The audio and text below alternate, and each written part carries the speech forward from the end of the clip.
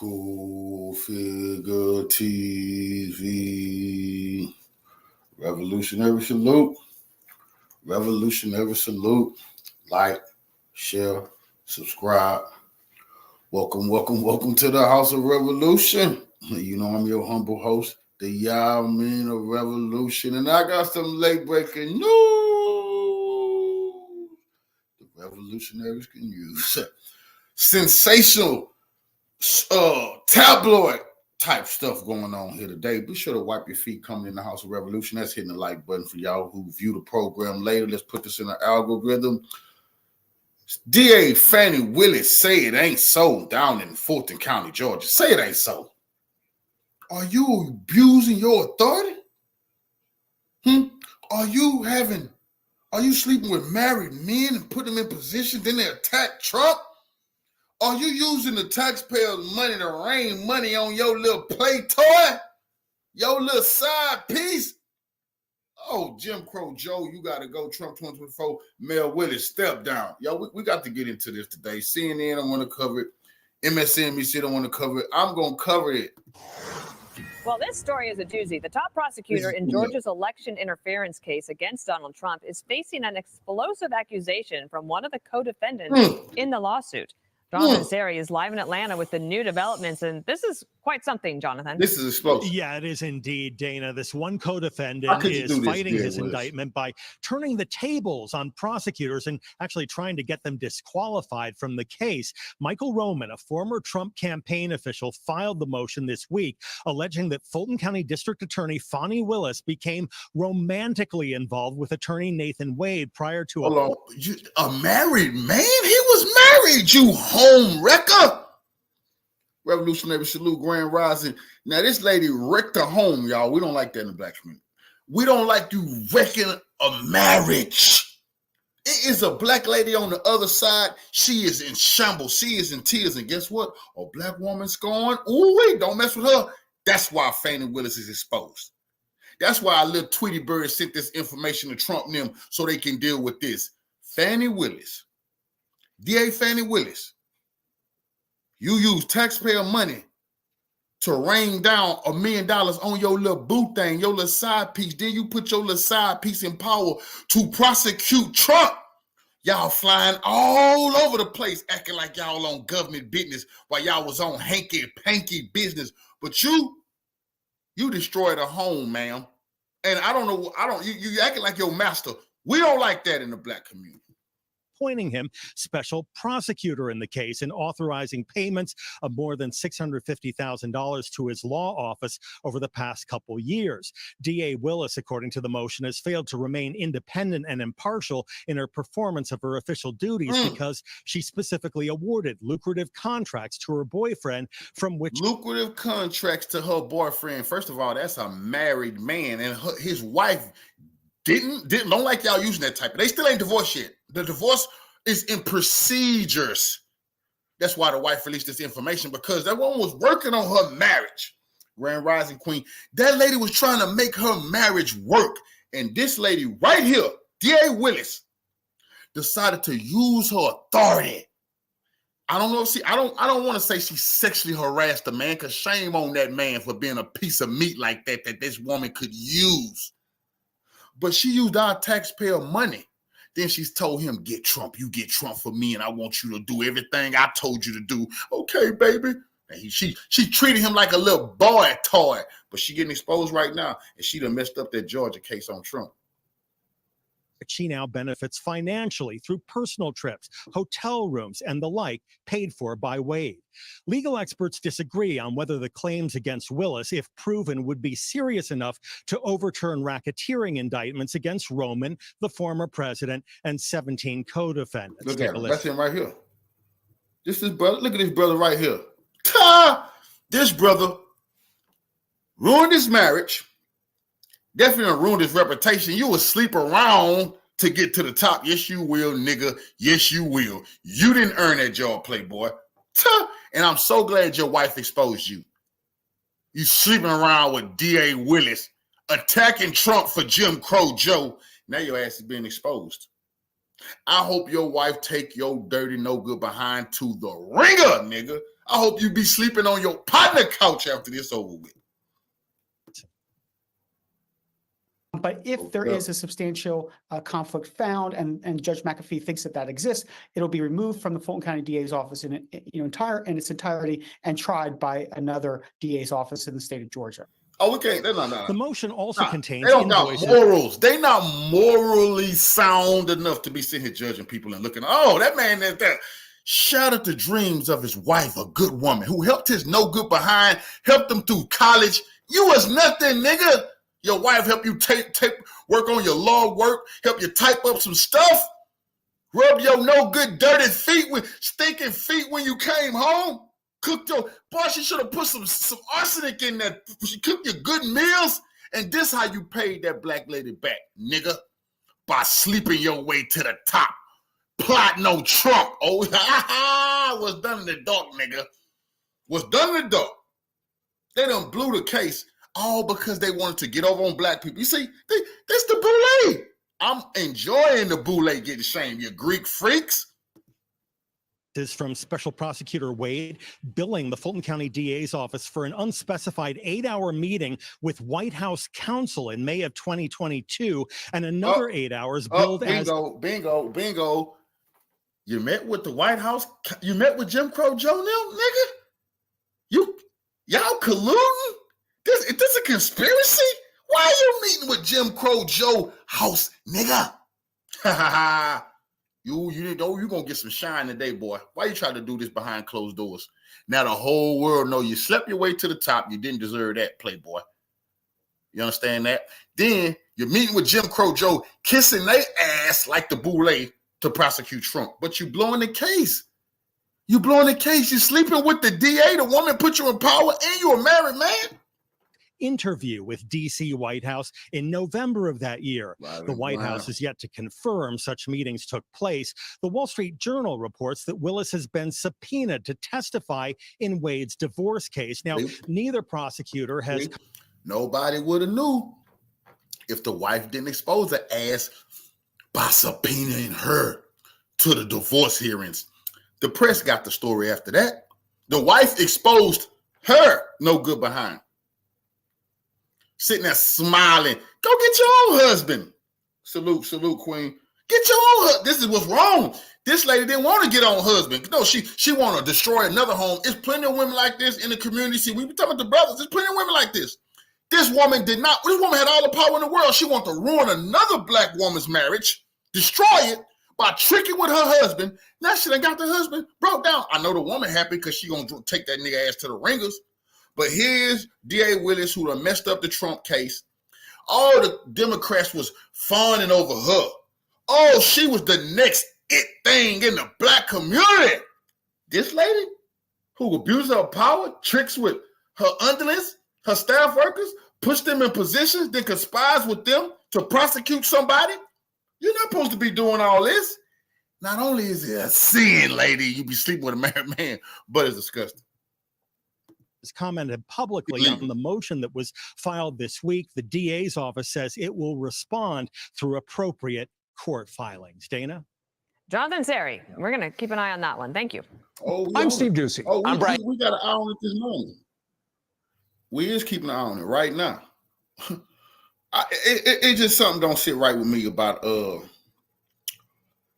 this young lady, Fani Willis, because this young thug prosecutor, and when people brought to the attention, Trump and them leaked that allegedly they had evidence that she was sleeping around with Big Nut and told Big Nut mama she would make sure she get, I believe young thug them committed crime, they should be off the street, but this lady here isn't around there sleeping around. I mean, you can do what you do.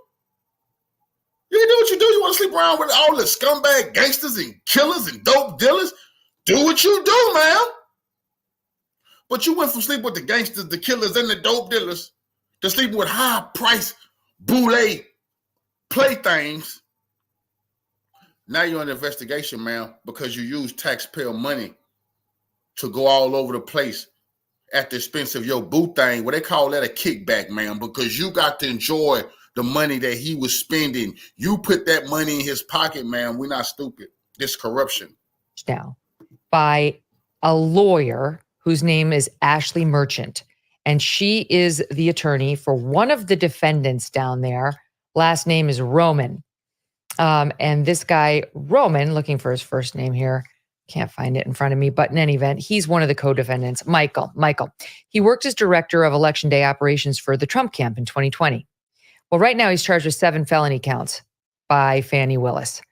Conspiracy, trying to organize slates of Trump's electors, working with Trump to, get the election to go Trump's way in Georgia. He got indicted by Fani Willis. Actually, the grand jury wouldn't indict him, but she charged him anyway. And his lawyer is this Ashley Merchant, who has just filed a barn burner of a motion calling attention to what she says is a disgusting ethics breach by Fani Willis.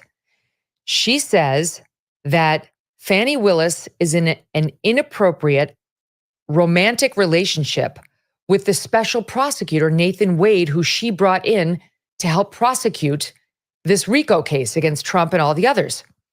And that she and Nathan Wade have been having an affair, and that she named him special prosecutor the day before he filed for a divorce from his wife, and that she's been funneling payments to him for his work as a special prosecutor, and that he's been using those monies to then take Fani Willis on all these exotic vacations, traveling together to Napa Valley, to Florida, cruising the Caribbean together, using tickets, quoting here from the Atlanta Journal-Constitution, using tickets Wade purchased from Norwegian and Royal Caribbean cruise lines, and suggesting that the checks that were sent to this guy Wade, Nathan Wade, from Fani Willis, Fulton County, and his subsequent purchases of vacations for Fani Willis could amount not only to a conflict of interest because she's using him to fund her life and to prosecute Trump, but to, quote, honest services fraud, a federal crime in which a vendor gives kickbacks to an employer. He would be the vendor, Fani Willis / Fulton County, the employer. It is possible this could also be prosecuted under the RICO statute, claims Ashley Merchant, the attorney for one of these defendants, in a motion. Now, that seems like a potential reach, though I don't know. But one other thing, Victor, and then I'll get you to weigh in on it. Just in case people out there are thinking this is just, the long shot Hail Mary of a co-defendant in this case. No, they went to Stephen Gillers, who, since I was in law school, is the guy you go to when you want an ethics opinion on what a lawyer has done. He literally wrote the textbook we all study before we take the bar exam on legal ethics. He's professor emeritus at NYU Law School, and he was interviewed by the Atlanta Journal-Constitution for this. And said, I'm going to quote here.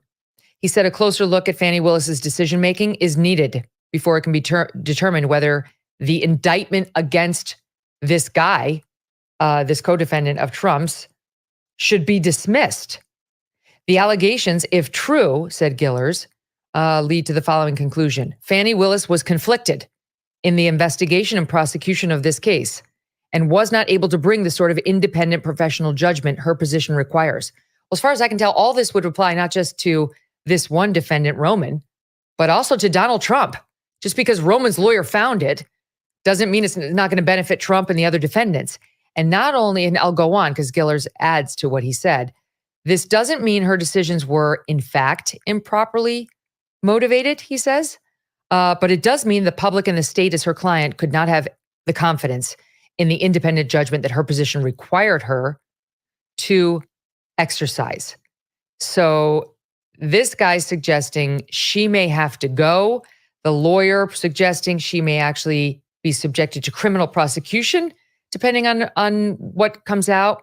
And she is basing her allegations, this Ashley Merchant lawyer, that's the name of the lawyer, on the fact that, in part, she reviewed the divorce case in Wade's ongoing divorce proceeding, Nathan Wade's ongoing divorce proceeding, the guy who Fani's having the affair with, according to this motion. And she made copies of documents therein. Then this guy Wade's divorce file was later sealed. And because it's been sealed now, the lawyer Merchant can't share the information she got from the divorce file until that seal is lifted. She is asking a judge to unseal the divorce proceedings of Fani Willis's alleged affair partner and special prosecutor in this case. Okay, I'm done. What do you make of it all? Well, I mean, if it's true, she's going to be facing criminal exposure, because if she did travel with this guy and she benefited from the perks that he extended to her, and he was a special prosecutor who were supposed to be, I guess they brought him in because they felt that he had expertise, or at least he wouldn't be part of the earlier deliberations and he would be perhaps more fair and judicious. So she defeated that purpose. But if she benefited with this liaison and she facilitated, I think she would face criminal exposure. But it brings up a couple of things, I think, in a wider context. All of the legal eagles who looked at these 4 cases, these 4 indictments, maybe putting Jack Smith's aside because it was a federal indictment, had all come to the consensus that Fani Willis had the most likely chance of succeeding, that Letitia James on the real estate thing was sort of bogus, and Alvin Bragg was even less serious. But Fani Willis, because of the phone call and the Georgia, the tension of the major parties in an election, they all felt that was at least the consensus. If that folds, I think it'll have a ripple effect that will remind the public, and I think the legal community, that all of them were politically motivated. And this was the best chance that the people who were engaging in lawfare had to get Donald Trump. The other thing is, this isn't the first time we've seen one of these Soros-supported prosecutors come into conflict with the law. We had Kim Fox in Chicago, remember, with Jussie Smollett, and she had to be overridden. And we had the Baltimore prosecutor, I think the one in St. Louis. Out here in California, we've had Marilyn Tracy Mosby in Boudin. Baltimore. Marilyn Mosby. Yes, Baltimore, Carolyn Mosley. We have Gascon facing. So all of them, I think, are finally coming under. She wants to play these games. Democrats can't save her. They can't save her. They can't save her little boo thing, her little play toy, her little boy toy. She has abused her power to ruin another black woman's marriage. She gonna get drugged through the mud. They finna get all, she fucking with Trump. They finna bring all of this lady. That's just the surface. This is just the surface. This is the surface. And thankfully, that black lady had the strength to expose all of this in her divorce proceedings and subpoena this boule queen to court for her breaking up her happy home, to manipulate her husband, to use her husband for the Democrats. It's all coming out. Scrutiny, and it's kind of ironic, or maybe it's nemesis at work, that they were so confident and so boastful in some of their public campaigns for office that they were going to get Trump and they were going to do this and this, and all they did is bring scrutiny into their careers that couldn't bear scrutiny. And so that's kind of ironic, and it's good. It's a good point. I hadn't considered that. Marilyn Mosby, she too facing charges out there for mismanaging state funds, for getting a home loan during COVID that really was just meant to get her a better mortgage rate, if memory serves. It wasn't for COVID. That's going to happen to all of those boule coons because they want to live like their masters. And they thought Jim Crow Joe can protect them. I mean, I'm working for the Democrats, so what, lady? There's such thing called the Republican Party, too. And they gonna get your ass. And they getting it. They bringing all of them down. Because first of all, if they wasn't corrupt, the Democrats would never put a black person in power who not corrupt. The Democrats will never put a black person in power who not corrupt and who not a bigot, and they already know you doing some salacious shit. So she walked right into that trap. Why? I told you. They didn't just need to bring this up. It's already some evidence that she was sleeping with the drug dealer Big Nut who Young Thug had whacked. Trump done put that out there. Nobody paid attention. So the Democrats felt like they dodged that. Oh, that's just wrong. Trump slandering her name. They say Trump was slandering her. She's not sleeping around. She's an honorable sorority sister. Oh, really? Well, you ain't gonna dodge this one, ma'am. They got the evidence. You not only did you mess with a married man and ruin that black lady's marriage, and she's exposing you for that, but you coordinated with the Democratic Party with your new boo thing, your little boo thing, and it's illegal to sleep with people on the job, especially people under you. They don't tolerate that from men. Can't no men be pressuring no women to sleep with them for a position. Can't no women do that shit neither. And so she's no longer in office, and now she's I dealing with forgot the her name of own the legal St. Louis problems. prosecutor. I think the St. Louis prosecutor that went after the couple that was armed, she's facing yeah. problems as well. I think she's That's had to right. step down. Yeah, she's. But she's, this one, I mean, she was- this one's huge, Victor, because this woman she's made a national name for herself through this has. case by No. going after Donald Trump. The Democrats did that. More of trying to uplift certain black boule women. That's what they was doing. Uplifting certain black boule women that was going to be submissive to the Democrat will, who was going along with the abortion, wanted to transition the kids, all that shit. Forgot about all our traditional stuff that our elders was for. Throw that out the window. Be down with the Greek freak boule type stuff. Anything go. Swingers party. That's why it's easy to catch one of these type of people in something like this. They ain't got no more. She ain't above sleeping with any one of them men under her and promising them a bigger position if they make her feel good. She caught doing it. And guess what? I'll be damned. She used our money. She didn't even have to spend her own money on her boo thing. Nigga, she spent the taxpayer money, over $1 million on this nigga who ain't worth. And this was so cold. The nigga not even that good of an attorney. This nigga not even that good. That's crazy. But her ass is exposed now.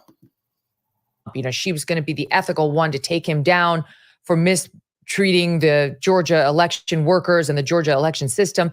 And now we find out, according to, again, I'm reading from the Atlanta Journal-Constitution, which is reporting on the motion that she filed, that the lawyer filed, saying, so keep in mind, she's the DA. All right. This is Fani Willis is the DA. She authorizes the compensation of a special prosecutor she's bringing on, like Nathan Wade, and that he's been paid so far almost $654,000 in legal fees.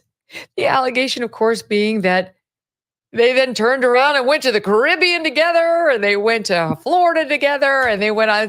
Fani Willis is loving the position of special prosecutor. If any of this is true, she's. See, she fattened his pocket up, and then he take her on all kind of extravagant trips. It's on me, baby. I got it. I know you do, nigga. She just gave you all of our money. I know it is on you, but guess what? That's illegal. You can't be doing that. That's called a kickback. You see, she paying for her own trips, but she funneling through her little piece of meat right here. She's paying for her own trips, but she don't want to make it look like that. So she find a little vulnerable young black boy toy who don't got no self goddamn respect, who's willing to ruin his marriage. Now his wife gonna take his ass through the ringer. She found this clown, funnel him the money, and then he shower her with extravagant gifts and stuff. She's going away. She is not going to be allowed to prosecute Trump anymore on this case. And she has. And all of these prosecutors have made various motions, especially Jack Smith, but even the local ones, that they wanted urgency. They wanted to hasten these cases before the election. And if they're so in a hurry, how they have time to go to the Caribbean or Napa or to junk it all around? You think they would be working 24/7 as they claim. And, you know, both conservative and left-wing lawyers who weigh in social media, on TV, they always say the same thing. Well, we don't, brag is a joke, and Lita James, but Fani Willis has got the goods on Trump. This phone call is a lot of criminal exposure. And if this thing blows up, and I think it has a good chance of, I think it will have consequences with all of the other ones. Negative dings on credit reports happen to all sorts of people from all sorts.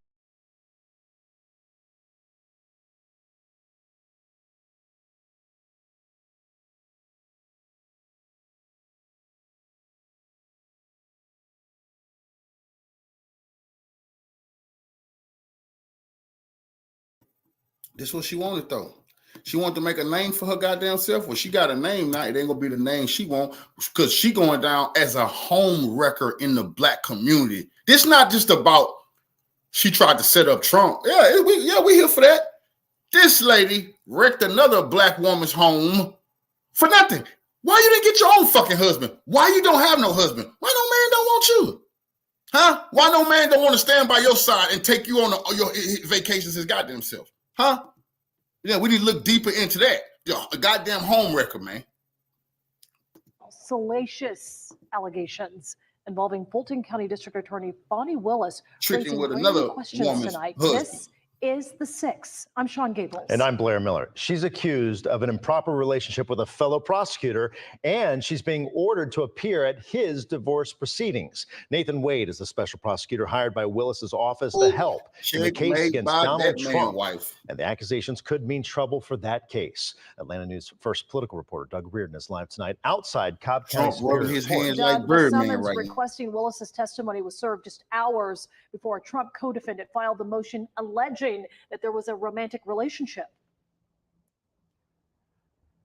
Right, safe to say it has been a very busy week in this case. Now, those allegations include things like Willis's office paying Wade over $1 million over the course of his 3 years on this case, and that the two took lavish vacations together in that time period.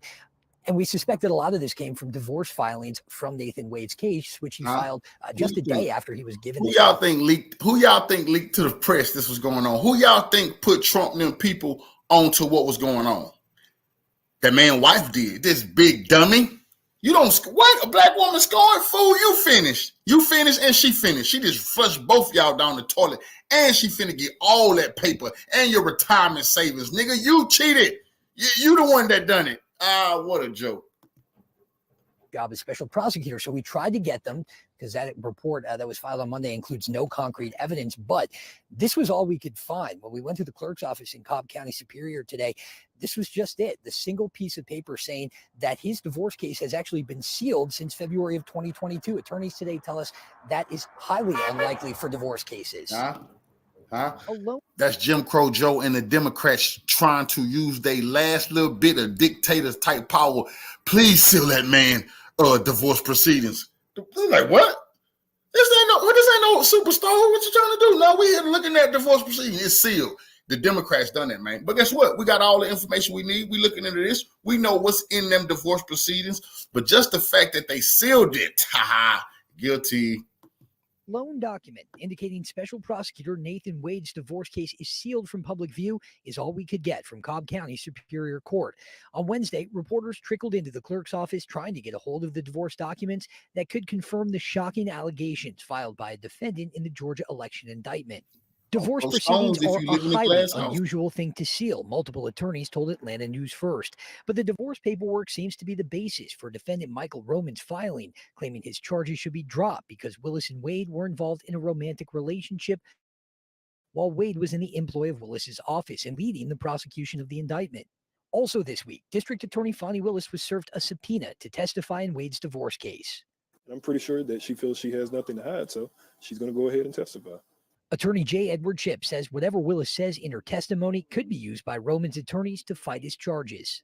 I think it's a creative legal maneuver. You don't see this every day in which a person says this person had a romantic relationship, so therefore the case in chief is invalid. But hey, if it works, it works. It's not that they had a romantic relationship. It's that she put him in power, her boy toy. Now she got the prosecutor of Trump under her thumb. He's willing to do whatever she say, when she say it, how she say it. That's what it's about. She manipulated this man, a married man, wrecked his home. She's the reason he's getting divorced. His wife is tired of his no good, dirty ass. But this home wrecker right here, who the Democrats planted, and they've been using a black face. They've been this strong black woman. And she's a strong black woman. Why is she running another strong black woman's house? Why don't the strong black woman get her own goddamn man?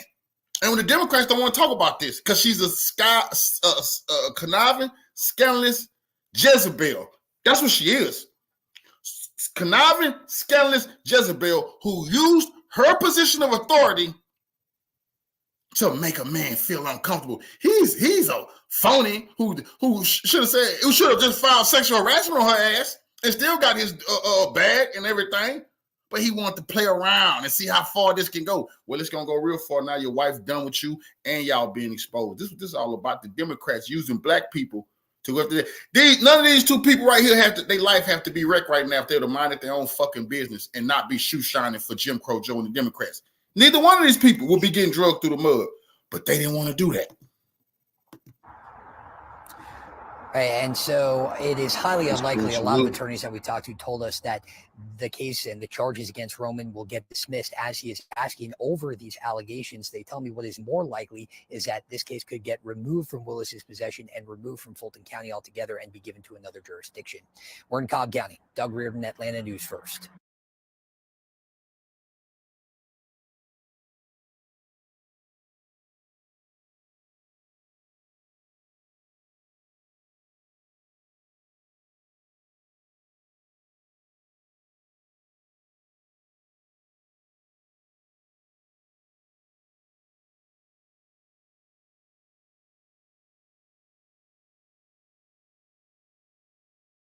We had a very big event yesterday, as you saw, in Georgia, where the district attorney is totally compromised. The case has to be dropped.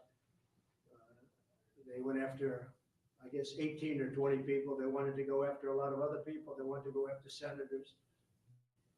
She was out of her mind. Now it turns out that that case is totally compromised. In fact, they say she's in far more criminal liability than any of the people she's looking at.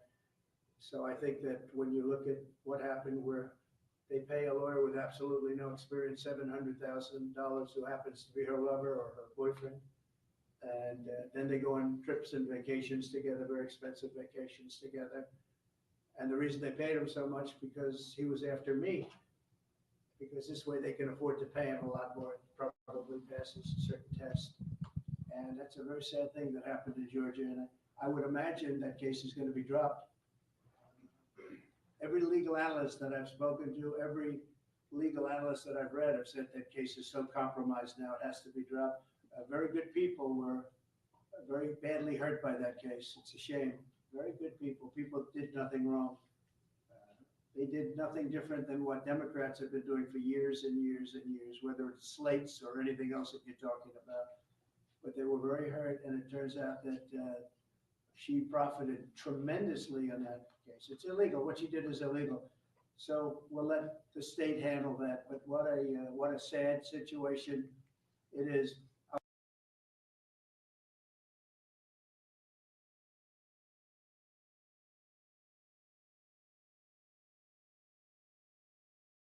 What a sad situation it is. This lady used her position of authority to sexually harass her underlings, use our money to trick off with the man, give herself some kick. I mean, oh, Lord, the Boulay do not play, man. Just as dirty as we thought they were.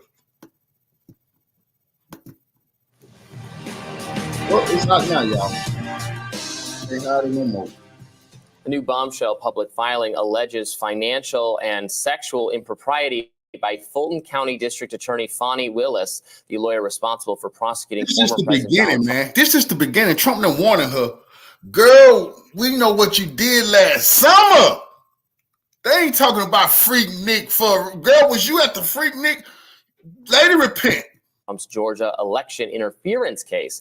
Now, the filing alleges that another prosecutor in the Trump case, named Nathan Wade, paid for lavish vacations that he took with Willis using Fulton County funds that his law firm received from the DA's office. County records show that Wade has received nearly $654,000 in legal fees since January 2022, authorized by Willis. Here's a bit more reporting from Fox News. The sex scandal is rocking President Trump's case in Georgia. The Fulton County, Georgia District Attorney, Fani Willis, has been accused of appointing her lover as a special prosecutor in the case against Donald Trump. DA Fani Willis is responsible for taking Trump's mugshot, also allegedly financially benefited from hiring her lover, Nathan Wade, on that Trump case. This is according to a motion that was just filed by Wade, the co-defendant. Now, who is this romantic partner who Fani Willis hired? He was just a private attorney who's never even tried a felony case. Even the Times says he has, quote, limited experience. Man ain't never in his life even tried a felony case. I told you, this man not even competent enough to try Trump. She didn't care. That was her little boo thing. She was going to use him because she liked him. His wife liked him too. That's why his wife married him. She don't care. This is a home wrecker. And that's my angle to this. Home wrecker. Destroyed another black woman's home. And she don't want that nigga. She don't want him. No, she just don't. She just want what she want, when she want it, how she want it. She used taxpayer money to pay this man to go after Trump while they had a salacious affair on the side. Man, this is crazy. Experience trying high-profile cases. Didn't want her own, man. But get this. Fani's alleged lover has been paid nearly $1 million in legal fees already. The motion was filed on behalf of former Trump campaign official Michael Roman, who's looking to get his charges dismissed, and for Willis, Wade, and the entire DA's office to be disqualified from further prosecution of the case. Willis's office has denied all wrongdoing. That hasn't stopped Republicans from trying to spin gold from the drama. Senator Marsha Blackburn of Tennessee took it a step farther and alleged the Biden White House was even involved. She posted a copy of the alleged invoices on X, writing Fani Willis's alleged romantic partner / special prosecutor coordinated with the White House while building the political prosecution of Donald Trump, all on the taxpayer dime. That's true. See for yourself. The invoices show Wade's office met with the White House on 2 occasions, once in May of 2022 and then in November of 2022. Now, remember this. Remember this right here. This nigga ain't even never in his life prosecuted a felony case. What the hell is he doing prosecuting Donald Trump? Why is he going to meet people at the White House? This is a local joker. But the Democrats believed in his boo thing. Not his wife, this sleaze bag. No, his sugar mama. Fani Willis, who had the Democratic purse in her back pocket to sprinkle this fall guy. He was going to be a fall guy if things went wrong, but it didn't blow up in their face. He's going to the White House. I'm telling you, the boule is out of fucking control, but they've been exposed right here.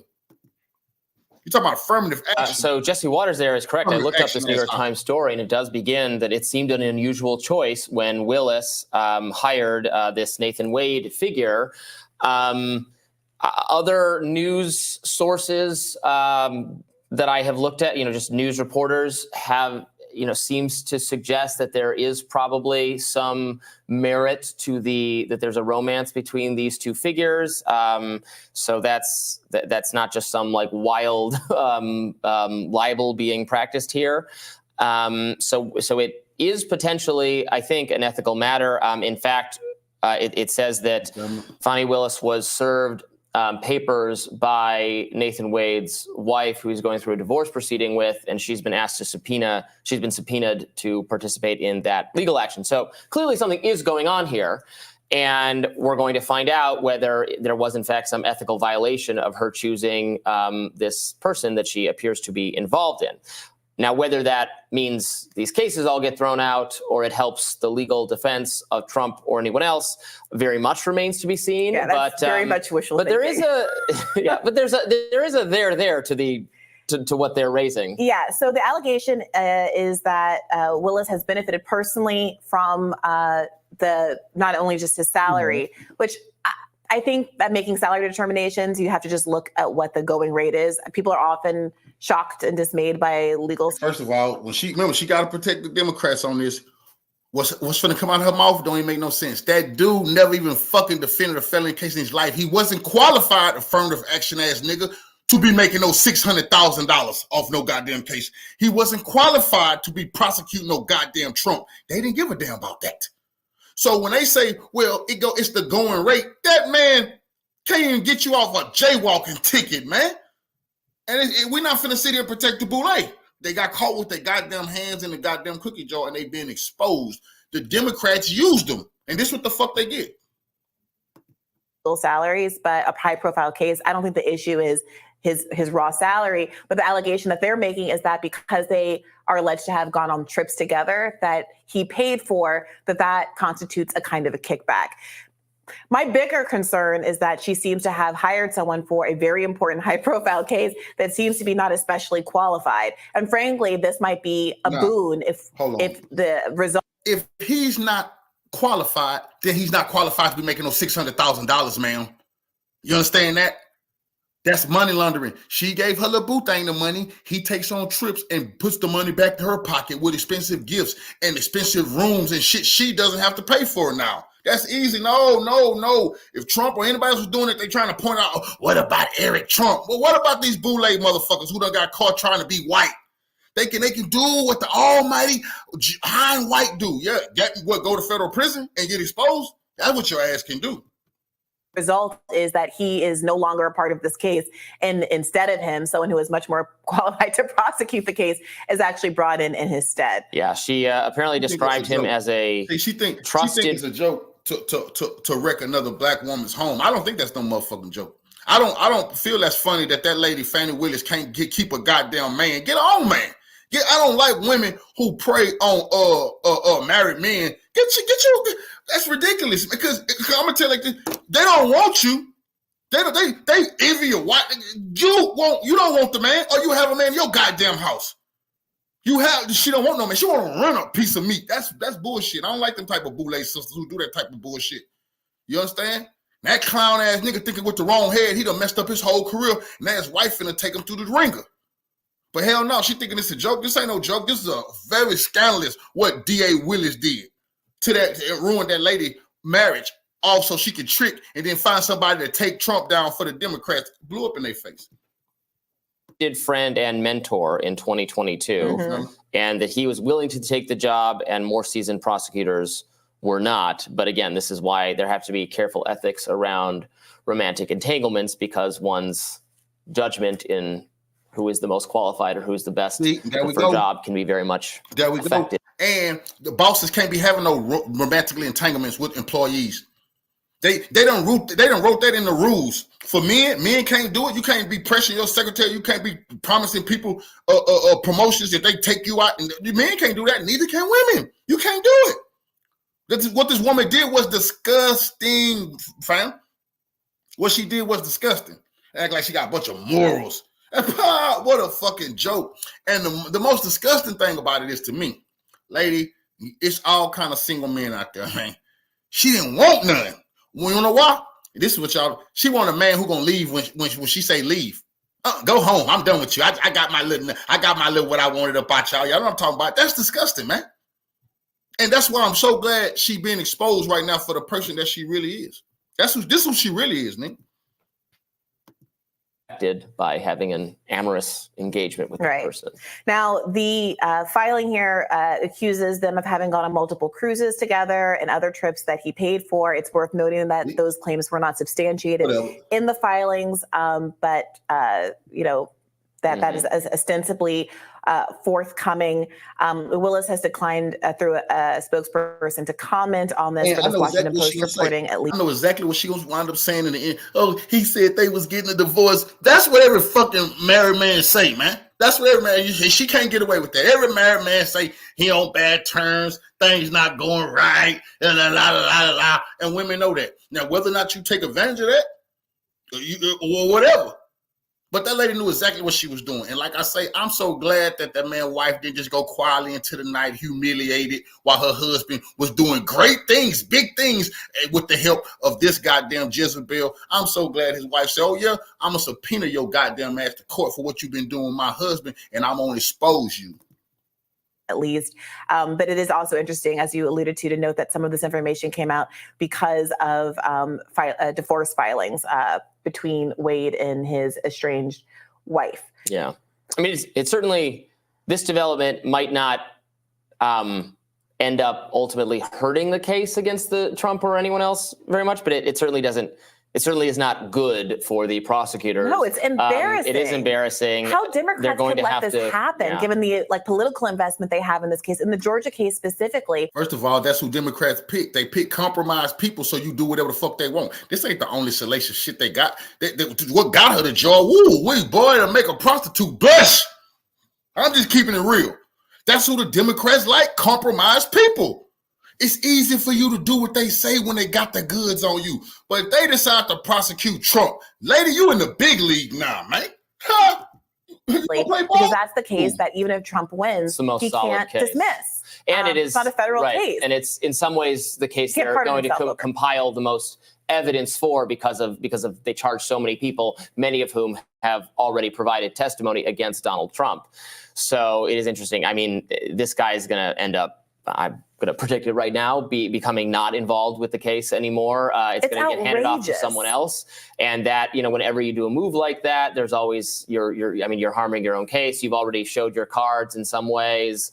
The new person is going to be under a cloud of scrutiny, is going to have to play catch up. So, yeah, this was a mild bit of good news for Donald Trump and everyone else being charged. Yeah, it's really embarrassing. Doing this and why that prosecutor do all those bodies. What was it? 7, 8, 9? I did a story on that last year. All the people that done died in Fulton County Jail. Well, are they sitting here doing this type of shit?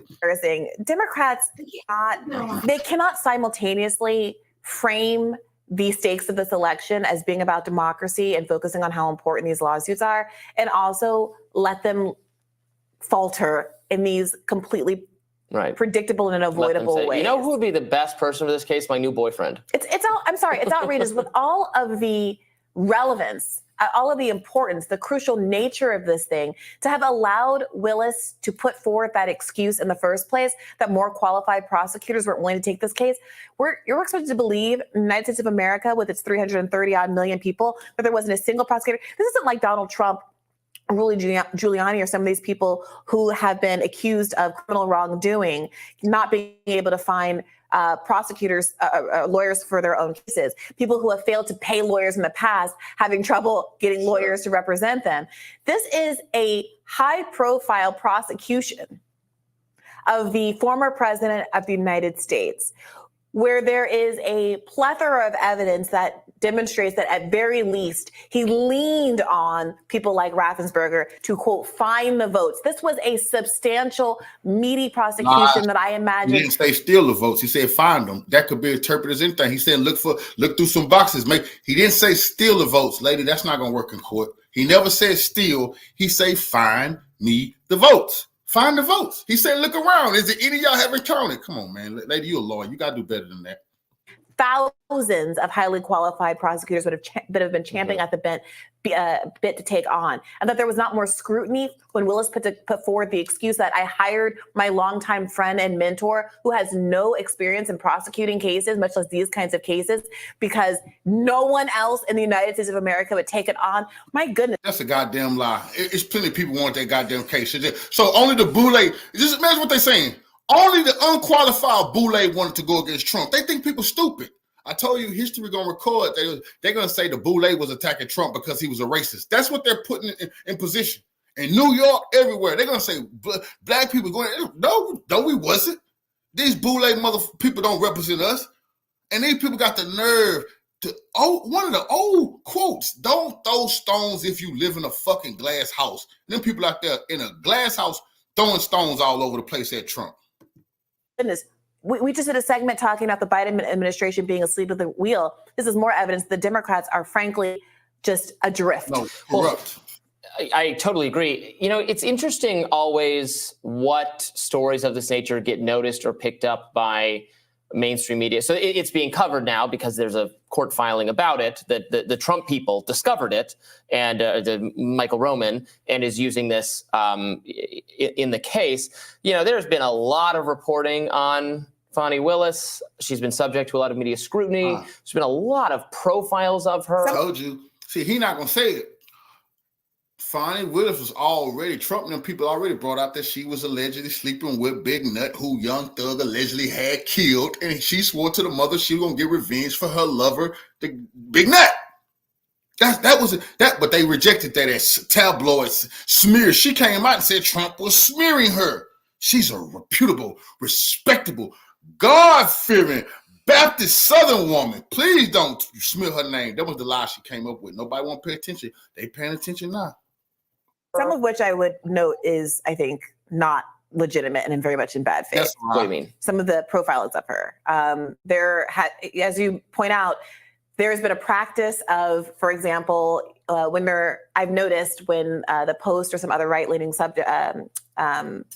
outlets do a profile on someone who the audience, a conservative-leaning, a liberal-leaning person that a conservative-leaning audience is not going to like. You can't say in the meat of the text anymore, this person is Black, because what relevance is that to the case? But there's inevitably a photograph of them. Inevitably, if the person involved is is a Black person. The same thing was done in a recent New York Times article where they were talking about the Harvard board in the Claudine Gay fiasco. One of the board members is Ken Chenault. He was alluded to as a former CEO of American Express, but the implication isn't necessarily from his name or his position that you would expect him to be Black. He was the one member of the board that was pictured in the New York Times article. So I do think there has been an undue kind of focus on the credibility, the eligibility of certain members that are involved in this prosecution that is perhaps driven by factors that aren't their actual behavior. This is not one of them. Yeah, what I meant was it is perhaps just notable that in all of the scrutiny and profiling of this person, there was not enough, it was not discovered that she's going on dates she's going on cruises with the guy she picked to be the prosecutor. Yeah, but I completely Maybe that's accept not that. discoverable, but I don't know. I accept that, but for me, the problem is the much more serious problem. The red flag should have been that someone who had no experience in this matter was put in this position. And something that we haven't said and then before. And then you might expect, And then you ask why. Right. Then all of this that's why I'm saying it's the red. It should have been the red and flag. none of that came out. The mainstream media didn't do any. No media organization did any of that work. Odd. And to be clear, the whole point of a special prosecutor is to have someone with some independence from the rest of the prosecutor's office.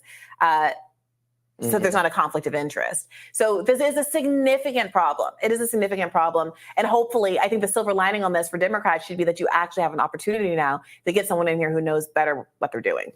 More Rising right after this.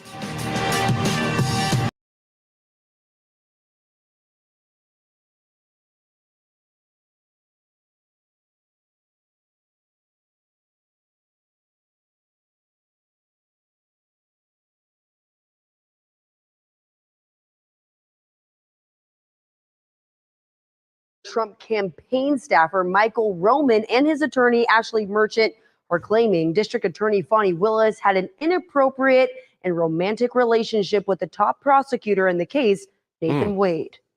In this new court filing obtained by Atlanta News First, Michael Roman and his attorneys are accusing the Fulton County DA Fani Willis and Special Prosecutor Nathan Wade of having an inappropriate and romantic relationship and that the two benefited from it.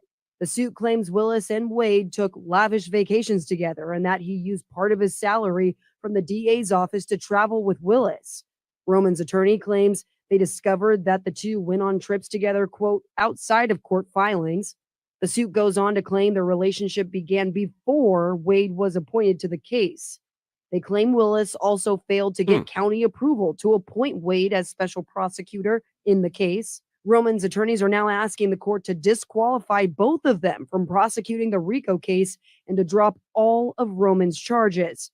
Roman's attorneys wouldn't comment any further tonight, and Fani Willis's office told us they will be responding to Roman's suit through proper court filings. Fani Willis faces being disqualified from Donald Trump's case. Man, that's some insane news right there. It says from Newsweek, Monday's filings accuses Willis of having engaged in a personal romantic relationship with Wade prior to the prosecutor being brought onto the case, which he was paid around $650,000 and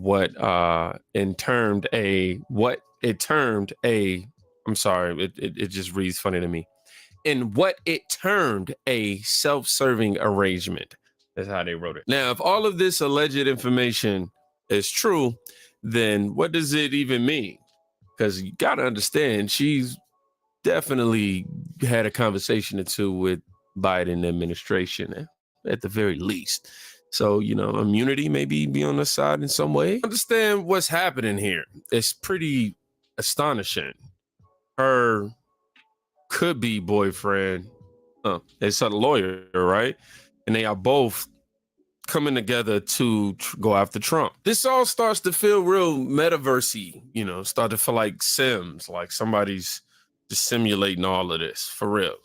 It's starting to get to that level in politics. And now they're saying that this Wade guy was paid over $1 million to go after Trump specifically. Let's see what Waters is talking about. Filings.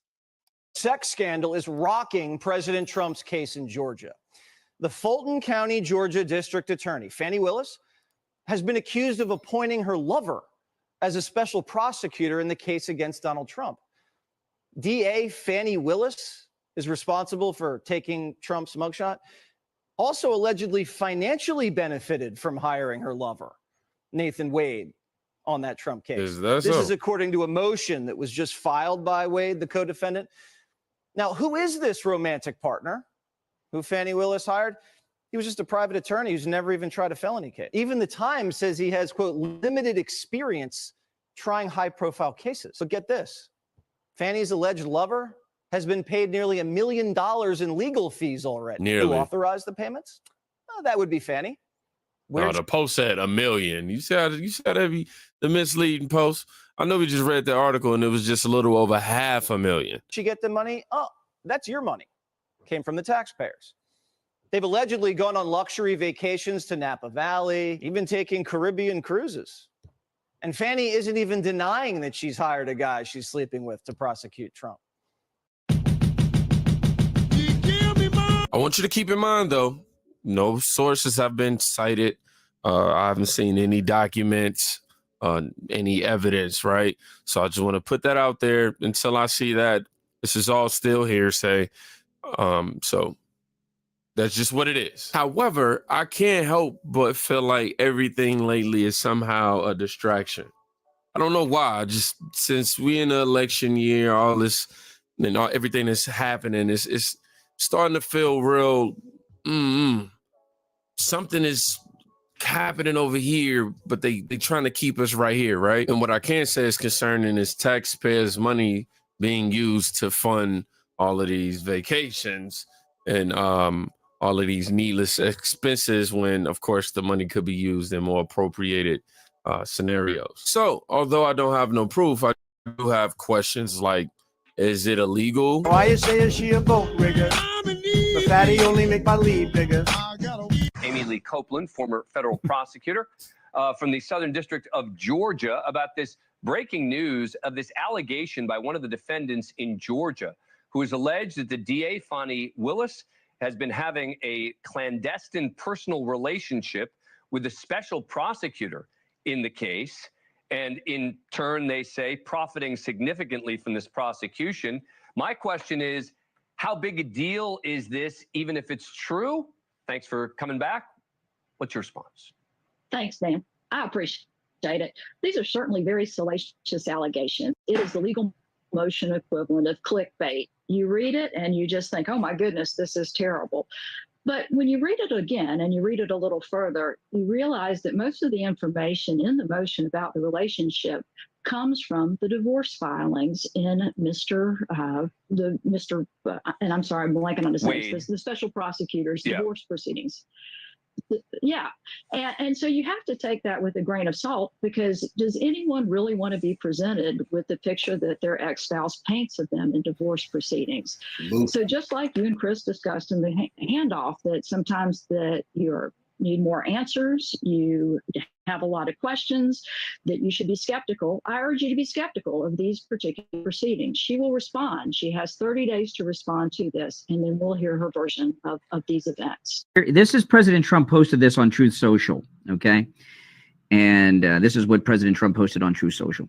Has everybody seen the revelation just announced in the great state of Georgia that the Fulton County DA, Fani Willis, who criminally indicted your favorite president, me, and many other innocent people / patriots, hired and exorbitantly paid a romantic partner, that's code word for sex, to prosecute the 45th president of the United States of America, and then financially benefited from their relationship. In other words, he was paid a fortune and then took beautiful, in parentheses, which means sarcasm, Fani on expensive, but all paid for by Georgia, vacations to faraway lands. Then he posted an article in the Atlanta Journal-Constitution, President Trump. This is the news article from the Atlanta Journal-Constitution that President Trump posted, the truth. The bombshell public filing alleges that Special Prosecutor Nathan Wade, a private attorney, paid for lavish vacations he took with Fani Willis using the Fulton County funds his law firm received. County records show that Wade, who has played a prominent role in the prosecution against Trump and others, has been paid nearly $654,000, wow, in legal fees since January 2022. Fani authorizes his compensation. We knew that. So far. Yeah, when he says exactly what I said. Then President Trump goes on, and this is a multi-part post on Truth. Page 2, President Trump writes this. These are the words of the president. So she would give the lawyer lover large sums of money. They would take romantic trips together, and he would pay the bills. He got divorced the day he signed the contract.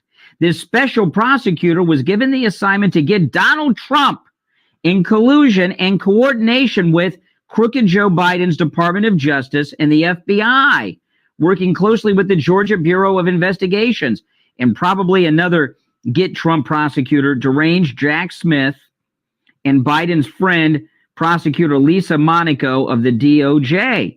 Then his third post on Truth Social, President Trump says this.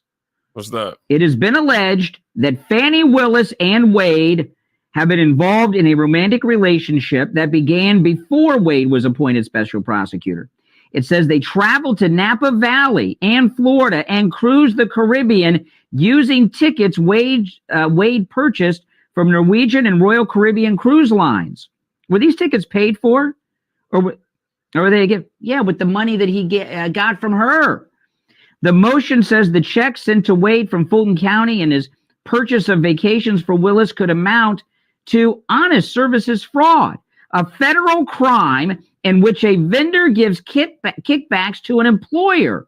It's also possible this could be prosecuted under the federal racketeering statute. Part 4. These are all posts of President Trump, the greatest president ever. Fani Willis and Wade have been engaged in an improper clandestine personal relationship during the presidency of this case, which has resulted in the special prosecutor and in turn the district attorney profiting significantly from this prosecution at the expense of the taxpayers. The motion contends that Wade's appointment was not approved by the Fulton Board of Commissioners as required by law, and it questions Wade's credentials, contending he has never prosecuted a felony. Let me see. Is that the last one? That's let me see here. No, Trump can It's go 3, and go. 4. Okay, part 5. This is President Trump continuing on Truth Social. I am so proud to be showing the people of America how corrupt, crooked Joe Biden and our justice system is. All charges against me and others should be immediately dropped with apologies and monetary damages for the illegal and highly political prosecution of innocent people. In God we trust. So there we go. So I'm just saying, imagine being so wrapped up into bringing or prosecuting someone that you're willing to commit criminal acts in order to do so, compromising yourself, bringing on the stereotype of furthering the actual corruption within the government. But then again, on the left side of things, nobody is really bothered by this, right? Which ultimately makes people feel like, she's good, Soros got her. He cool. But just so we have a thorough understanding of everything that's, taking place, I want to read something that I got from Trending Political News. So why is this important?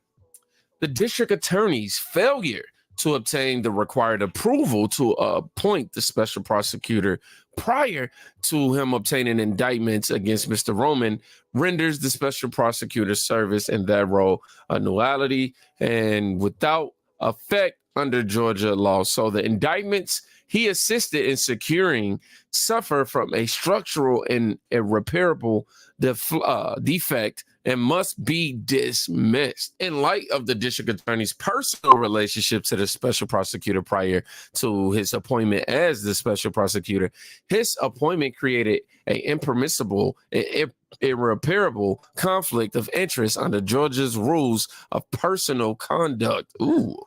Okay, so that kind of answers the question on whether it was legal, which requires the disqualification of both lawyers and their respective offices and firms.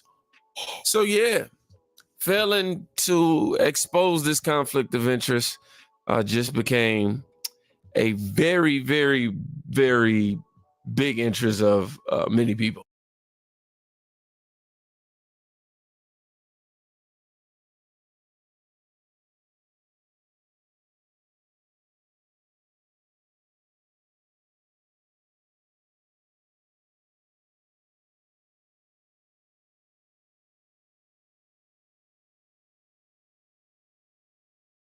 Family and fellow soldiers, I'm the professor, and this is the moment of truth. This morning's briefing might be a little off the beaten track, but stay with me. I may not necessarily be going where you think I am with this one. Robert Kyagulanyi Sentamu, famously known as Bobby Wine, is a Ugandan musician turned politician. Now, here's my question. Who is supporting this man's political ambitions? You have an executive from National Geographic who calls this man a courageous African leader. Now, that ought to be 3 red flags for you. National Geographic did as much as anyone to pervert the image of Africans to the world. Yet here they are endorsing someone from over there. You think it's because he's trying to empower the African people? And this female executive from National Geographic also said that Mr. Sentamu, Wine, is committed to bringing democracy and equality to Uganda. Now, if you know anything about Uganda, you know that it was the Europeans who took democracy away from there in the first place. And you also know that the U.S. has never had democracy for a single instant. So how can any person from the U.S. pretend to say who or what is democratic and what is not? Also, when the Europeans were in charge of Uganda, they brought in people from outside the country, like the Indians, to be their white adjacent buffer group. Idi Amin used his position as Uganda's president to dislodge this effort at puppet colonization. There's a reason why in Britain, people like Priti Patel and Suella Braverman, both Brahmin Indians, hate black people in general and Africans in particular with a passion. But as I've always told you, when you have some Negro who you never heard of, he just drops out of the sky, some clown you don't know the first thing about, and yet the white media is heaping praise on him, hyping him up, and making a big deal out of him. They're not attacking him. That should be your first clue he's a plant. He didn't come from the soil because the white media ain't the black grassroots. Sentamu, Wine, has opposed General Museveni, the leader of Uganda since the 1980s. According to the white media, both Museveni and his son face potential charges from the International Criminal Court for alleged crimes against humanity. They made sure to put that in their piece. Well, that sounds horrible, doesn't it? You have a case of the typical African dictator, and the International Criminal Court wants a piece of the guy. And while their accusations against him may well be valid, there's something that the white media never tells you. The United States is not, repeat, not a signatory to the World Court or the International Tribunal. The United States was key to setting up those organizations, and yet the U.S. has never handed over an American to it, and the white media never mentions that fact. I want you to think about that whenever the white media mentions that so-and-so is wanted by the International Tribunal or under investigation, that there's charges in the International Criminal Court. Just understand, the United States is not a signatory to it. And that should always be mentioned anytime they bring up the International Criminal Court. Because if the U.S. was bound to it, Henry Kissinger would have died in a cell and not as a free man. People like Oliver North, John Negroponte, who helped to organize and support death squads in Latin America during the 80s, these men have never been made to answer for their crimes. A large number of American governmental officials and corporate ne'er-do-wells would be in cages if the U.S. was subject to the International Criminal Court. So this is a perfect example of I'm white and I say so.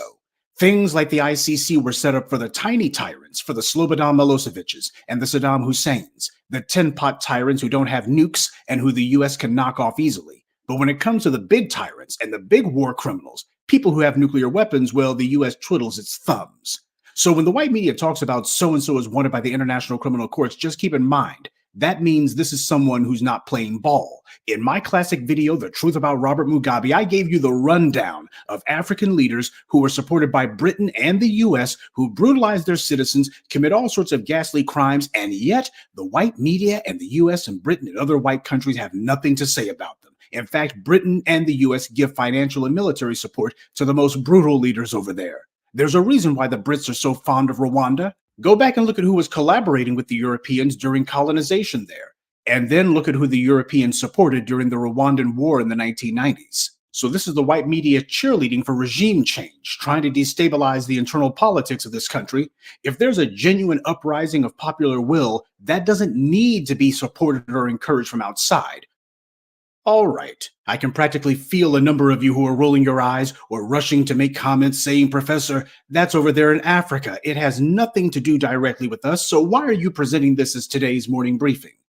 Because National Geographic has made a so-called documentary about Bobby Wine called Bobby Wine, the People's President. National Geographic announced that this documentary is set to be shown in select theaters over Martin Luther King Jr.'s holiday. So, a white media company has made a documentary about a man in Africa set to be shown on the birthday of a Black American icon. This is a pathetic attempt to try to connect this tool to one of our genuine heroes. This wine character is not the president of Uganda. So why do they have a documentary calling him the people's president? Because that's what they want you to think the people of Uganda say about him. And they're already saying that this documentary has won a slew of awards. That's another train that's never late. Just keep in mind, when it comes to these awards festivals, those things are rigged top to bottom. They already know who the winner is going to be before they're even shown, just like the Oscars. Whether it be Precious or Last King of Scotland or Moonlight or any other white media propaganda, when they present movies with Black people in it and the white media immediately starts saying it has Oscar buzz before it even debuts, when they start saying it's an awards contender and nobody's even seen it yet, they do it because these movies promote white power. This is how they credentialize their propaganda. They make it out as being authentic and worthy of belief. Awards are the white media's way of bestowing instant legitimacy onto things, and legitimacy in practical terms means truth. Black people didn't make this documentary or give it awards, so how can anyone be claiming that it's true at all?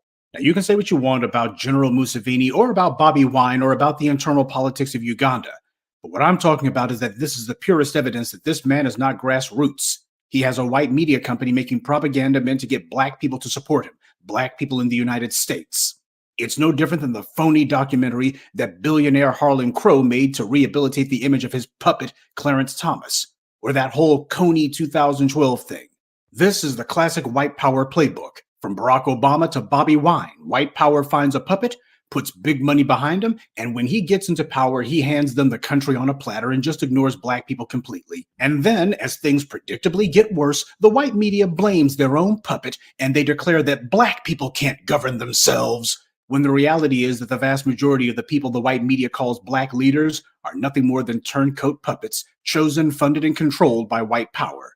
Now, the white media is trying to make a false connection between this wine character and us, and it's no accident. But the reality is, this is the reason we keep being maligned and attacked by Black people from the Caribbean and Africa. Now, while not all the diaspora family are on the nonsense, the truth is a lot of them are. And for the ones who we see practicing this kind of idiocy, their antipathy towards us is rooted in jealousy.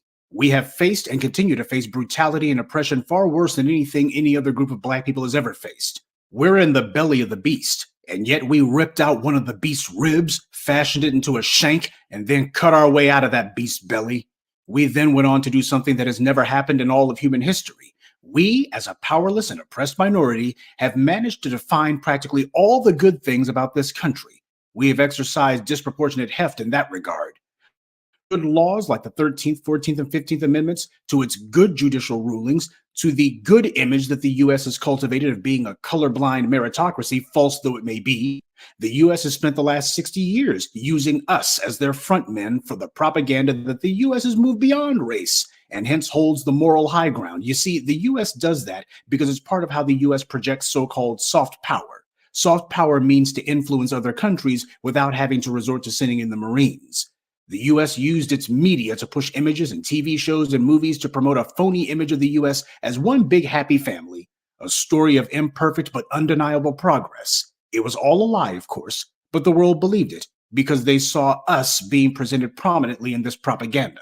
So there's a reason why when you have Black people from the Caribbean and Africa see this, that the most oppressed and powerless people in the world manage to exercise disproportionate influence over the most powerful country in the world, and manage to elbow their way into the national discourse. There's a lot of folks who are going to feel some kind of way about that because they realize that they're the majority in their own lands, but they've never been able to do what we did. They flee from where they are to where we are. You better believe that makes a lot of them feel some kind of way. So how do they compensate for these feelings of inadequacy? By attacking us and regurgitating all these white supremacist talking points against us. Because when people talk about Uganda, all they talk about is poverty or Idi Amin. Who is the Ugandan icon that people around the world know? If I named a Ugandan other than Idi Amin, would you even know that he was from Uganda? Black Americans are the face of global blackness, and we earned that position. We have represented the black race better than anyone else, and we know we have because all the black people from outside the U.S. compare themselves to us. They flee from where they are to be where we are. They don't compare themselves to any figure in Nigeria or Jamaica or Kenya or Uganda. We hear that so-and-so is the Malcolm X of Nigeria, or the Martin Luther King of Ethiopia, or the James Brown of Jamaica or the Virgin Islands. Desmond Tutu was compared to Dr. King or Jesse Jackson. When the Europeans talk about African immigrants in Britain or Germany or France or wherever, they always make direct comparisons to us. The comparisons never go in the other direction. Hell, before it's all over, I wouldn't be surprised if this Bobby Wine person started running around saying things like he's getting into good trouble or something. Oh. There's a reason everyone looks to us for trends and ideas. We are small in number, but we're enormous in impact. Never forget that. The Africans are more than capable of creating their own content and promoting it themselves. They don't need the white media to do it. And if the Africans don't do it for themselves, then they would be better off without any media as opposed to one controlled by their oppressors, which only exists to mislead them. One thing's for sure, a lot of people have swung off the coattails of our suffering and off of the coattails of our valor and tried to compare themselves to us. In Ireland, they compare the white guys who negotiated the IRA ceasefire to Dr. King. There's a reason you did not see black people from the diaspora in positions of high authority before we kicked open those doors. Without us, you don't get a Kofi Annan as UN General Secretary. People like David Oyelowo and others complain that in their native Britain, there's very few roles for black actors. Keep in mind, black people are only 3% of Britain's population. And the only reason that you see them is because U.S. global media has permeated the world and influenced how these foreign countries set up their own TV shows. As we as black people in the U.S. fought to be prominent on television, we also made it where it trickled down to black people in these other countries. Black actors in Britain are justified in wishing they could have more roles. But were it not for us, they wouldn't have the few that they've got. But I digress. My point is, when I see a white media company trying to make a false association between this guy and our icons, I gotta speak up on it. And you should too. This guy is not a Dr. King, and his name should not be anywhere near Dr. King's or any other of our heroes. This guy is much closer to a Bayard Rustin. Though the white media already knows that they tried to make Bayard Rustin into a thing and that fell flat. So they're having to go back to the tried and true. We should not be allowing any of this. We got to remain on alert.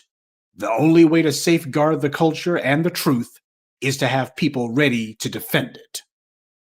Good day, and be one.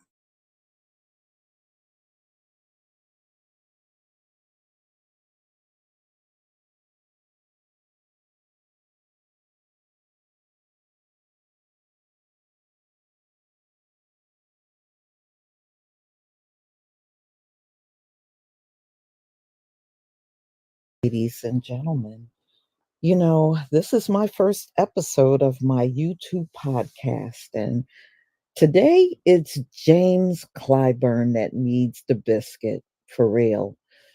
You know, he's going to talk about issues that he says will help the Black community that Joe Biden has done.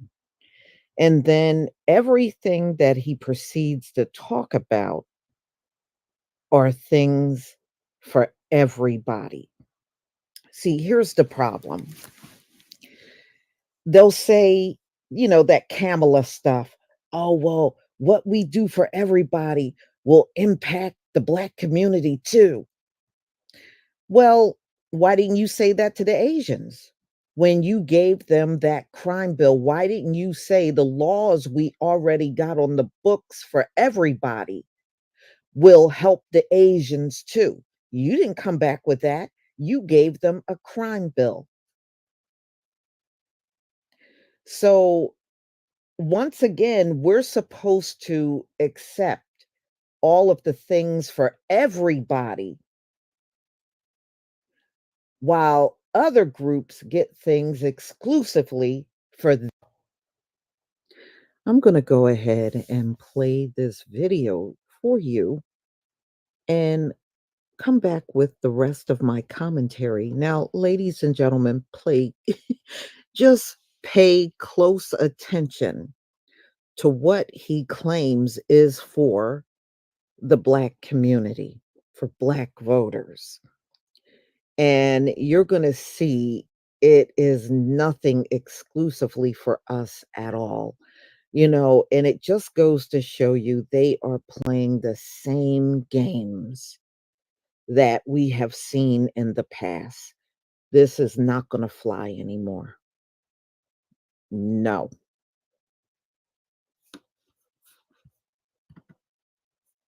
Giving a nod to Black America. And I got to ask you straight, do you feel like the president has delivered on what that nod represented? Absolutely. You could go down by the numbers, starting with the Rescue Act, getting our schools reopened, getting our businesses back on their feet. He did the things that were necessary, bringing over half of the children who were living in poverty, and much as a result of COVID-19, brought them out of poverty with the rescue plan. Then he moved with the largest infrastructure bill that we've had in this country since Dwight Eisenhower's Interstate Highway. Then the Chips and Science Act, bringing manufacturing back to this country. Then he went with the the Inflation Reduction Act, cutting the cost of medicine, reducing insulin down to $35 a month. My late wife died from diabetes.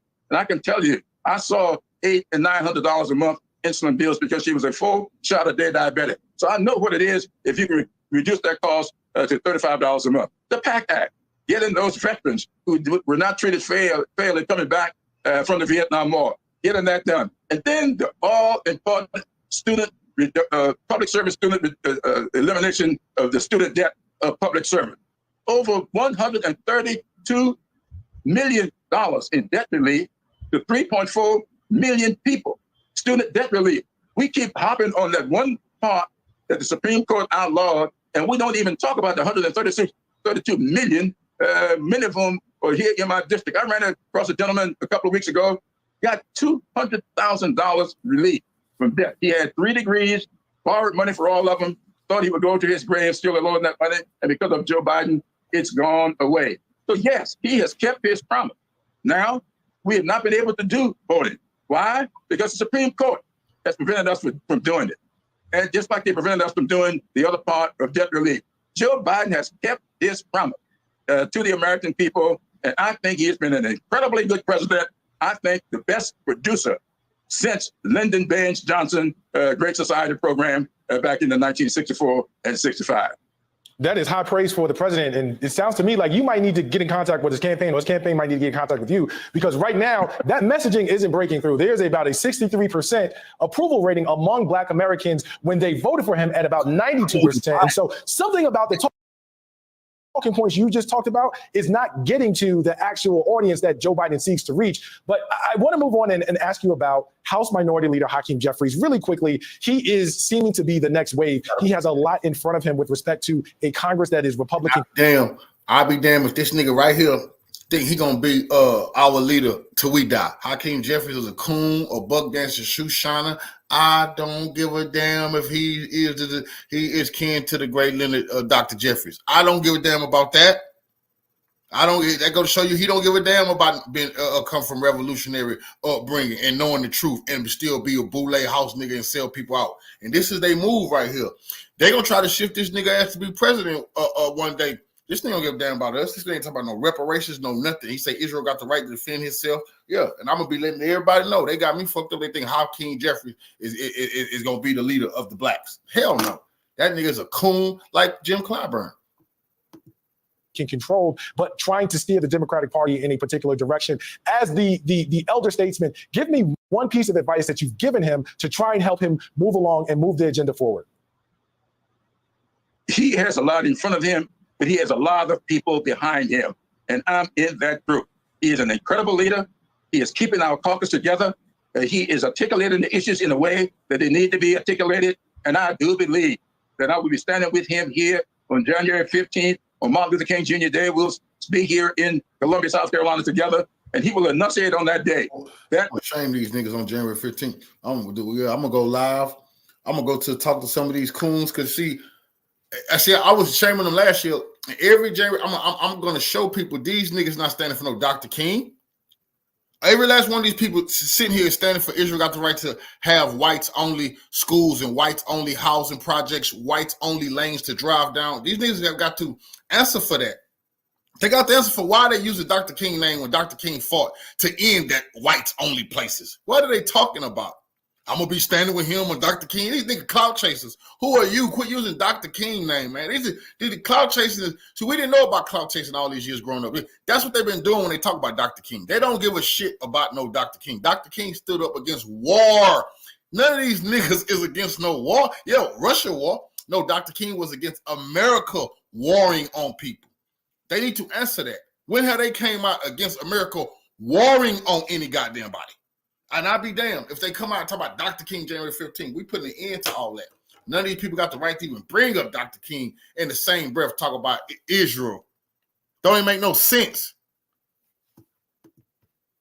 Which I think African Americans throughout the country ought to hear. He believes, as I believe, that this democracy is at stake. The freedoms of Americans are at stake. We must re-elect Joe Biden. Nope. And do it in a way that would demonstrate to the MAGA Republicans and all others who may be looking for an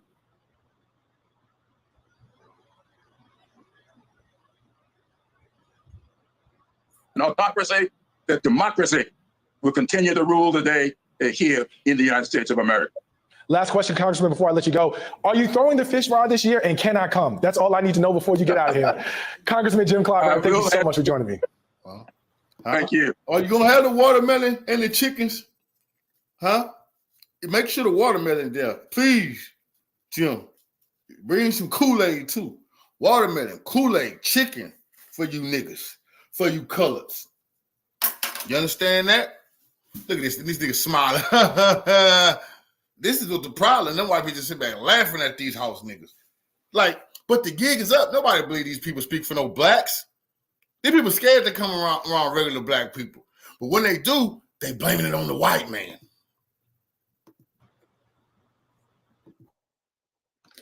Now, did you hear anything in that sales pitch? Because that's what it sounded like to me for the black community. So everybody else gets something exclusively for their group, and we have to settle for what you do for everybody. This is why Joe Biden is losing the black vote. And it sounds to me like y'all still don't have your act together on what's going on out here. You're really missing the point if you think this everybody talk and then claim it's just for it's for the black community too. Man, you'll probably have a lot more lost votes. That's all I have to say. Y'all are still trying to go down the same path that got you in this mess with the black community. And I can see there is no lesson learned yet. And look like there won't be none. See, chattering about what you did for us, and we're sitting here and you know, we don't know what you did, that's a problem. And, like he said, that message is not getting out there. And quite frankly, even if that message of what he said got out there, this is not going to do them any good because it's not any of the things that we said we want. We want a crime bill. We want reparations. We want you to do something about these cops. Why haven't you been talking about the George Floyd Act? You're not talking about anything that we want. And this is always going to be a problem for the Democratic Party. I guess he is scared of to say the word reparations. And now all of a sudden, at the end of the year, the CBC puts a message out because, Clyburn is part of the CBC, that they're going to look at police reform and doing something about these cops and also reparations. But we know you're not going to do anything. And you're trying to pull that bait and switch stuff that you did in 2020. And I'm telling you, this time around, the community is on top of their game. You won't pull it off. So all I have to say is if this is what Joe Biden has done for the community, consider yourself lost.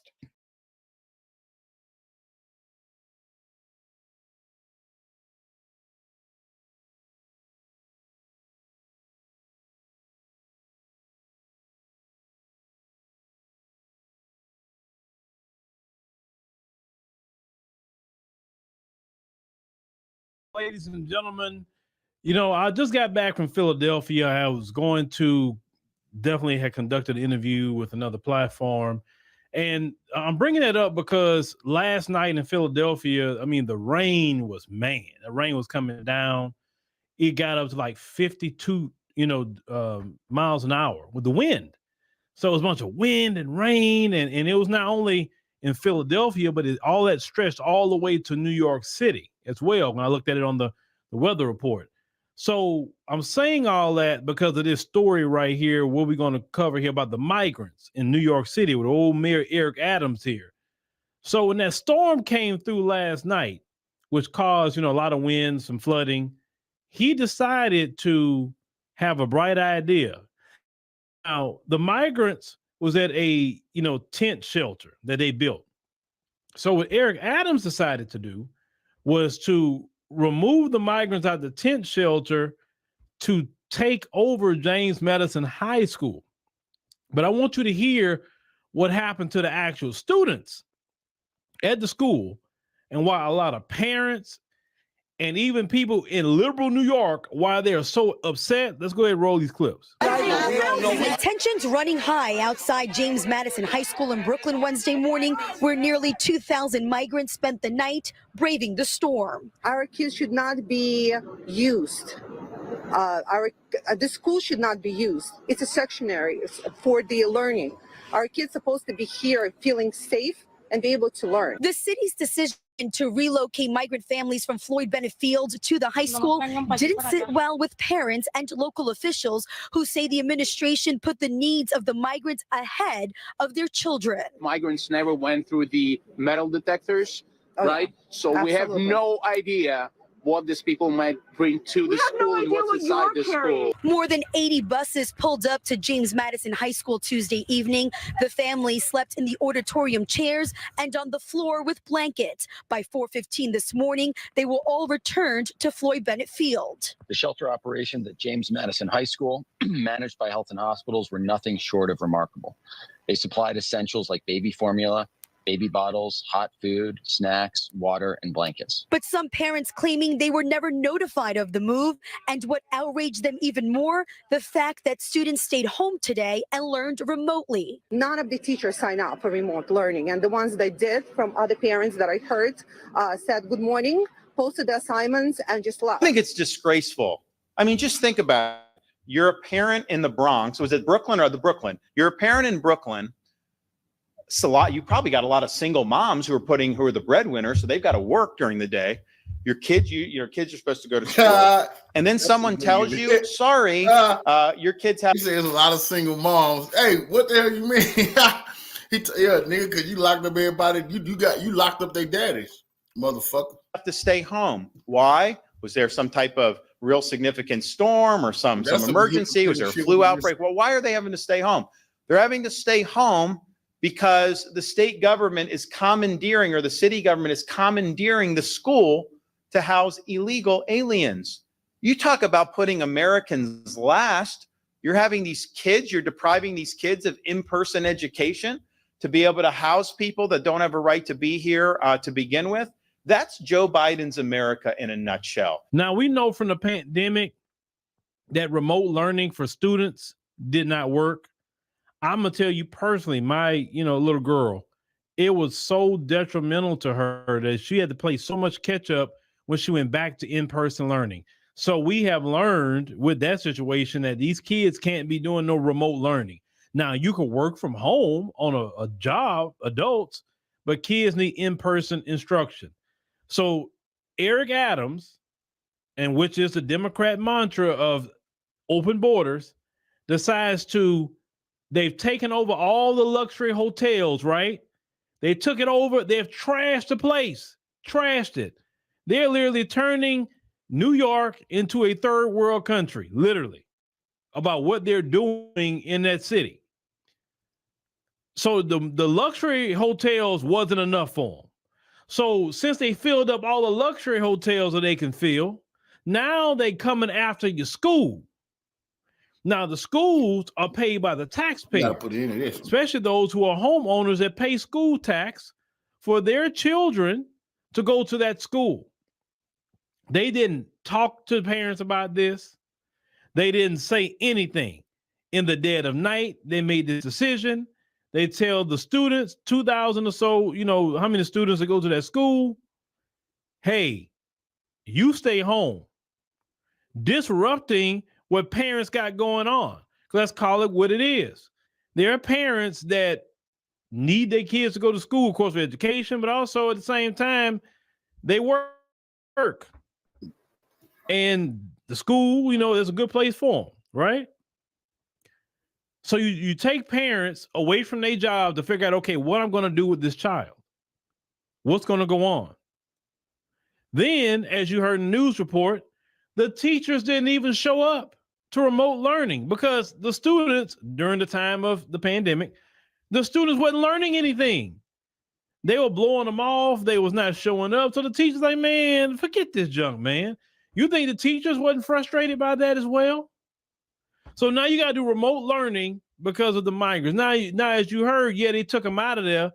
It was like 4:30 or so a.m. But it is, to me, how I look at it, it is a test run.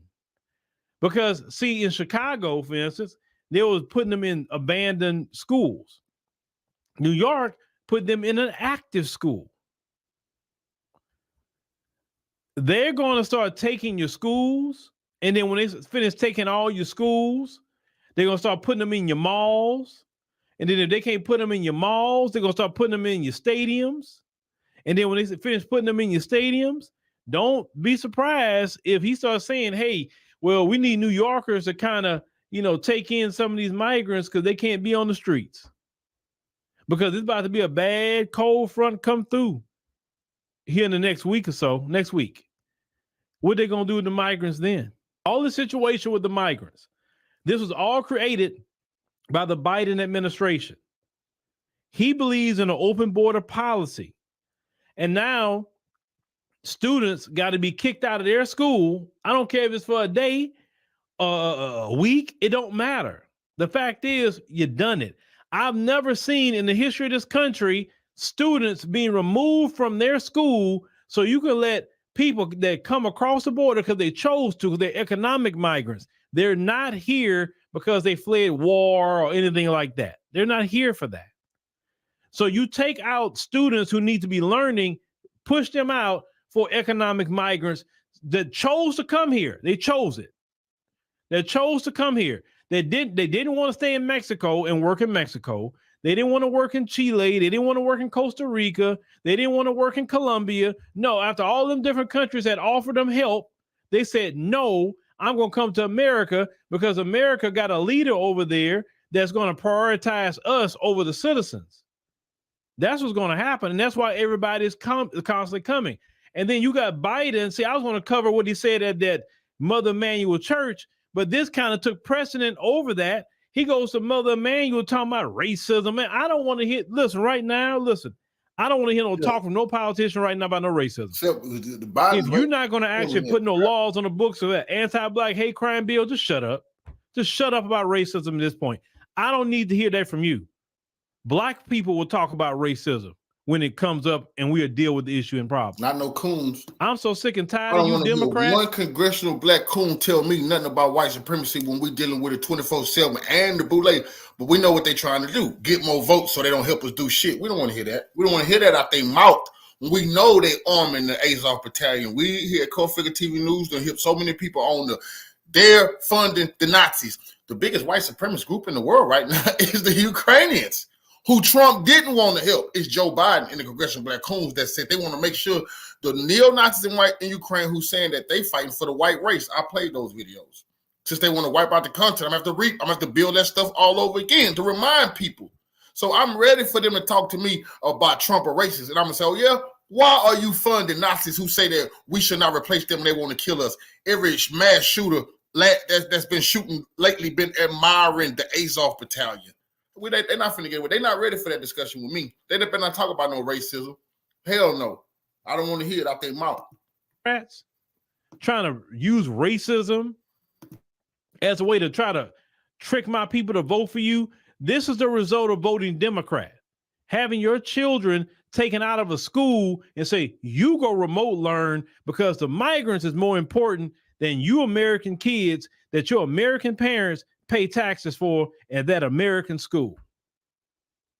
If y'all sit up here in this next election in a few months and y'all go out there and vote Democrat, it's not just the president. I'm talking about Democrat all the way down. I'm talking about Democrat from your Congress people, your Senate, your city council, your mayor, your all that. Listen, these Democrat cities got more crap. All politics is local. So you may have some of your Democratic freedom fighters that's democratically conservative in your area. I'm not telling nobody. You should look at every individual, what their personal policy is. If you're going to take the time to vote, see with everything lining up, because you might have you a Democratic mayor who's standing on business in your city, and you might have to put them in office. You see, so it's different. Crap going on in them. Think about it. You're supposed to be the party of you against racism and white supremacy, but yet black people suffer more racism and white supremacy in the Democrat-run city. I thought we were supposed to be suffering that in the Republican cities and Republican states every day. Y'all sit up here and try to claim every Republican person is like a freaking Klan member. But it seems like you look at New York, how black people are incarcerated in New York. Now, check this out.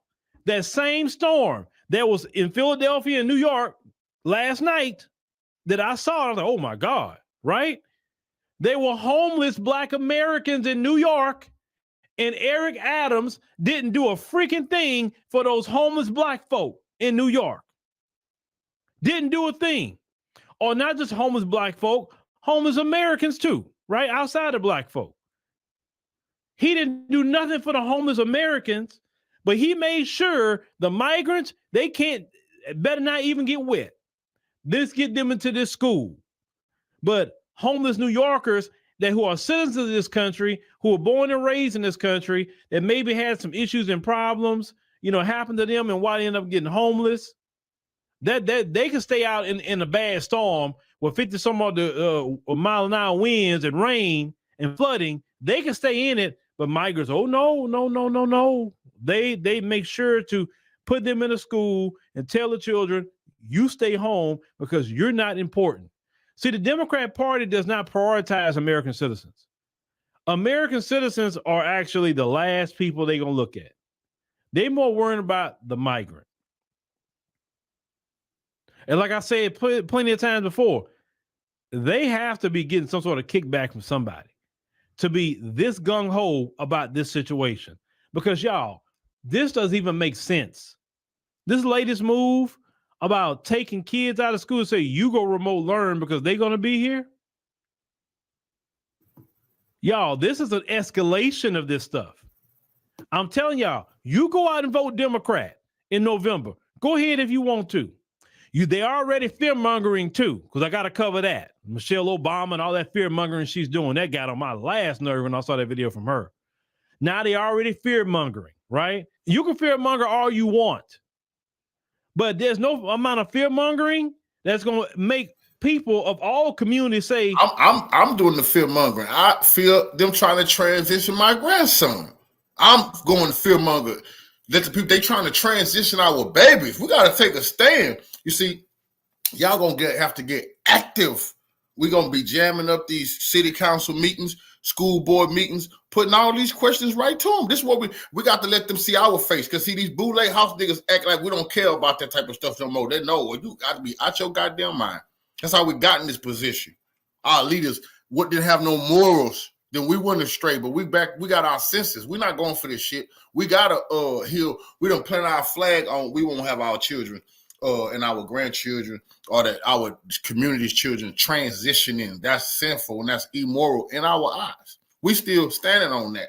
And that's one thing I'm not gonna let the Democrats. When people want to talk to me, a lot of people say with Cornel West. I told people Cornel West got some good policies. I love his anti-war stance, but he don't take a stance on the children getting transitioned. I can't respect your war stance, but you're not warring for the babies who they trying to transition. What the fuck kind of sense do that make? So no, that the litmus test, the least of them, the babies. That's what we dealing with here. That mess in New York, that is not okay. That's really the stick that broke the camel's back. Listen, you even have a lot of liberals are saying, "Hey, man, all right, listen, yeah, I support immigrants and all of that, but now y'all doing too much." You even have liberals saying this. Democrats are starting to say y'all doing too much with this stuff now. This way past just being nice and welcoming. Chicago. Y'all are really trying to take over with these people. See, a lot of bootleg Democrats and the civil rights crowd, because my pops ain't bootleg, but he is that civil rights crowd. See, they ain't had enough of Joe Biden yet because he ain't touched their Social Security. And they ain't had no immigrants get shipped near them because Greg Abbott ain't going for that shit. So a lot of these Democrats in Texas and stuff like that, they still been a little immune to the migrants. It's them Democrats who claim the sanctuary cities. They're pissed. They're pissed. They're pissed. But guess what? That's the worst places. You probably never flipped. Texas can go back to blue under Aaron Richards. It once was back in the day before George Bush, but it probably stay red good because we don't want to be transitioning kids or have all the migrants in the city or all that crime. But New York, Chicago, the Illinois, the Chicago, you're finna flip these places red all because this your migrant situation. This is a very serious problem in the Democratic Party, but they don't understand because they got coons talking. They're not talking directly and straight to them about what the problem is in the Black community, and it's going to cost them. These people come over here with their hands out. Gimme, gimme, gimme, gimme, gimme. We just had covered on the last live stream of African Diaspora. They're commandeering trailers that's sitting there, breaking in them and making homes, and they can't get them out of there. They breaking all kind of laws, and yet let an American citizen break a law. They got Rikers Island for you, but for them, they can do whatever the hell they want to do. Y'all better wake y'all behind up. All you American citizens, you better, they talking about voting. You better get out, make sure not to vote for them Democrats. I'll tell you that much. Now, if you're going to sit it out, cool with me. As long as you don't give a vote to Democrat. If you're going to vote for Republicans, cool with me. They talking about putting it down. You vote. You gotta handle business for the babies. They talking about, remember Senator Dirty Dick Durbin, the senator from Illinois who helped Barack get into power. Remember, he said on the House floor, if these migrants are loyal Americans and they background check out, what kind of background they gonna run? They mean as long as they never committed a crime in America, they don't care what they done nowhere else. That's your background checking out. They're gonna put these people in the military. He said it. They're good American. They come here, the loyal background check out. Why shouldn't they be able to fight for this country? This the plan, you see. This the plan to put these people. And what's so crazy about this? Because this is the worst thing that could ever happen. This is what dictators do. That's how Rome fell. You see, when Rome started getting foreigners to be in the army and to be the security to oppress their people, those people had no loyalty in Rome to Rome, and in due time, it all fell apart because they started using the Rome people to secure them because their own people was mad. Well, that's what's happening in America. And he told you they're gonna want the migrants to secure the rich against the Americans, against us. and it's not going to work out because the migrants have no loyalty to America. That means when shit hit the fan with Russia or China or Iran or somebody else, they don't have to be loyal, and they could turn on the drop of a dime. This is a very serious situation. Me too. You want to vote third party? Fine with me too. At this point, voting for Democrats is really harmful to the country at this point. They are anti-American people. They don't like the citizen when they prioritize. Listen, to sit up here and have 300,000 people come across the border last month. That is insane. We don't have a system anymore of laws. That's basically a form of anarchy that you don't have to follow no laws. And the Biden administration talking about they're going to spend $35 million to try to reach out to black voters. Are you crazy? You crazy. Yeah, they gave Boule Martin. This situation is harming your so-called black voters. So why would black people come out and vote for you? Let me tell you something. I'm just trying to figure that mess out. All these Southern Baptist preachers, all the preachers, they going to get a little piece of that money. Then they're going to go try to convince their parishioners to vote Joe Biden, and they're going to talk about how racist that. Just be prepared for how racist Trump is. He Hitler. He hate blacks. He the Proud Boys. He ain't. That's just outrageous nonsense. Anything other than they failed policies. And it's ridiculous. They try to scare you to death like you don't remember they the Ku Klux Klan. Like you, Jim Crow Joe, talking about slavery. Like you don't know he the descendant of slave owners. Democrats got some goddamn nerve, man. Oh. But this Democrat Party, man, I've never seen them do things like this. You know, in the past, they like whatever. But they go from not doing nothing for black folks to just hurting everybody now. They're literally hurting the American citizen now. I don't see how anybody that got some sort of common sense would say, okay, I'm going to go vote for Biden because I want 4 more years of that. 4 more years of it. American people have to give the Democrats a referendum at the polls. They got to do that. Because y'all think we could sustain 4 more years of what Biden and them is doing to this country? Do you seriously think that we could sustain that? I'm telling you, they're trying to turn America to a third world country, them Democrats. I'm telling you, that's what I believe. I believe they're trying to turn America into a third world country because in third world countries, inflation is through the roof, gas prices through the roof. Nobody can afford to stay anywhere. Nobody can afford to buy a home. There's no affordable housing. The people do whatever they want. You know what I'm saying? Like the Biden administration and the Democrats are literally trying to turn America to a third world country. And the people are going to have to say, no. Y'all, I'm telling y'all better stop it at the polls before telling you get this guy 4 more years. You're going to be like, oh my God, I don't even know America no more. This place is horrible. You know, so many American citizens leaving this country every day. They're leaving. They say the food's horrible. We don't have free health care. You know, the air quality is horrible. Everything is horrible because of these politicians. Good. Bye. But we got to keep an eye on. Good. Bye. We ain't going nowhere. I'm going to go down how hard to get here. We're going to get harder. We're not running. We're not fleeing. We're not abandoning the ship. There's nowhere to go. Anybody try to flee going to get shot in the back. This the last stand for us here.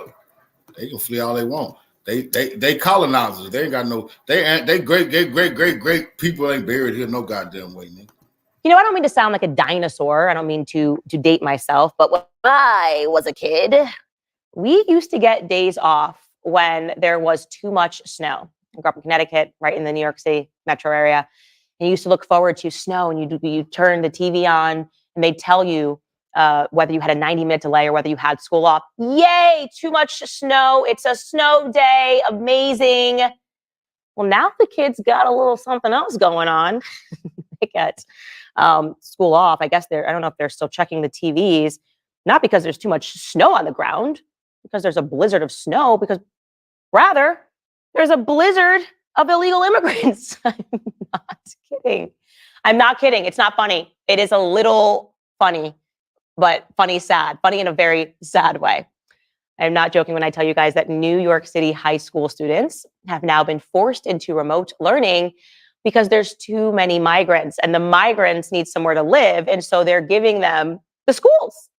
Could you imagine being a New York City resident and paying for taxes for your children to have to learn remotely so that these schools that you have paid for to be built and for your children to occupy are available for the influx of illegal immigrants? Look at this clip of the migrants who have just gotten off the buses that your taxpayer dollars are going towards are entering the New York City school. Look at this. This is incredible.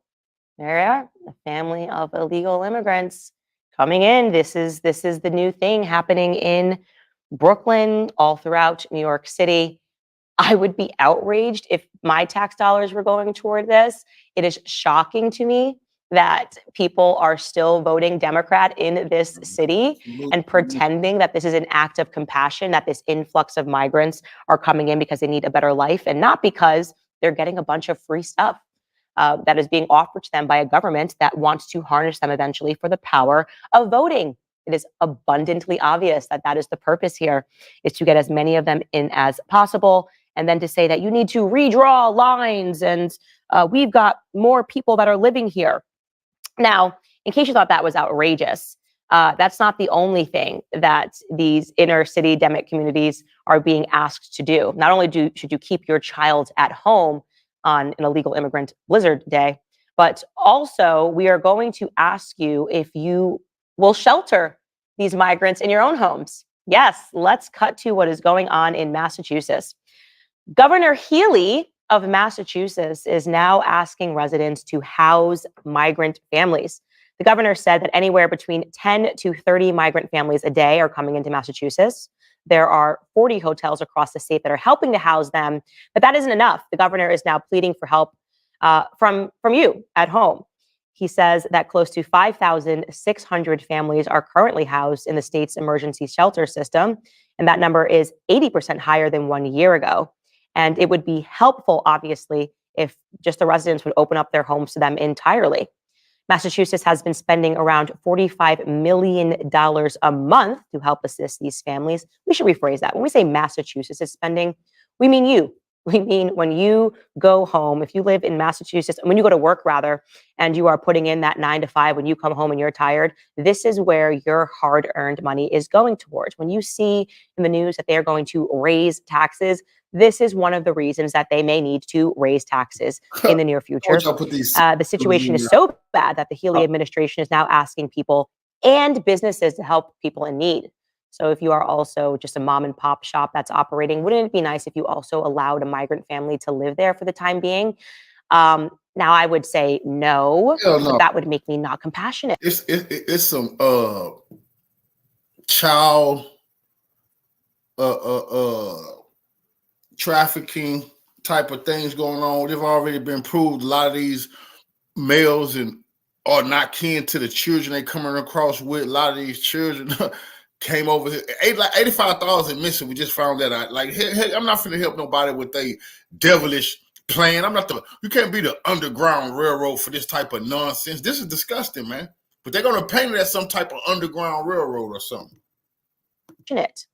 It's just hilarious now to realize in retrospect. Just think about the Democrats that pretended that this was an act of compassion, that refused to acknowledge a crisis at the border, that tried to pretend that Donald Trump saying that we needed a wall was something that was racist or backwards or xenophobic and wrong, and not actually simply an American first policy, understanding that if we kept up this influx of people migrating to our country, pretending that it's because they're just looking for a better opportunity. Well, to be fair, it is a better opportunity when you have handouts, when you have the government that's willing to steal from hardworking families and to instead give those dollars to migrants. Yeah, I guess it is an opportunity for them. But looking at them castigating that and calling it racist, and now it is undeniable. It's undeniable.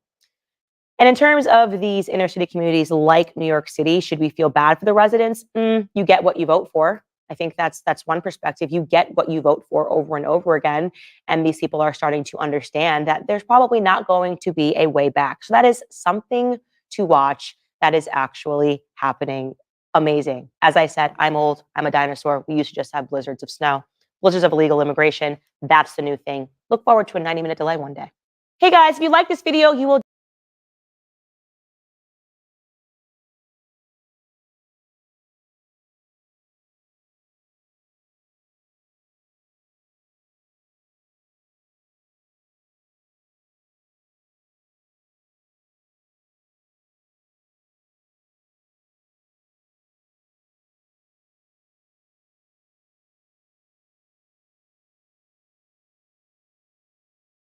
much. Well, because of these storms that barreled through New York last night, you have city leaders that were concerned about the migrants that were living at the Floyd Bennett Field, about 5 miles from James Madison High School. So they said, you know what? We're worried the tents are going to collapse because of the rain and all the winds. Let's move them into James Madison High School on the 2nd floor into the gymnasium. Let's tell the kids, the students there, tomorrow, which is today, this morning, we're going to go remote. So they displaced 2,000 students at that school who don't come from the best economic situation.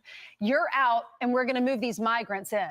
That's right. The neighborhood that they transferred these migrants to is a majority minority location for the most part. For the kids who go to Madison High School, 63% come from economically disadvantaged homes, 52% are minorities. Taxpayer cost per student, and this is for every kid in New York City. Look at that. It costs $45,000 for every kid in New York City. What's interesting about the decision to go ahead and take, and you set it up perfectly, out at that former airstrip that they have placed these tents, you know, rather than drive the tents into the ground with stakes, they can't because they're on a runway and they can't break the concrete. So what they did is they just used heavy stones and things like that. There was a storm on December the 18th, and apparently the wind gusts were up to 50 miles per hour, and bolts shook loose in the tents, and the migrants were horrified. And so that is why yesterday, exactly 24 hours from right now, Brian, the city said, all right, we're going to move them into this particular high school, and all those kids who go there normally will have to study remotely. Right. It's unbelievable how much these kids have to pay the price. Not only the economically disadvantaged in a tough area, they're in overcrowded classrooms where any of these kids do not speak English, even have Spanish, even as their first language. It's a different language. And then on top of that, they're asked to stay home and do the Zoom learning, which we know is absolutely detrimental to advancement. And then we find out they're going to go into the classroom, but for how many days? And then they got to clean the classroom. So it's probably the rest of the week. Now, according to a statement from the city, they said they had no choice. The health and safety of migrants in our care is a top priority. To be clear, this relocation is a proactive measure being taken out of an abundance of caution to ensure the safety and well-being of individuals working and living at the center. It makes me wonder what they're doing on those turf fields. They also can't drive spikes into those turf fields, I would hope. So they, I imagine, on Randall's Island, a location which is always a bit challenging. It literally is an island. Right. Where are those kids going to go? On top of that, that was brought up by Ron DeSantis last night. Here's an example of a concerned New Yorker without kids. Watch.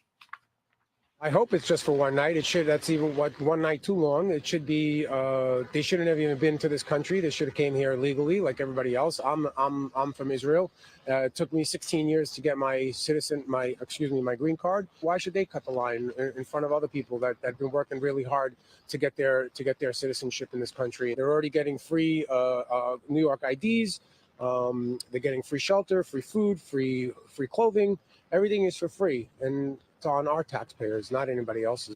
So another neighbor said there are 1,900 people getting thrown into my neighborhood, half a block from where I live, and we don't know who they are. They're not vetted, and a lot of them have criminal records and backgrounds, and we don't even know. Students and teachers, they don't even know when they're going back, Brian and Steve.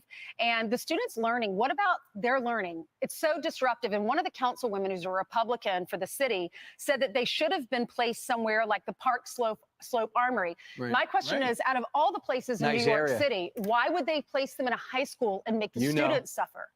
You know, they don't want to put them in Park Slope. It's rich. Those rich people don't want illegal immigrants in their gyms, in their houses, in their complexes. You put it in working class communities. That's the key. They don't have much of a voice. That's why in Long Island, they put them in places like Brentwood, who are a working class community, heavily Spanish, who doesn't really have a lot of political sway. But this is a major story because there's limited resources. The city's buried in debt right now, already cutting back on cops and firefighters, and now additional fees for illegals. And guys, they keep on coming to the Port Authority. No one's stopping them. Well, here's the thing. You know, it could have been so much worse because currently that the city of New York is housing, 60,000 migrants all across the city. Brian, you mentioned Randall's Island. According to the New York Post this morning, they didn't take the migrants from Randall's Island because it's not prone to flooding. They were worried about the flooding out there at Floyd Bennett Field. But as they I guess moved not the winds. Yeah, well, they weren't. It's the other is a runway with a lot of open space. But here's the thing.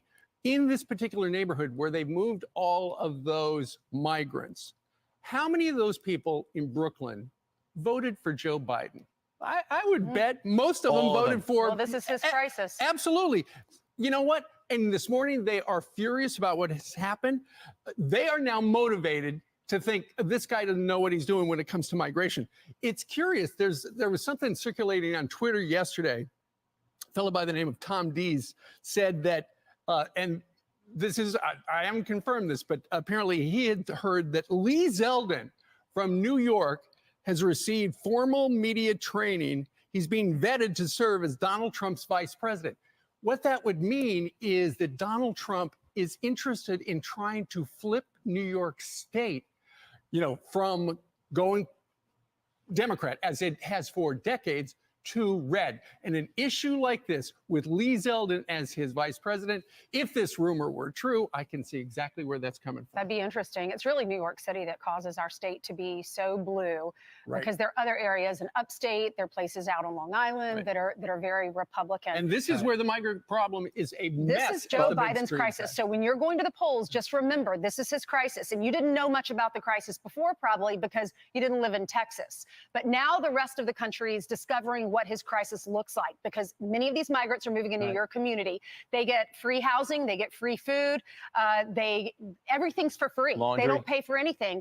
And then when you look at what we're paying per student to go to school in New York City, more than $45,000 a student, and Right. they're being kicked out and someone else is moving in that didn't come here the right way. And I love that soundbite of the man who said, I'm from Israel. It took me more than a decade to get here. We did it the right way. Why do you think you can jump the line? Well, those migrant Right. kids are winding up with an education that costs taxpayers $45,000 Good point. per Good kid. point. When you And- when you look at the Rio Grande River and we see the migrants come across with the children, your heart breaks for it. But the number of Right. kids who wound up in New York City schools, just remember, just see an invisible 45K on each one of those kids. There's nothing wrong with thinking about your country first, but there's also nothing wrong with those kids. I'm watching 7-year-olds get off a school bus, go into a high school. It's a tough situation. We have nothing against those kids. They're put in this situation. Their parents thought it would be a great idea to come to America. We just can't absorb it, and our president can't understand it. Governor Ron DeSantis knows New York's story is a national story. Listen to him last night. You talk about putting Americans last. You're having these kids, you're depriving these kids of in-person education to be able to house people that don't have a right to be here to begin with. That's Joe Biden's America in a nutshell. So I think it's disgraceful that that's happening. So this has been one of Biden, probably the biggest failure, just simply because he has more control over this. There's certain things president may not have direct control over. He is causing this. He could stop it, and he's choosing not to stop it. He is absolutely right. That was taken short. That soundbite came at a West Des Moines, Iowa town hall after the town hall he had last night here on Fox. Tonight on Fox, 9 p.m. Eastern Time, Donald Trump's going to.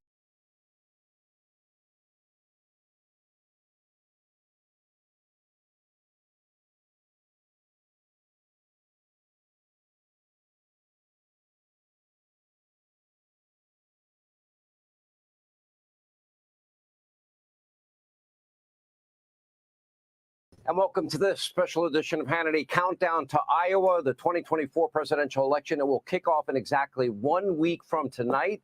We should have full results from the Republican Iowa caucus next Monday, but don't expect any numbers from Democrats with a very complicated mail-in voting system and the reshuffling of the Democratic Party's primary calendar. We won't get an official tally for months. Of course, barring a major trip and fall, Biden will almost certainly be the Democratic nominee. The big question tonight, why? Joe Biden's been a terrible president. His approval numbers show it. They're at record lows. His cabinet doesn't even bother to keep him in the loop on major issues. No one even bothered to tell your president, Joey Biden, that his Secretary of Defense was actually incapacitated in the ICU for several days. Just wondering out loud, What if we had a national emergency or some international crisis and we need our Secretary of Defense? We don't know where he is. Now, I guess it wasn't a concern for the administration since Biden pretty much sleeps, eats, and takes vacations. Occasionally, he'll travel somewhere close to the White House for a short speech delivered from a teleprompter with giant font. He's frail, he's weak, he's incompetent. He's so frail that now his wife, Dr. Jill Biden, is helping the president manage his daily schedule.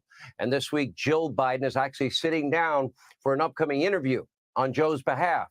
And now lately, more often than not, the first lady also literally has to help her husband, very dazed and confused, walk off a stage after a rare speaking event. We saw this on Friday after Biden's big "I hate Donald Trump, I'll repeat it for the next 11 months" campaign kickoff near Valley Forge.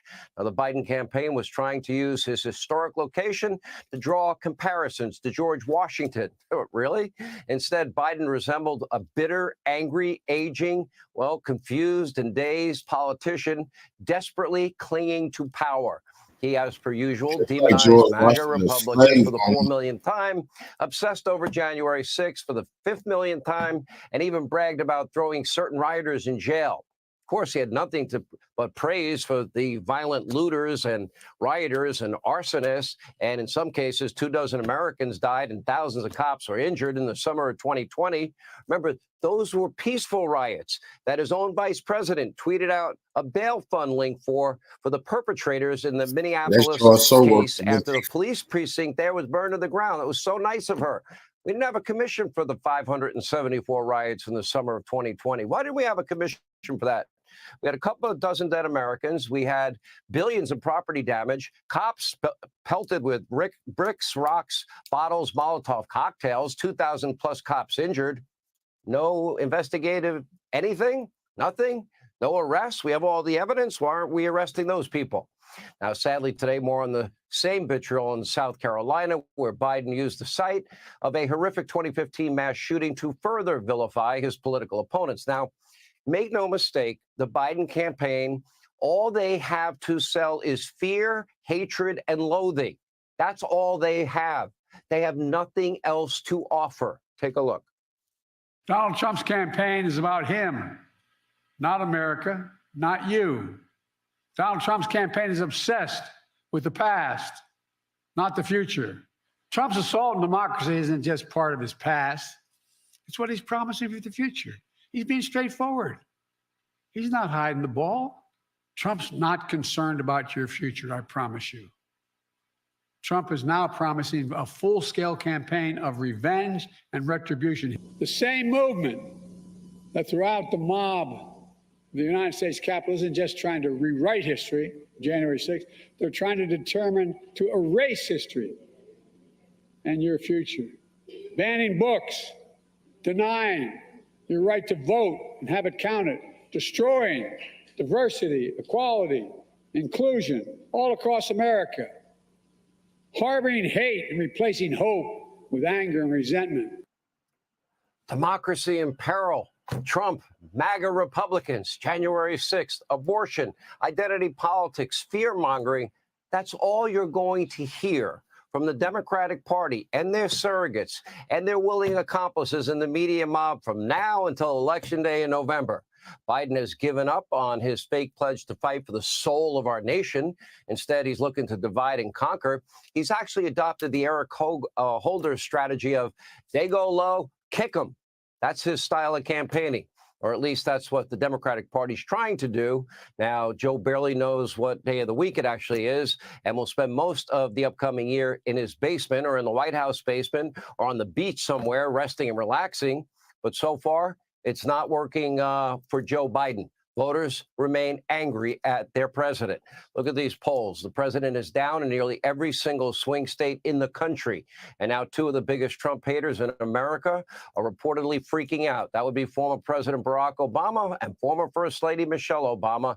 They apparently are getting very, very nervous. According to the Washington Post, during a meeting at the White House, quote, Obama grew animated discussing the 2024 election and the former president. Donald Trump's potential return to power scares him. And meanwhile, Michelle Obama expressed her fears on a recent podcast. Take a look for yourself. Going to happen in this next election. I am terrified about what could possibly happen because our leaders matter. Who we select, who speaks for us, who holds that bully pulpit. It affects us in ways that sometimes I think people take for granted. You know, this lady thinks she our fuck. We need to put to an end. This is not our fucking queen. This is not our queen, dude. See, we don't give a shit about what no Michelle Obama say. We're gonna make sure they know it loud proud this year. I wish they would run her. I'll be more energized if this lady thinks she is going to transition our kids. Yeah, she behind all that type of shit. I'm not even going to get into the salacious stuff about Michelle. I have run a program on that before. Yes, they call her Michael. I'm not getting into that. What I'm going to deal with is she don't tell black people what the fuck to do. We didn't know her before. She was the goddamn first lady. We don't give a damn about her after that. That's serious business. She don't give a damn about none of our policies. No, Barack is not an African-American. She allegedly supposed to be one. She ain't out here championing no reparations. She not out here talking about, she not out here championing no reparations. She not out here championing no black hate bill. It really just pissed me off to make them even think that we would even give a fuck about, and the sister sorority girls can come out all they fucking want. We're gonna show them how much power they don't got. That's serious business. The fact that people think that government, you know, does it really even do anything? And I'm like, oh my God, does government do everything for us? And we cannot take this democracy for granted. And I took her at her word. For the first time in her adult life, she actually was proud of her country. What happened? Now, the government does everything for us? Really? Now, the Obamas are completely out of touch. We know that, but they are right to worry about Joe Biden's political chances. The Biden White House has mismanaged pretty much everything. The Afghanistan withdrawal, the disaster that is our border, the attacks in the Middle East, war in Europe, Bidenomics, inflation. Is there anything that's going well? Are you better off than you were 4 years ago? What drives elections? Peace and prosperity? Okay, well, the world's not so peaceful. Joe Biden's getting bullied by China, Russia, Iran, and seemingly everybody else. And on prosperity, 60% of our fellow Americans are living paycheck to paycheck. Democrats have done great damage to the democratic process, despite their melodramatic, pleas to save democracy and their Nazi analogies. They're the ones ripping Republicans off the ballot without any due process. Now, that's a pretty innovative way if you really want to save democracy. And they're the ones attempting to jail their chief political rival in an election year. Again, they don't care about democracy. This is a slogan. This is a political strategy. All they really want at the end of the day is power. Hey, Sean Hannity here. Hey. And that's so disgusting, man, because, see, I understand. Next to Bill and Hillary, Michelle and Barack is the two most powerful people in the Democratic Party. That's real talk, man. I understand that. And they know that. I keep telling y'all, it's who we vote for going to be in office. They understand that. That's why they want to manipulate black people so goddamn bad. That's why she talking. Why they ain't bringing out Hillary no more? Why? Because Bill named all through the Epstein file. They're like, nah, he finna be probably on house arrest. So they bringing out Barack now. And we can laugh. We disrespect them. Bro, but them bastards got real fucking power, and that's a shame, because there's black people still in our community that die by them coons, man. Fox News alert. Everything Primetime has been saying about the FBI and the Biden family has just been confirmed. For years, we've told you the FBI knew everything the Bidens were up to. The cash, the Chinese diamonds, American policy for sale. Not only was Biden blackmailing other countries, and other countries blackmailing him, but the FBI was blackmailing Biden. Senator Chuck Grassley just announced that the Federal Bureau of Investigation has had 40 informants inside the Biden family for That's not nothing new. They have blackmail. It's just Hoover. They have blackmail every goddamn U.S. president or bump them off. So, it's nothing new here. We knew that they was holding all Jim Crow Joe dirty information over his head. The last 15 years. What does that mean? It's exactly what you think. 40 FBI informants, going back to the time Joe Biden was vice president, have been providing criminal information to FBI field offices throughout the country.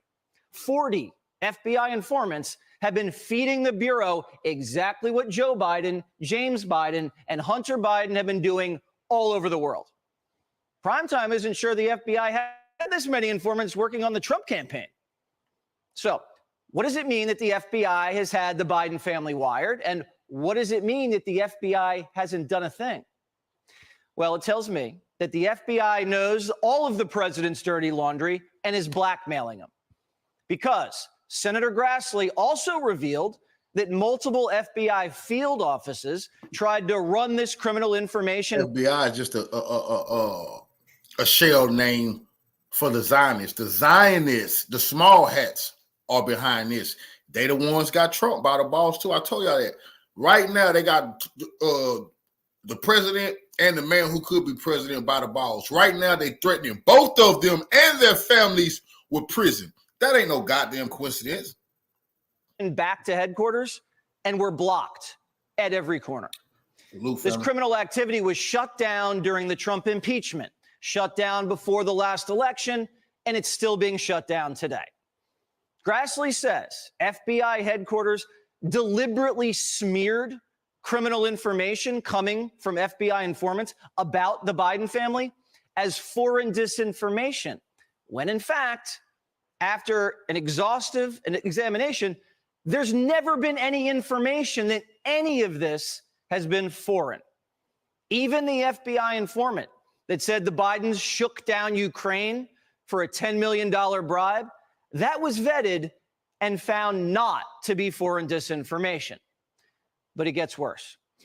The FBI's attempt to follow up on the $10 million Ukrainian Biden bribe was shut down. The FBI informant who said there's 17 tapes of Biden talking about bribes, that too has been shut down, despite that there's no evidence that this is foreign disinformation. And while all of this is going on, the FBI has been actively planting information against Donald Trump, doctoring emails and disseminating fake dossiers. The FBI used Biden to get revenge on Trump. They got a dirty politician. I wouldn't be surprised if every time they bring up Epstein, I'm seeing it on CNN, they don't bring up Epstein or Trump or Clinton without bringing up Trump. You know, we went through that. The girl said they didn't do no with Trump, blah, blah, blah, blah. That's not the point. I think they cooking up some doctor evidence, and they might try to plant that man. We can't trust nothing because they already been busted doing this, but they up to a lot of underhanded shit right now. Politician elected so they could defeat a politician who caught them trying to frame him and fired their director. And now we have a compromised president in the White House being protected by a rogue gang of sick agents. And the American people are the real victims of this stupid inside game. You're paying more for everything. The border's wide open and crime is sky high. And we have 2 proxy wars that Biden can't manage. All because the FBI believes it's more powerful than democracy. Hi, everyone. I'm Brian Kilmeade. I want you to do me a favor. I want you to click to subscribe. FBI been shakedown scheme since J. Edgar Hoover. You know, he knew everything about Marilyn Monroe and the Kennedy boys. He knew everything. He knew that he bugged Dr. King hotel rooms. This little why do you think they got old heroin dealer Al Sharpton? They got all those puppet black leaders by the throat. But they also got the Biden family right now and threatening Trump with prison. It's the Zionists. Let's go back to Chad Pergram, because Chad, we rely on you for all things Capitol Hill. Just go ahead and frame the moment that we have just watched over the past 25 minutes. So what was going to happen today is you had 2 committees, the Judiciary Committee and the House Oversight Committee, were marking up a contempt of Congress resolution for Hunter Biden. Hunter Biden did not appear for a closed-door deposition. There was a subpoena issued to him, some time ago. He was scheduled to appear in mid-December, and he showed up on Capitol Hill back in December, but he showed up on the Senate side of Capitol Hill. He did not go to the closed-door deposition. So James Comer, the chairman of the Oversight Committee, he said, you're out of compliance with this subpoena. So we're going to hold you in contempt of Congress. Now, you have to go through the committees to what they call mark up or prepare this resolution to bring it to the floor. So that's what today's debate was going to be. And lo and behold, who showed up, not for a closed door deposition, not for a hearing, but to sit in the front row and kind of thumb his nose at the Oversight Committee, but Hunter Biden and his attorney, Abby Lowell. And as soon as Marjorie Taylor Greene, the Republican from Georgia, started to ask her questions, Hunter Biden got up and left. And then there was a big kerfuffle in the hearing room. There was a little bit of commentary as he left saying, look. The reason Hunter Biden left when Marjorie Taylor Greene started speaking, because she brings up the trafficking. She brings up the Mann Act.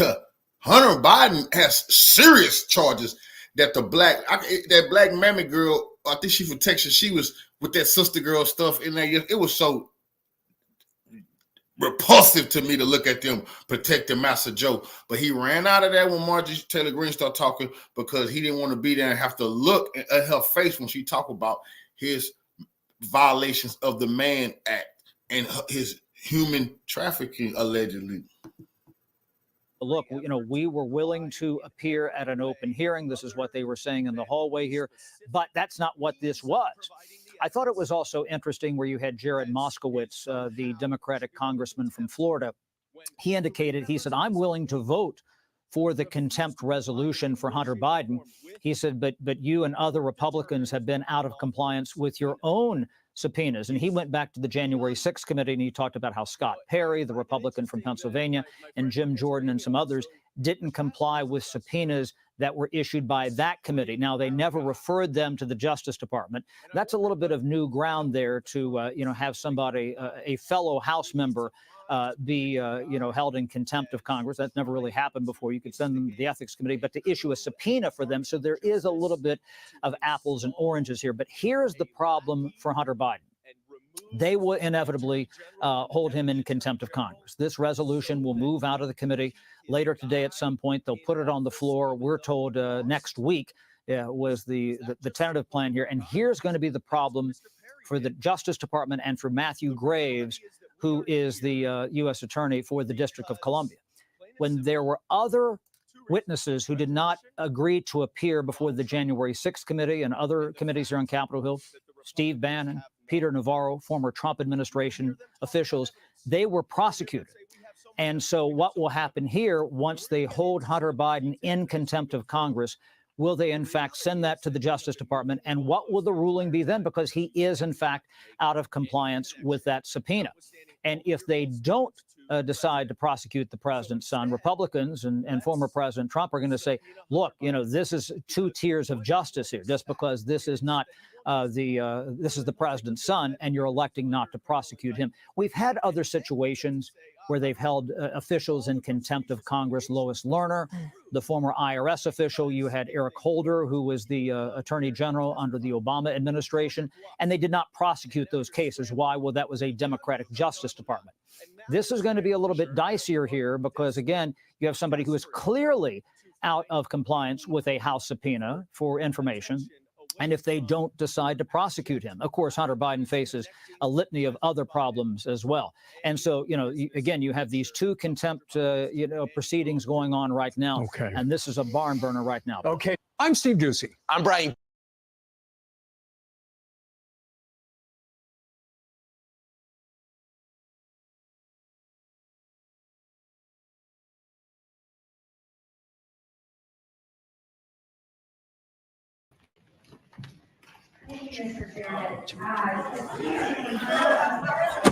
He said, Why are you choosing to leave now, Mr. Biden? Why not stay a while? I have a statement to make to the press. I will have a statement. Biden was like, look, man, I'm out. Y'all got me here right now. What? I would argue that he came in here, some gangster-ish. He was on this thuggish time. He said, all right, look, I'm going to come in and give y'all a little photo op real quick, take some pics. He had a whole camera crew with him.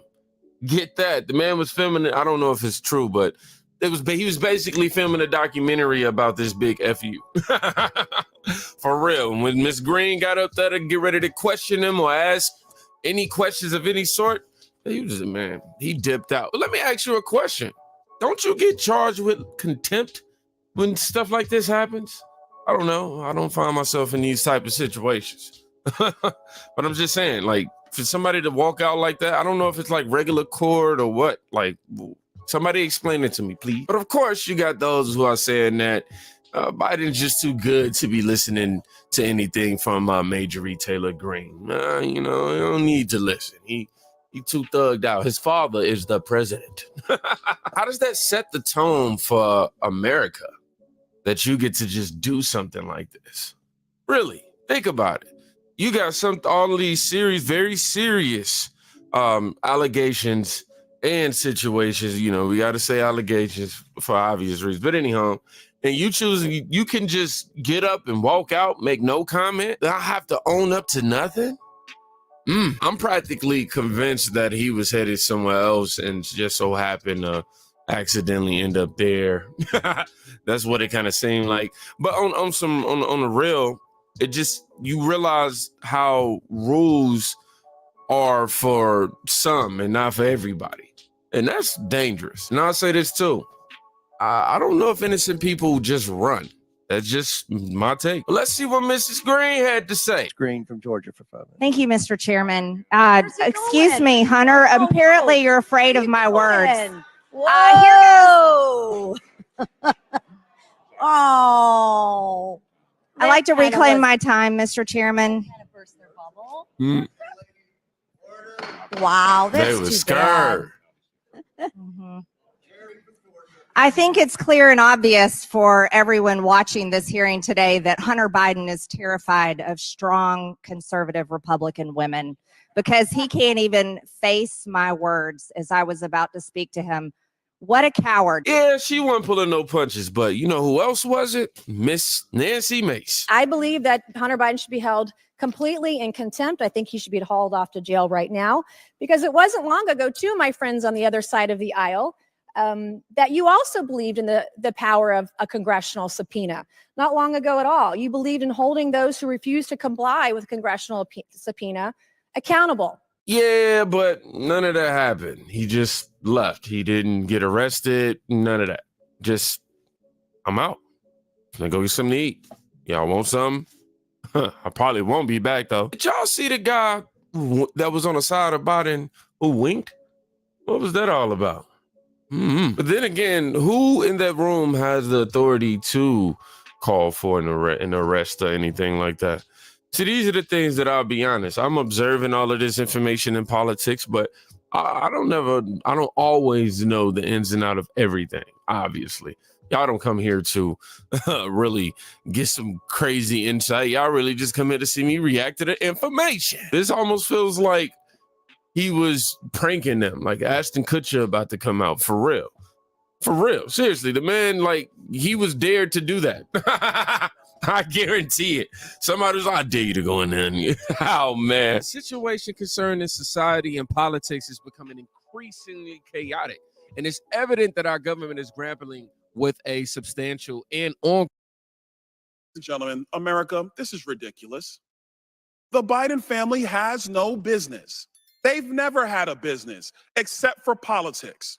And the one thing that the Oversight Committee, in conjunction with the Ways and Means Committee and in conjunction with the Judiciary Committee, has always been able to demonstrate is that they shook down foreign nations for millions, 26 million at the latest count and growing, millions. And there was never any business entity involved except public corruption and a pay-for-play scheme. The House Oversight Committee would like to get to the bottom of this under the impeachment inquiry of the House. We have questions for Hunter Biden. We issued a subpoena for him to answer said questions. He ignored a congressional subpoena as a private citizen. There are many attorneys on the other side of the aisle.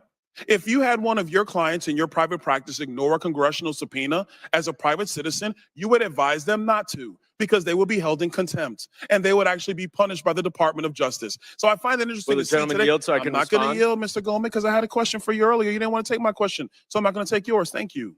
So in closing, I will say, private citizens, yes, they have a responsibility to answer congressional subpoenas. They do. Hunter Biden had it, and he was flagrant. He decided to give a press conference. So we're going to do this business, and he should be held in contempt by the full House of Representatives. I yield back, Mr. Chairman. What I'm continuing to see in the comments, though, is, well, he wanted to testify. He wanted to make a statement, but the Republicans didn't give him that chance.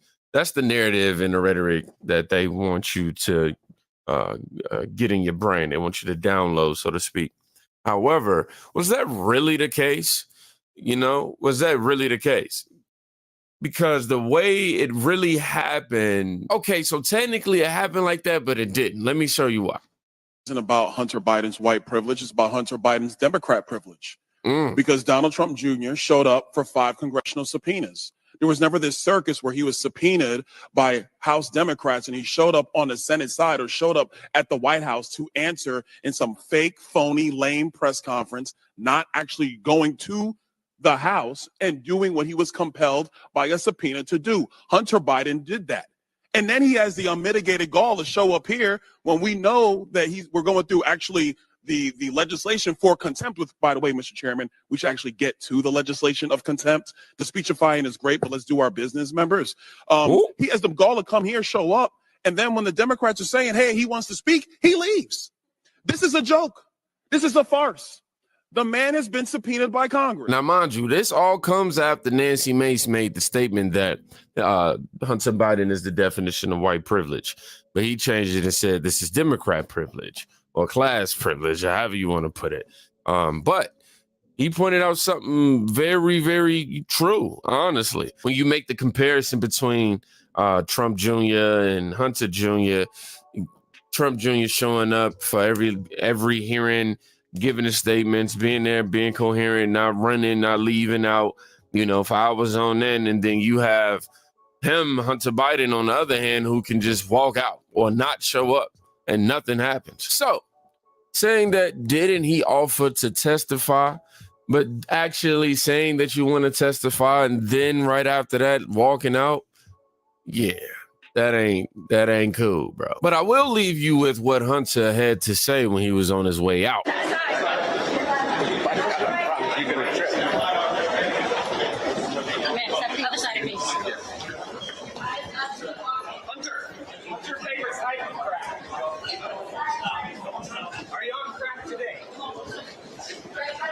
Mr. Biden, why did you put your dad on speakerphone with your business partners if you had no involvement in your business? Do you have a dad?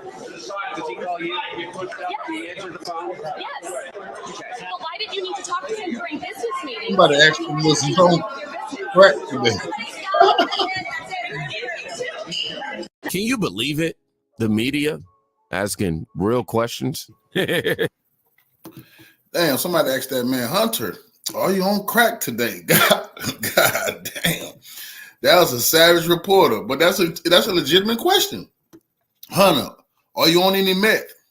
Hunter, have you been with any prostitutes today, Hunter? That's a real reporter right there. Mr. LaTurner is not recorded. Mr. LaTurner votes no.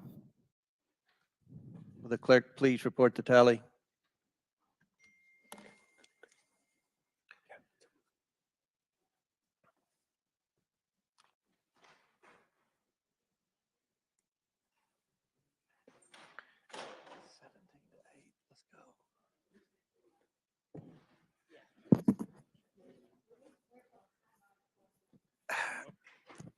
How is Ms. Norton recorded? Ms. Norton is not recorded. Ms. Norton vote yes, I assume? Yes. Okay. Ms. Norton votes yes. How is Mr. Burchett recorded? Ms. Norton votes yes. Mr. Burchett is not recorded. Mr. Burchett votes no. And how is Ms. Luna recorded? Ms. Luna is not recorded. Ms. Luna votes no. And how is Mr. Moskowitz recorded? Mr. Moskowitz is not recorded. Mr. Moskowitz votes yes. Okay. Will the clerk please report the tally?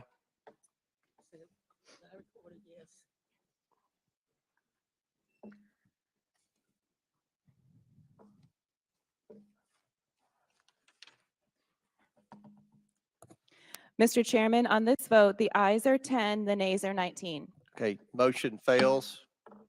Now, been disclosed in the public long before we started this investigation. So this is in the public domain? Yeah.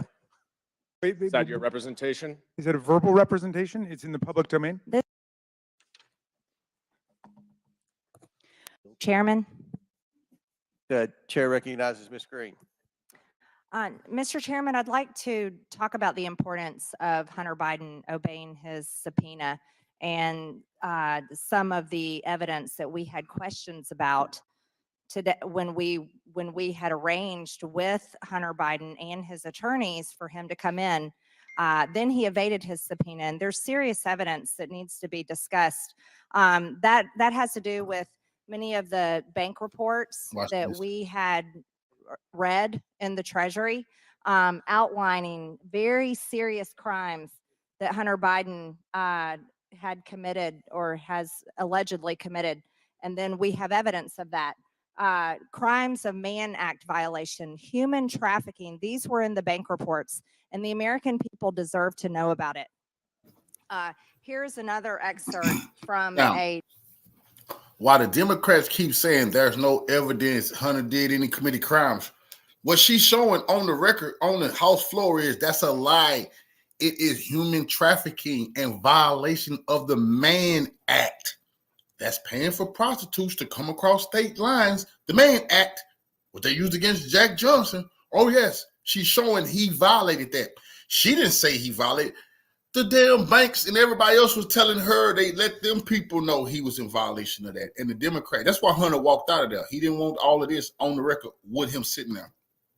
A bank report what is talking about a victim in California. Hold on one moment, Ms. Green. State your point, Mr. Now, Goldman right here, he is the heir to like a $40 billion throne. This guy, I found out, Goldman, he's Joe Biden head attack dog. He's a Democrat, but his name is Goldman. We don't have, must I say any more? Okay. He don't want this on the record. He finna keep trying to stop them from presenting evidence. This is called evidence. And we need to talk about this when we're discussing Hunter Biden. You know, violations of the Mann Act and human trafficking. What is the gentle lady just showing to the cameras? This is her 5 minutes on your amendment. Well, if it's the suspicious activity reports, there was an agreement with the Treasury Department that the committee would not disclose the information. It's my understanding. Now, pay attention to that. She said they know many Americans don't even watch this type of stuff, but y'all know here at Cofinger TV News Network, I bring y'all every little detail because it's my business to watch this stuff. I watch this whole thing, digging into the gems. Now, what he just said was, whoa, I thought that we talked about. They've been screaming they want to bring this stuff before the people. No, they don't. Because he's saying, I thought we discussed that. We wasn't going to be talking about that. You mean the evidence about the human trafficking and violations of the Mann Act? This fool is on camera live saying, I thought we had made an agreement, a backroom agreement, that we wasn't going to discuss this in front of everybody. He just said that. Understanding what she's showing has already been disclosed in the public long before we started this investigation. So this is in the public domain? Yeah. Is that your representation? Is it a verbal representation? It's in the public domain? This is in the public domain. I reclaim my time. Victim one is a California. If it wasn't in the public domain, damn, she talking about evidence that Hunter Biden was human trafficking in violation of the Mann Act. They're not saying he didn't. Those are Democrats. They're saying, I thought we wasn't going to talk about this in front of everybody. We already made an agreement. That's low down and disgusting. We agreed not to say this in public. Man, this is crazy, man. When I heard them say that, I say, damn, they know Hunter guilty. They just don't want us to know. California resident currently employed with FSS Management between June 2018, October 2021. Victim one, Hunter Biden's victim, was employed by Owasco PC as evidenced by her receipt of bi-weekly payroll remittances from Owasco PC. However, during this same period of time, victim one also received large round dollar wires from Owasco PC, which reference new hire, K-wage, 10K golf member, and pay. Victim one received 5 wires totaling $44,508 in a 4-month period between June 12th, 2018, and October 2nd, 2018. These are reports that are calling so-called employees of Hunter Biden and his law firm victims. And here's evidence of Hunter Biden violating the Mann Act. This is trafficking women across state lines for prostitution. This is an airplane ticket showing that it was purchased by Hunter Biden for this victim, where she flew from Los Angeles to Washington, D.C., and then the next day flew back to Los Angeles.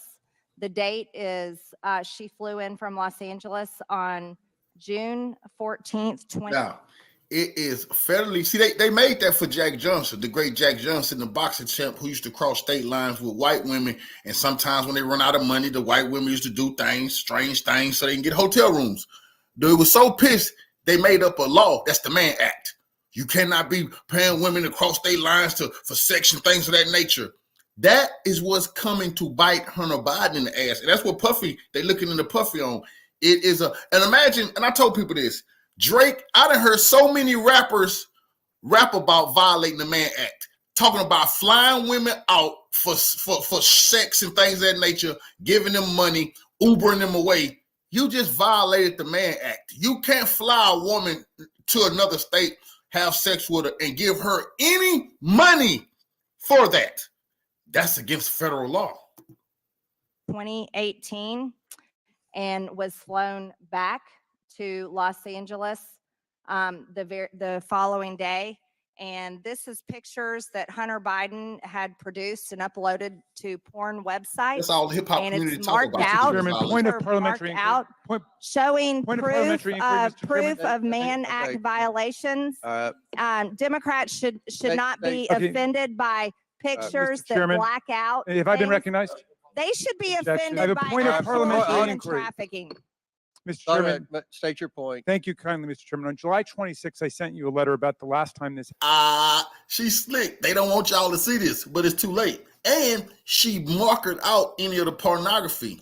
It is now an actual legitimate picture to be showed, but they baited the Democrats in to keep objecting. Why don't you want the people to see if it's nothing to see here? Because you know what Hunter did. And what she's showing is why you don't care more about the human trafficking and the violation of the Mann Act than you do about her telling the people and showing pictures of the human trafficking and the violations of the Mann Act. Man, these people is crazy. This happened when the gentlelady introduced before this committee, without any notice to anyone, nude photos, pornographic images that were completely irrelevant to the purpose of the hearing itself. And my question to you is, are members allowed to simply put up sensationalistic, voyeuristic, pornographic images if they're not relevant to the actual object of the legislative proceeding? I want a parliamentary ruling on that. Mr. Askin, that's probably part of the questioning for Mr. Biden, violations of the Mann Act. Ms. Green's led on that issue. No, this is a these question are of the already rules these of the have already committee. these pictures have already been entered into the record. So in other words, you have accepted the idea that members can introduce irrelevant, sexually based, voyeuristic. How is this irrelevant? Well, How does it relate to Joe Biden? How does it relate to?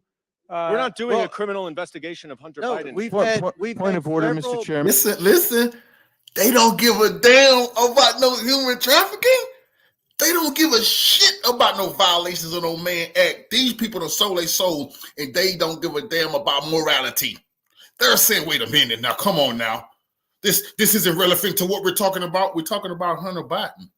And what they so stupid, the money Hunter Biden was paying these damn human trafficked women and prostitutes came from the bribery, man. He made no money. So if they can prove Hunter Biden was paying all of these prostitutes and these women who had got trafficked the money, which the bank proved because the banks red flagged him for human trafficking. The banks red flagged Hunter Biden. That's what the Democrats don't want to talk about. The Trump them didn't know. The banks said, wait a minute, this is money laundering here. We got to tell the government so they won't come after us. This has everything to do with Hunter. And then one of them goddamn congressional people gonna say, well, what does it have to do with Joe Biden? Hi, there you go, you think we're stupid? Hunter Biden made money off of Joe. Joe was the brand. People wasn't paying Hunter Biden tens of millions of dollars for nothing in return. He was a junkie, a crackhead. What could he actually offer them? He can't offer them shit, but access to who? The big guy who got what? 10%. These people disgusting. Even I Chairman, point of order. Testified in the FBI, DOJ, IRS that they were told to stand down investigating various crimes of the Biden family. Okay. Did Joe Biden tell them to stand down? Who told the IRS, the FBI, and everyone else to stand down? This is what we're investigating. Reclaiming my time, Mr. Chairman. I believe it's my time. No, I'm reclaiming no, my I time. have been I object to the use of this exhibit. Hear this? All of this is because they don't remember. This is a live hearing. All of this is because millions of people, they didn't want to see the human trafficking and the Mann Act being violated while they said Hunter Biden never did nothing. What the hell are y'all talking about? It's nothing to see then. Oh, it's a lot to see. These people disgusting. Mr. Chairman, this is not a criminal investigation of the Mann Act or prostitution or anything else. It's completely irrelevant to this is not a criminal subpoena, the investigation. validity of that. This is not about human trafficking. This is not about the Mann Act. This is the Democratic leaders here who told you Trump didn't have no morality. But now they're in our house. That's our goddamn house, the people's house, saying we're not here to talk about trafficking of women. We're not here to talk about the Mann Act being violated. You don't want the people to hear about it. You been knew this. They knew this, and every day they came on TV and said these is baseless allegations. All of the congressional black coons ruined their credibility behind this.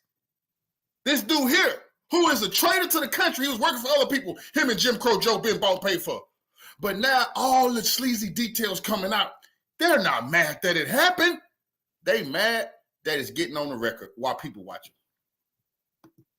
Subpoena and whether or not there's been compliance with that subpoena. It's totally extraneous, immaterial, and irrelevant. And someone should explain that to Ms. Green if she doesn't understand. Point of parliamentary inquiry. And let the chair rule. You had a point of order. The chair's rule. This is evidence. You objected. We got that.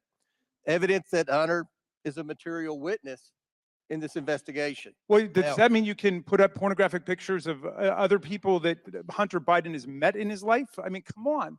Like, how far does that go? It's not relevant to your motion. Well, you can ask him that in the it's deposition. Not relevant. No, honestly, Mr. Chairman, it's not relevant to your motion of whether or not he violated that subpoena. How do those naked pictures have anything Mr. to do Chairman, with it? point of order. This is not the Jerry Springer show. point. This is the United States House of Representatives. And let me Come say on. this. Talked about a bunch of things It's today not that weren't pornography. It's appropriately censored evidence in an ongoing investigation. Yes. Okay. It's appropriately censored evidence in an It's not pornography.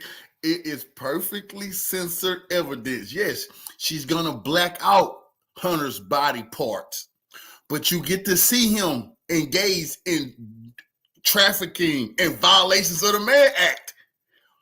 He posted it himself.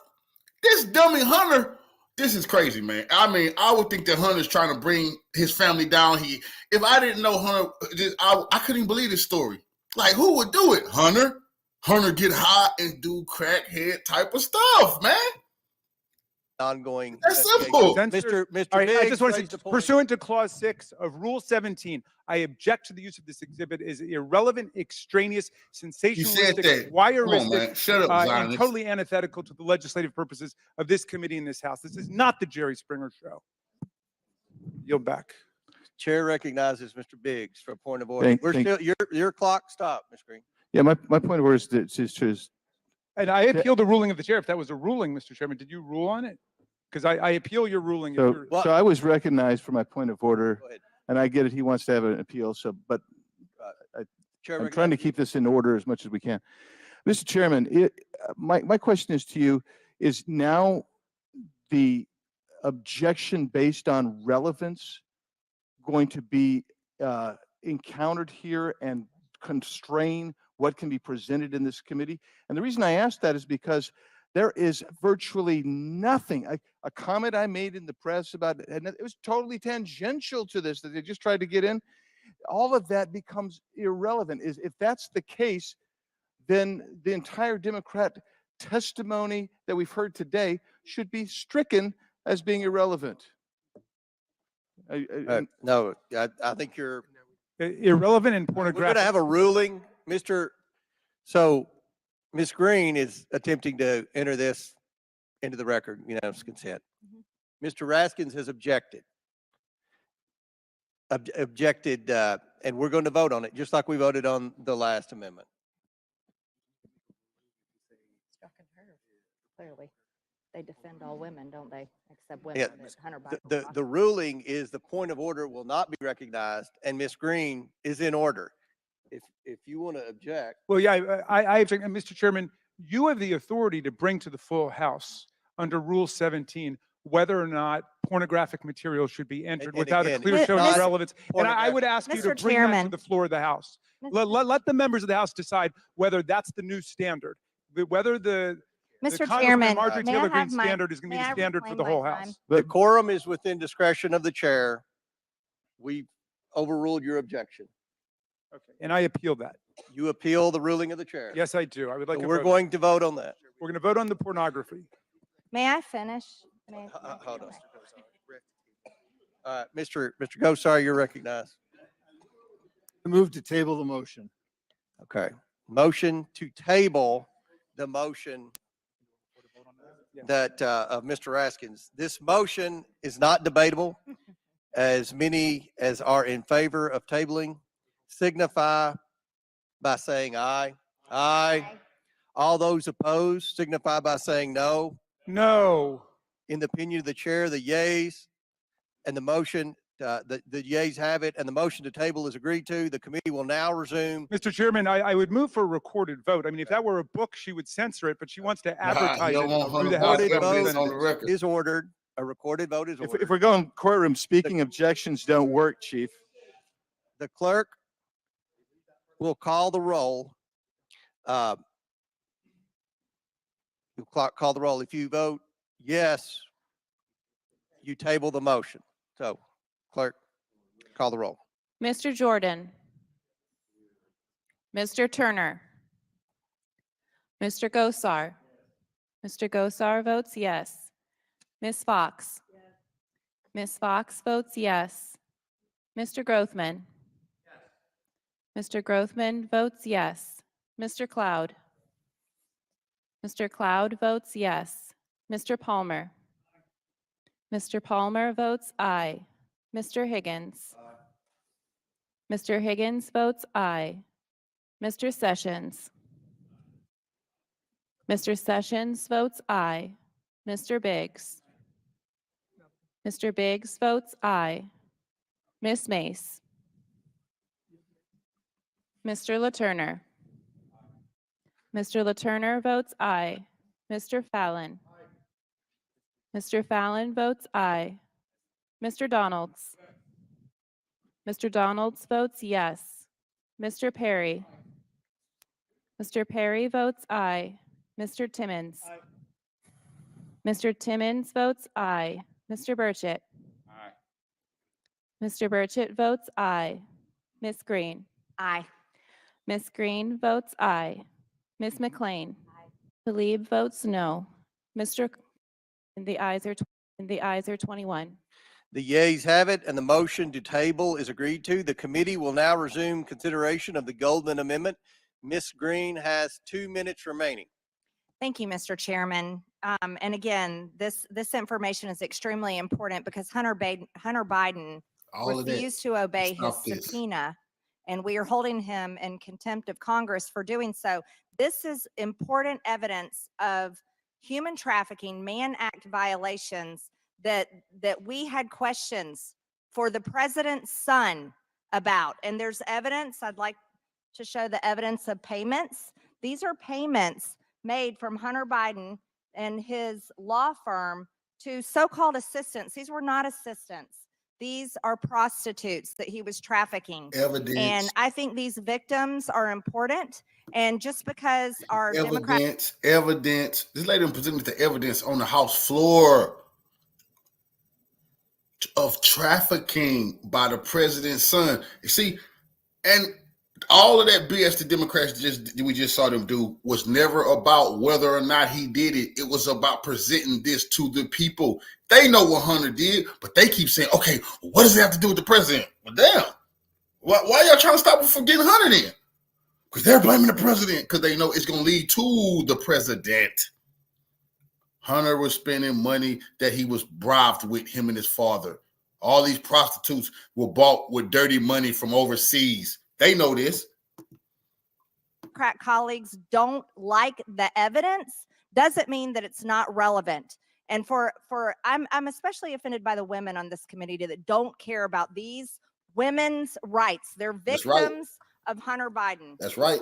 Here's another excerpt from bank reports talking about victims.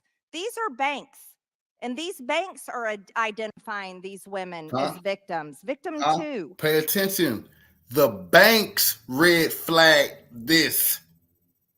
The banks, these ain't Trump's banks. The banks red flag trafficking and money laundering and things of that nature. Be aware. If you don't ever try to do any of that stuff, they're going to get you.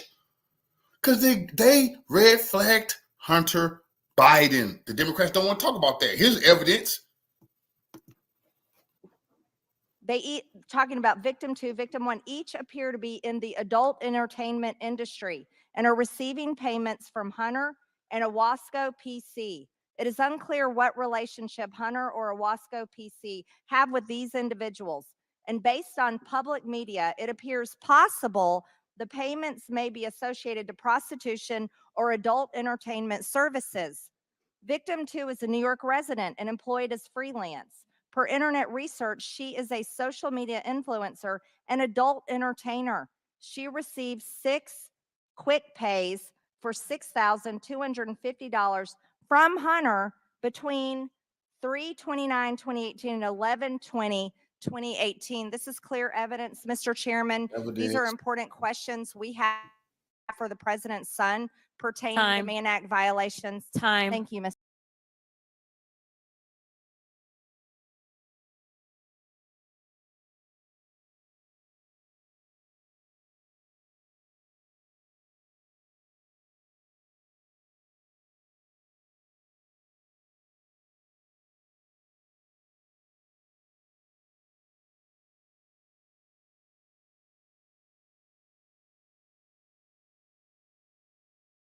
Well, if you needed any more confirmation that the mainstream media is corrupt, we just got our clearest indication yet. CNN is now admitting that they have to get approval from Israel before they run any news pieces about the war in Gaza. Can you imagine that? So CNN, which purports to be an independent news organization, right, the most trusted name in news, has to run things up the flagpole in order to before broadcast. So a CNN whistleblower has come forward admitting to The Intercept that CNN has a long-time relationship with the Censor Bureau in Jerusalem. So let's just go through this piece. And you can see here, CNN runs Gaza coverage past Jerusalem team operating under shadow of an IDF censor, the Israeli Defense Forces censor. So every single Palestinian-related line for reporting must seek approval from the Jerusalem Bureau, according to the whistleblower. Or when the Bureau is not staffed, like if they're on vacation, then they have to take it to a few hand-picked by the Bureau and senior management, from which lines are most often edited out with a very specific nuance, the staffer says. So they basically go through and then chop out anything that's not pro-Israel and is, maybe they chop out whatever sort of is pro-Palestinian. So let's go through this. The censor restricts foreign news outlets from reporting on certain subjects of its choosing and outright censors articles or news segments that don't meet their guidelines, according to The Intercept. Other news what the heck? What is Israel Pfizer now? Right. Bigger than that. Much bigger. A little bit bigger than that. Yeah. They run it all, right? I mean, the policy of running stories about Israel or Palestinians past the Jerusalem Bureau has been in place for years, according to the CNN spokesperson. It is simply down to the fact that there are many unique and complex local nuances that warrant extra scrutiny to make sure our reporting is as precise and accurate as possible. The spokesperson added that CNN does not share news copy with the censor and called the network's interactions with the IDF minimal. This is what a spokesperson said for CNN. So CNN is sort of doing some backpedaling here and is now, trying to put out the fire, so to speak. I have a bit of a novel idea. Why doesn't CNN send some journalists over there to actually see what's going on? And then they could cross-reference it with what they're being told by Israel and what they're seeing in Gaza. It would be amazing, actually, if CNN sent journalists, into Gaza, where many of these journalists have been killed. Of course, so many journalists are being killed. One very brave journalist over the past 24 hours has now said, I can't do it anymore. That I'm going to take my family out of here and protect, because so many of these journalists and their families are being shot and killed. And this journalist said, this journalist is in his 30s, and he said, the reason he's leaving, he said, is because I've been sharing this information with the world, and the world is ignoring it, and they're not doing anything. And so I can continue to show you the horrors of what's happening every day here, but no one's doing anything about it. So do I lose my family then? Right. So now my son will be killed because I'm continuing to show you what's happening here every day, and no one's doing a goddamn thing about it. Well, we saw how Shireen Abu Akleh was targeted by the IDF, and so it's extremely dangerous. For anyone, though, who's ever been to journalism school, that you're taught, like, journalism 101 is you do not show your story to your sources. You never have to do that. Sometimes you do it if it's like a story about, I don't know, like a fluff piece or whatever, but you don't have to. You do not have to run your story by your sources. By your sources? Yeah. If it's so. Oh, yeah. You interview someone like as a part of a piece about Israel, and then they say, can I read your piece before it goes to press? You don't do that. You're not supposed to do that. Yeah. Sometimes you might do it if you think it's inconsequential, just to make sure you've got the quote right or the price on something or whatever. But you really are not supposed to ever do it. Right. Ever. Yeah. In practice, the staff member told The Intercept, the CNN whistleblower told The Intercept, war, crime, and genocide are taboo words. We're not allowed to write them. Israeli bombings in Gaza will be reported as blasts, attributed to nobody, until the Israeli military weighs in to either accept or deny responsibility. They're labeled as blasts. Quotes and information provided by Israeli army and government officials tend to be approved quickly, while those from Palestinians tend to be heavily scrutinized by the Jerusalem Bureau. Imagine that. Jerusalem Bureau Chief Richard Green announced that it had expanded its review team to include editors outside of Israel now. Oh, okay. So now they've got some extra people outside of Israel, calling the new policy the Jerusalem Second Eyes program. I love it. The expanded review process was ostensibly put in place to bring more expert eyes to CNN's reporting, particularly when the Jerusalem news desk is not staffed. So when the Jerusalem news desk can't approve your copy and your videos that are going to be broadcast on CNN, then they've got some backup people that they've figured out who they are, and they've handpicked these individuals. One of the things that Ilan Pappé talks about in his books on Israel, and he's an Israeli Jew, and he talks about how it has long since been known that you cannot really criticize Israel and their narrative of the Zionist government. And so a lot of times the way that people do it is through poetry. That's why Palestinians have so much poetry, is because that seems to be the thing that they are able to get away with without being censored by the Israeli government. And another thing that they usually use is theater. But they have historically known that work in Israel is censored, and especially the press. This is true. This has been true for decades. So then maybe CNN will start doing poetry readings. And that's If how they get want to. If they actually wanted to get the truth out. Right. They'll start doing poetry. But you'll see commercial breaks now. They'll do like a news piece, and then they'll do like, you know how like CNN does like the little garbage, like a moment of Zen or something like that. They'll do a moment of poetry, and it'll just be like you'll have to sit there and read poetry to figure out what's like this actually is what going on. We're actually trying to get. I Like mean, wouldn't Morse this be code awful? or something. Yeah. Yeah. It's crazy. Well, and this isn't like, because like we know that there are already state-sponsored media, but what is this? Like a foreign government can just come in and say, hey, you know what? We don't like your coverage, and they just bow down. Like that's horrible.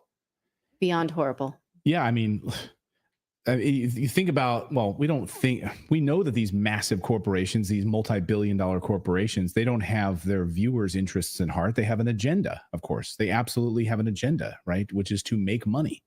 They have an agenda to make money and spread propaganda.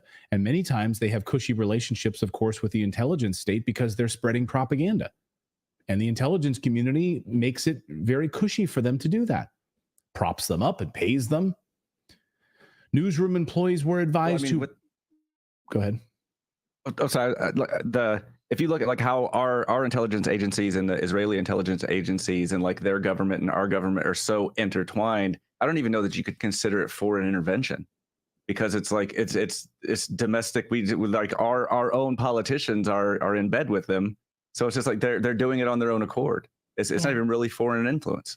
Yeah, I mean, it's heavily bought and paid for in Washington, D.C. So, yeah, I don't know how much. It's not really foreign at all. It's just they collude on a regular basis.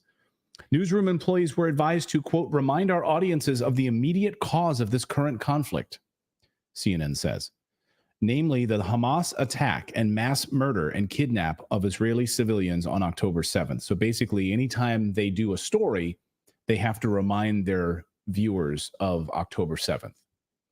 At least 22,000 people have been confirmed killed in Gaza, 57,000 wounded, and thousands more, of course, are dead. But very little actual Western media organizations are there actually covering this on the ground and providing the actual truth. And now we know that CNN is now funneling this information through a Jerusalem bureau, according to The Intercept, in order to get this reporting out, and it's heavily censored. Are you guys surprised by this at all? But it's really amazing to hear right from these guys. Well, and to me, it just shows that they're losing.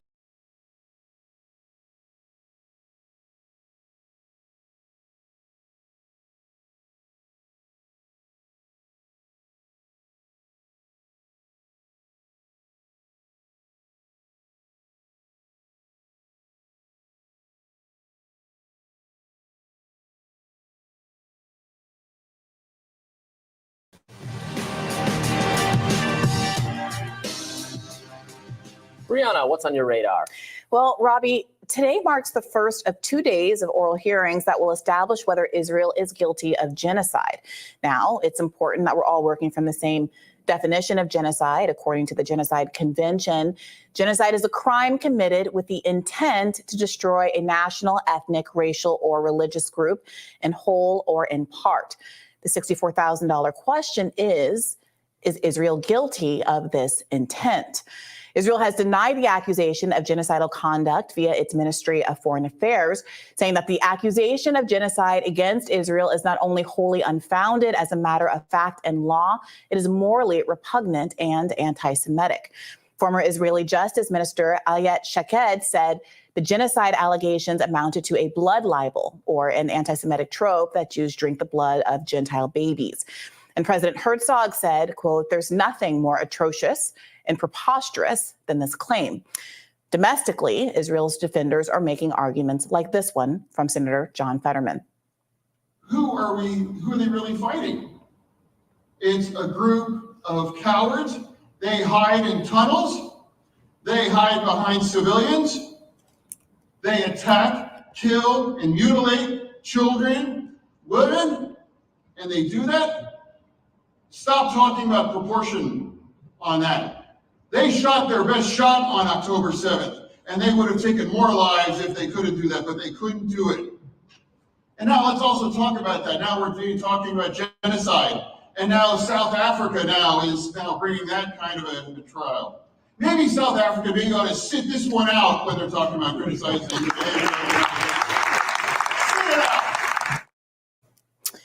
So far, the 84-page petition, which was filed by South Africa, has been joined by 16 other nations. The brief makes clear that genocidal intent can be inferred from the nature and conduct of Israel's military operation in Gaza. For example, by failing to provide or ensure essential food, water, medicine, fuel, shelter, and other humanitarian assistance for Gazans, by forcing the evacuation of 85% of the population from their homes and killing over 21,000 people, including nearly 8,000 children. Of course, those numbers have grown in the weeks since South Africa's petition was filed.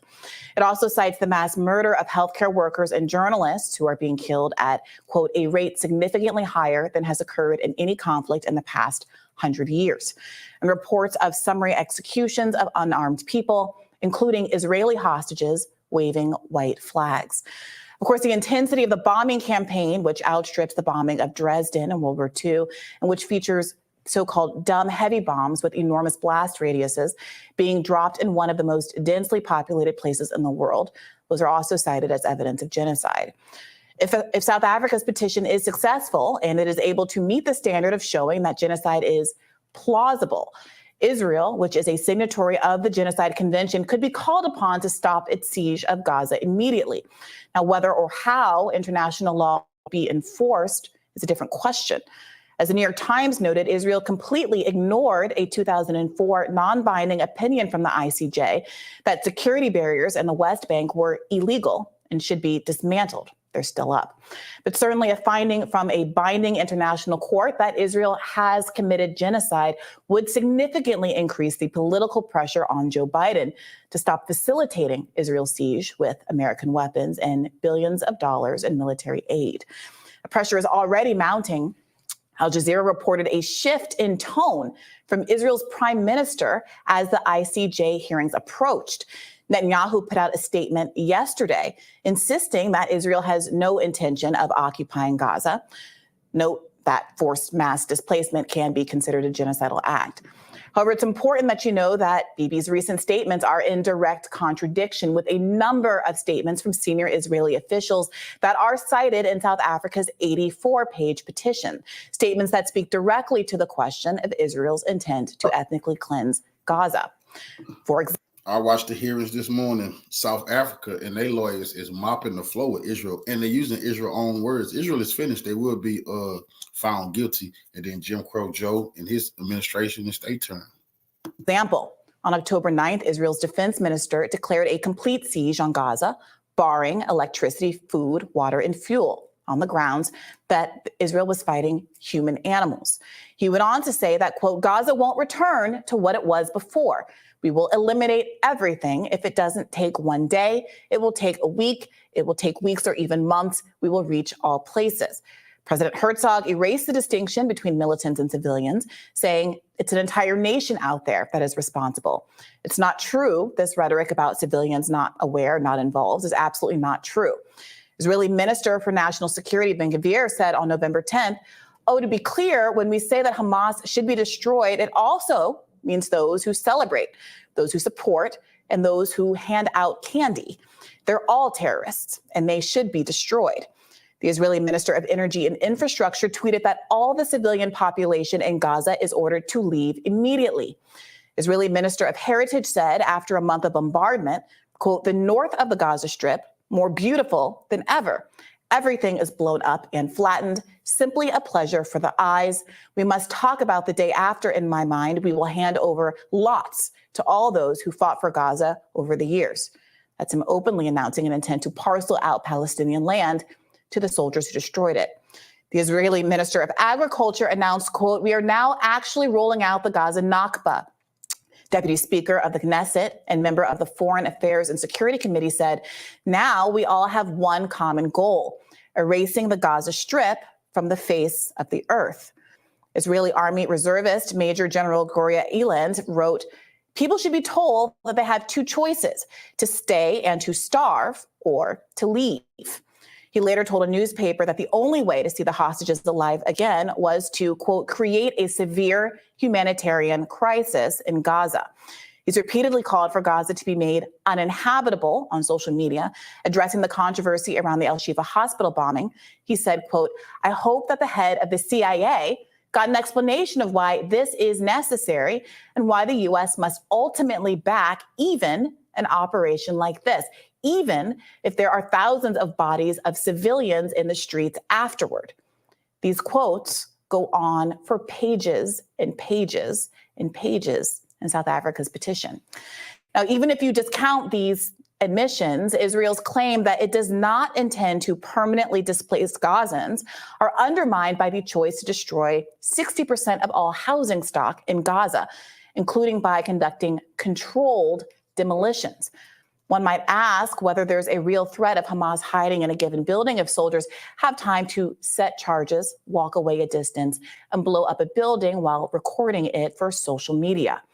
The infrastructure and foundations of Palestinian life have also been deliberately targeted, according to the petition, including court buildings, legislative buildings, the public library, universities, Christian and Muslim religious sites, museums, and the Central Archive containing thousands of historical documents and national records. Moreover, reported plans to flood the tunnels of Gaza with seawater may have the effect of contaminating Gaza's aquifers and soil for the long term, undermining the ability to grow any crops there, literally salting the earth like medieval armies, making the land uninhabitable.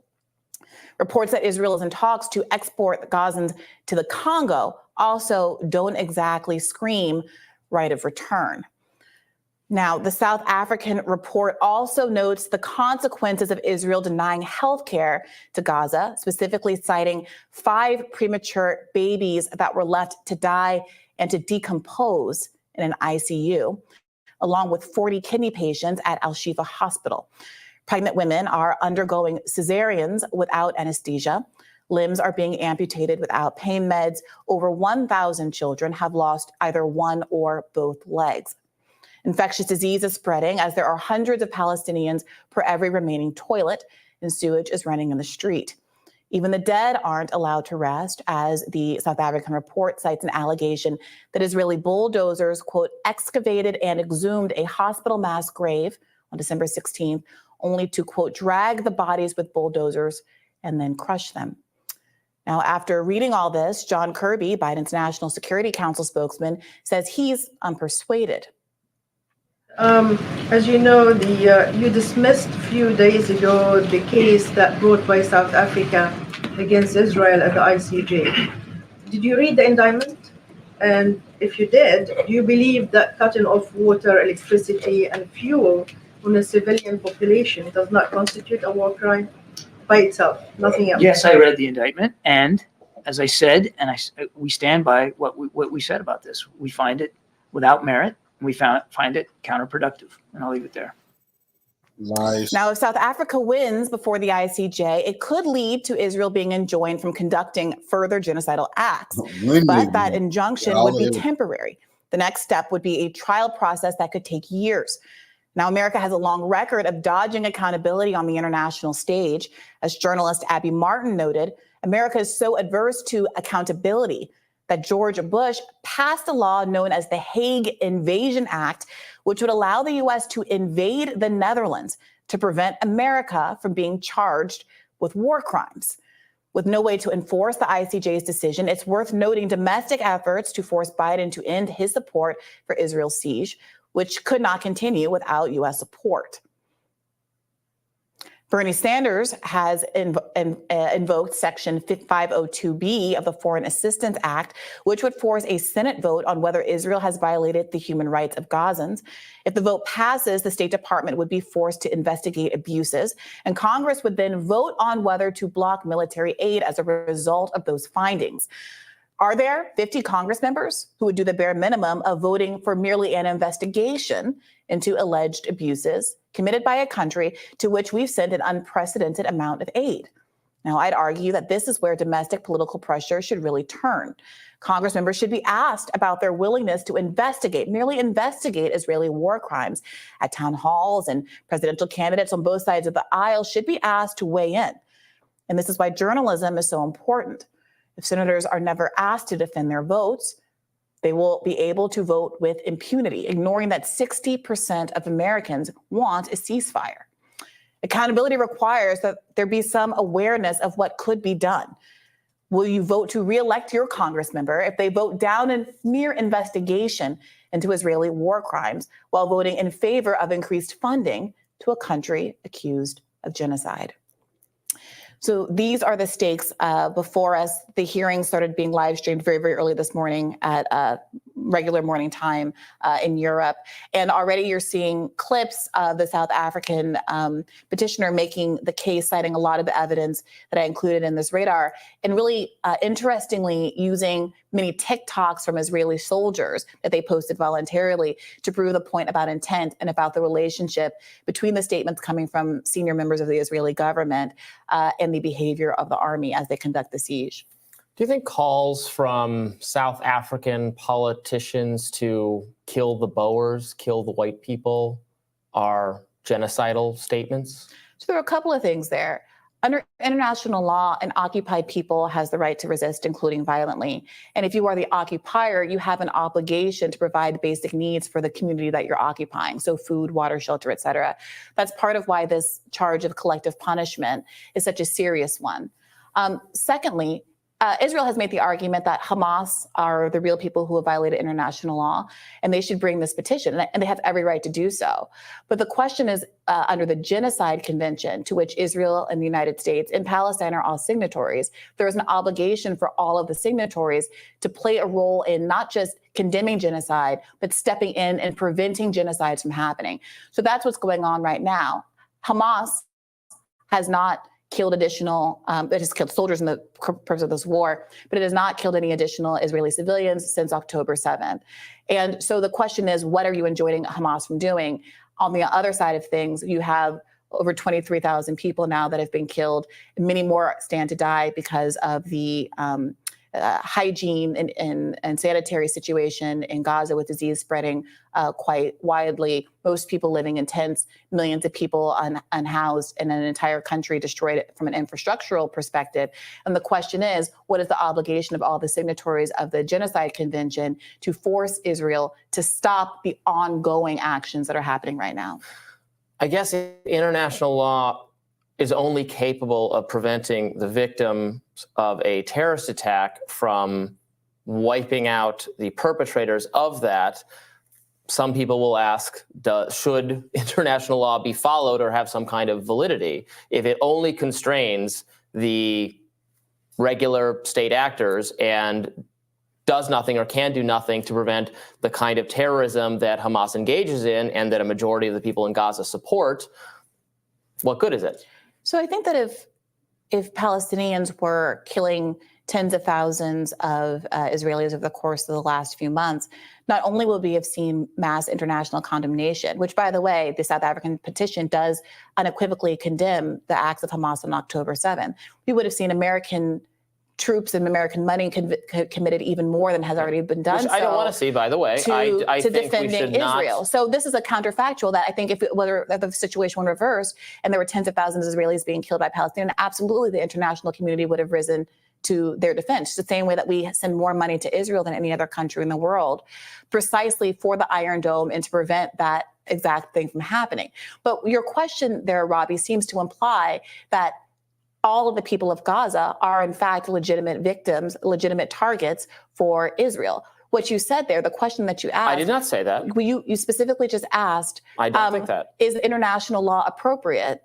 Is international law good and meaningful and something we should support if it only constrains Israel from wiping out the targets? The argument that the ICJ, that South Africa is making before the ICJ, that Israel is not wiping out the targets, that its statements clearly show an intent to wipe out all of Gaza, to eliminate all of the housing in Gaza, to make it so that no one can grow crops or drink water in Gaza ever again, to parcel off the land of Gaza to the soldiers in Israel, to ship people from Gaza to Congo, or at the very least to Egypt, and to ethnically cleanse the population so there is no longer a population of 2.3 million Palestinians in Gaza. That's the allegation, and that's the violation of international law.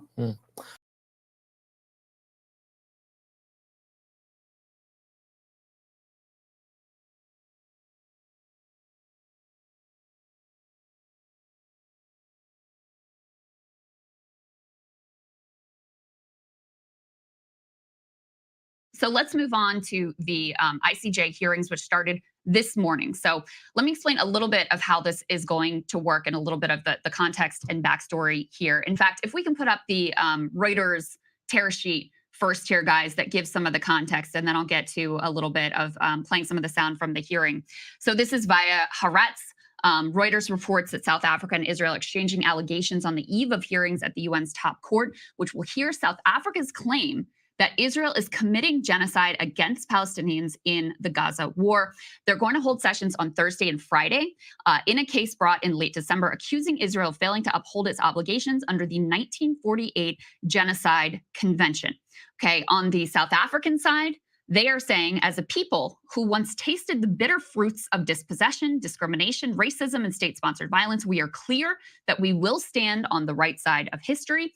An Israeli government spokesperson responded that the state of Israel will appear before the ICJ to dispel South Africa's absurd blood libel, as Pretoria gives political and legal cover to the Hamas rapist regime. There will be a panel of 17 judges, including South Africa and Israel can both appoint one judge themselves. Those are called ad hoc justices. And each judge represents a different nation. Actually, the U.S. judge is sort of leading the proceedings.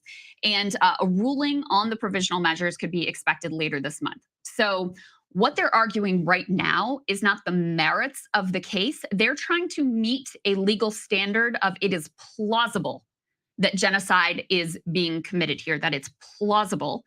And South Africa is pushing for effectively an injunction where the ICJ would order Israel to cease all activities that are furthering the harm of the Palestinian people. Now, Israel is a signatory to the Genocide Convention. The U.S. is a signatory to the Genocide Convention. And although our complicity here won't be a center of these hearings, there are clear follow-on ramifications for us since we are the ones supplying Israel with these bombs. So we are not an uninvolved party here. This morning, you had South Africa presenting their side of the case. I did a breakdown over the weekend of the 84-page filing that they had submitted to the court, giving their analysis of both the actions that are being taken that they say are consistent with violation of the Genocide Convention, as well as statements from various ministers, Prime Minister Benjamin Netanyahu, various defense ministers as well, and soldiers, rank and file soldiers on the ground that they say demonstrate genocidal intent as well. So that's sort of the backstory here. This morning, we got to hear South Africa's case that they are making for this injunction. Let's take a listen to a little bit of that. In the first 3 weeks alone, following 7 October, Israel deployed 6,000 bombs per week. At least 200 times, it has deployed 2,000-pound bombs in southern areas of Palestine designated as safe. These bombs have also decimated the north, including refugee camps. 2,000-pound bombs are some of the biggest and most destructive bombs available. They are dropped by lethal fighter jets that are used to strike targets on the ground by one of the world's most resourced armies. Israel has killed an unparalleled and unprecedented number of civilians, with the full knowledge of how many civilian lives each bomb will take. So Sagar, I actually watched these hearings this morning. They had, South Africa had a number of different individuals making the case. Israel will make their case in defense of these allegations tomorrow. So I'll make sure to tune into that as well so we can break that down for you too. Many of the numbers, statistics, the facts about the percentage of the killings that are women and children, the amount of destruction, the imposition of a siege, which has led to hunger, starvation, conditions, and also the lack of medical supplies, the complete collapse of the healthcare system. We've covered a lot of this extensively on the show, so you'll be familiar with a lot of the arguments that are laid out here. They also spent quite a bit of time talking about the various statements that, as I mentioned before, they claim establish intent.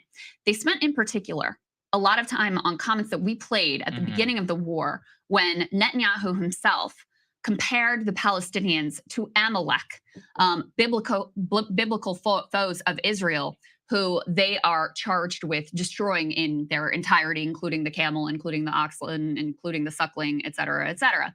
And then they showed how soldiers on the ground took these comments seriously. And we are told that part of Israel's defense will be, oh, these comments, people are just popping off. They don't really mean it. This is just populist rhetoric that they don't really mean what they're saying. And yet they showed soldiers who are on the ground repeating the words of Netanyahu and then using that justification to enact and celebrate war crimes that they're committing there on the ground. So I thought that connection was sort of novel and a case that I hadn't seen fully fleshed out before. Yeah, I mean, when I was reading through, so the Article 2 of the convention, I know you went through this, but Yeah. Article 2, Part C is deliberately inflicting on the group conditions of life calculated to bring about its physical destruction in whole or in part. The biggest problem they have is actually a lot of this is really fascinating to think because so many turning points happened from October 7th prior to the actual invasion. And the implication of putting on that siege of all of Gaza and eventually then bargaining about right of return for people in exchange for hostages, that seems to me like the biggest problem that they're going to have. We should also, though, be honest here in terms of what the ICJ and all of that implication is. They have no enforcement mechanism.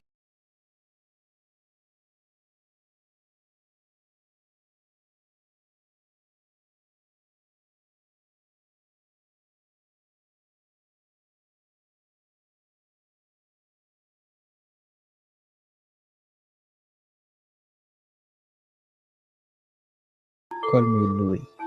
This is my spot. Louis spot.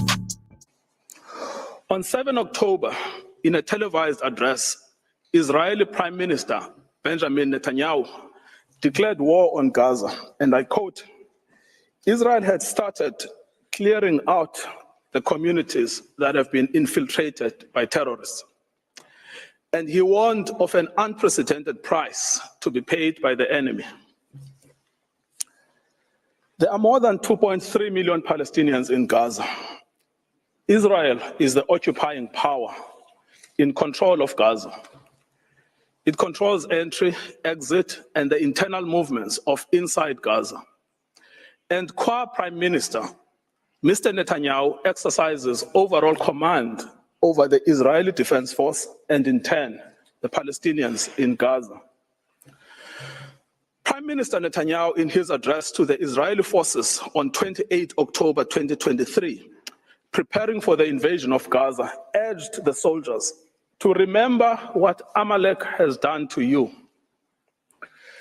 This refers to the biblical command by God to Saul for the retaliatory destruction of an entire group of people known as the Amalekites, put to death men and women, children and infants, cattle and sheep, camels and donkeys.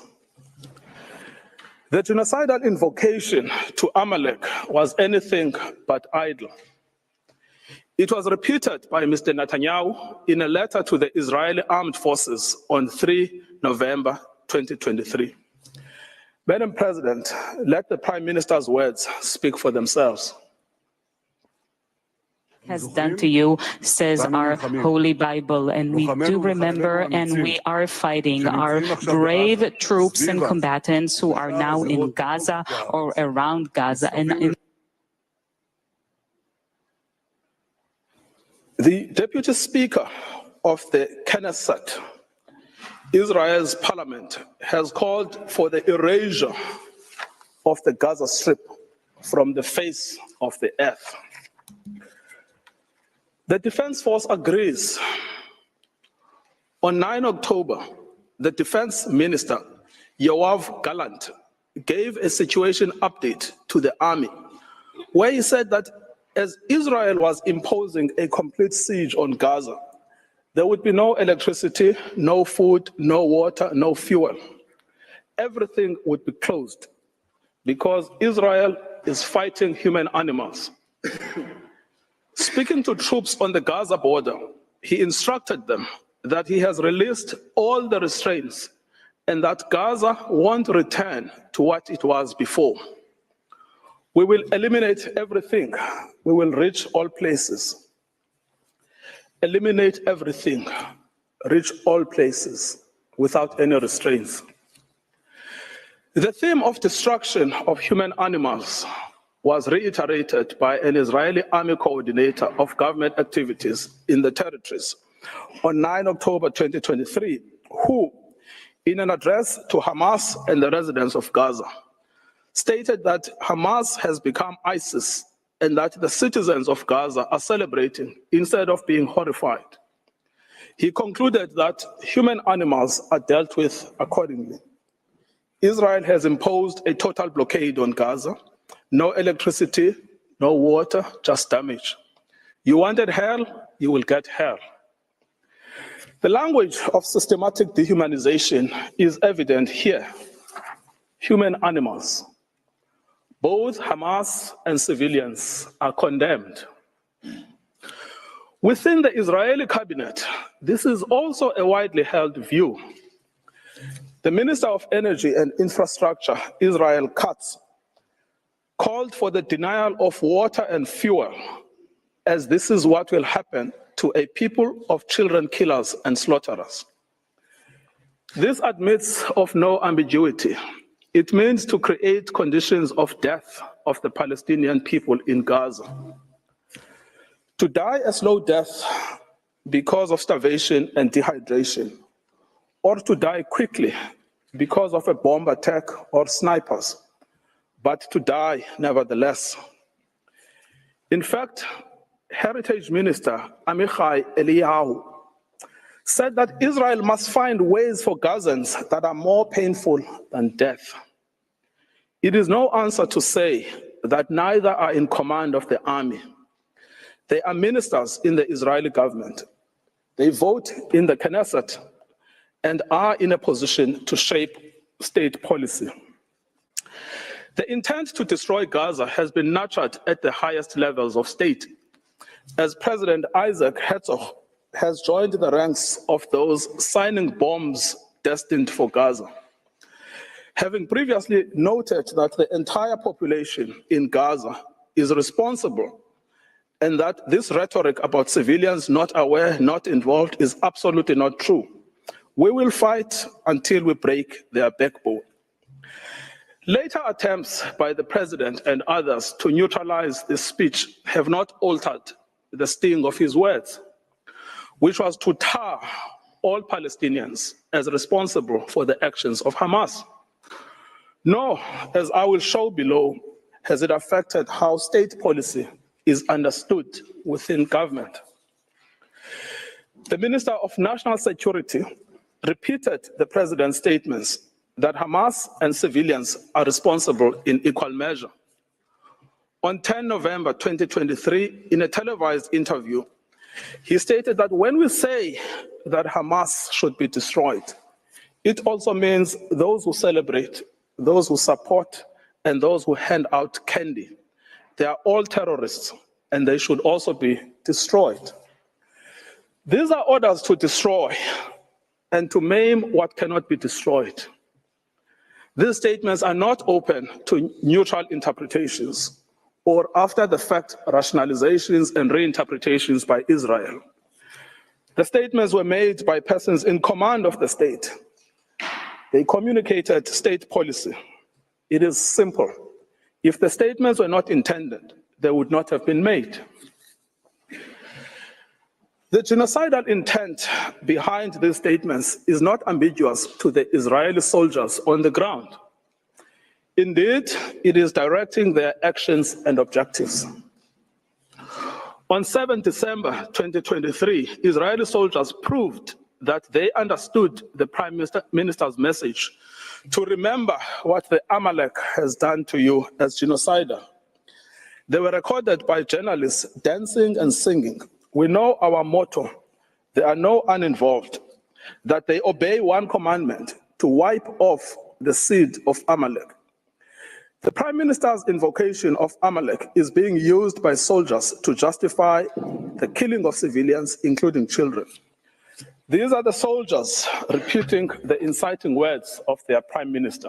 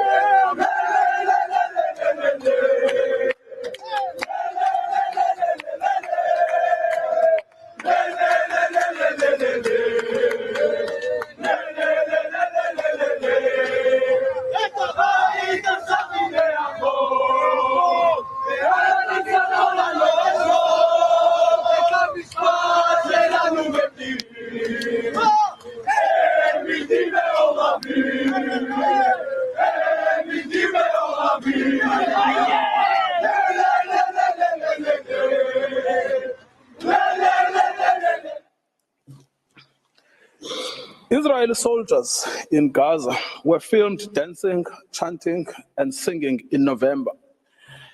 May their village burn, may Gaza be erased.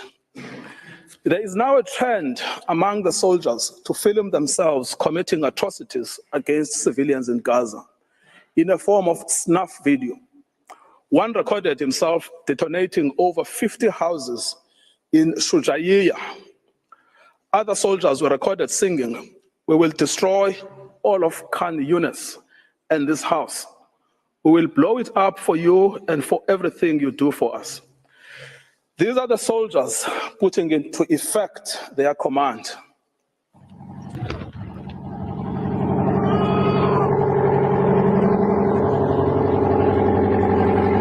שכונת סג'איה ז"ל, נחל עוז, בעזרת השם יהיה לכם.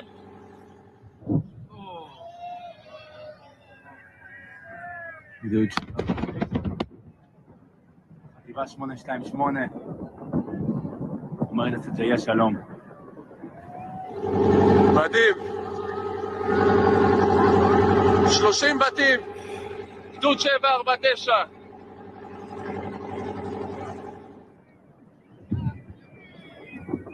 כאן מתחיל הניצחון.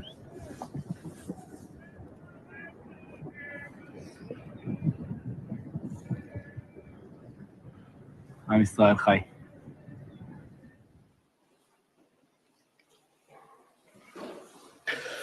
The commanders of the army are also of the same mind.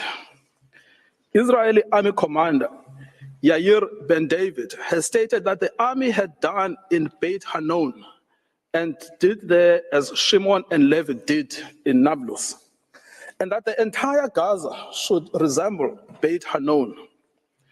Israeli soldier Yeshai Shalev published a video against the backdrop of the ruins of what was the site of Al-Azhar University with the caption, "Once upon a time, there was a university in Gaza, and in practice, a school for murderers and human animals."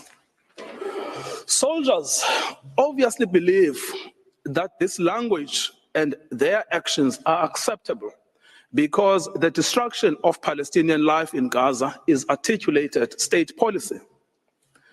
Senior political and military officials encouraged without censure the 95-year-old Israeli army reservist Ezra Yachin, a veteran of the Deir Yassin massacre against the Palestinians in 1948, to speak to the soldiers ahead of the ground invasion in Gaza.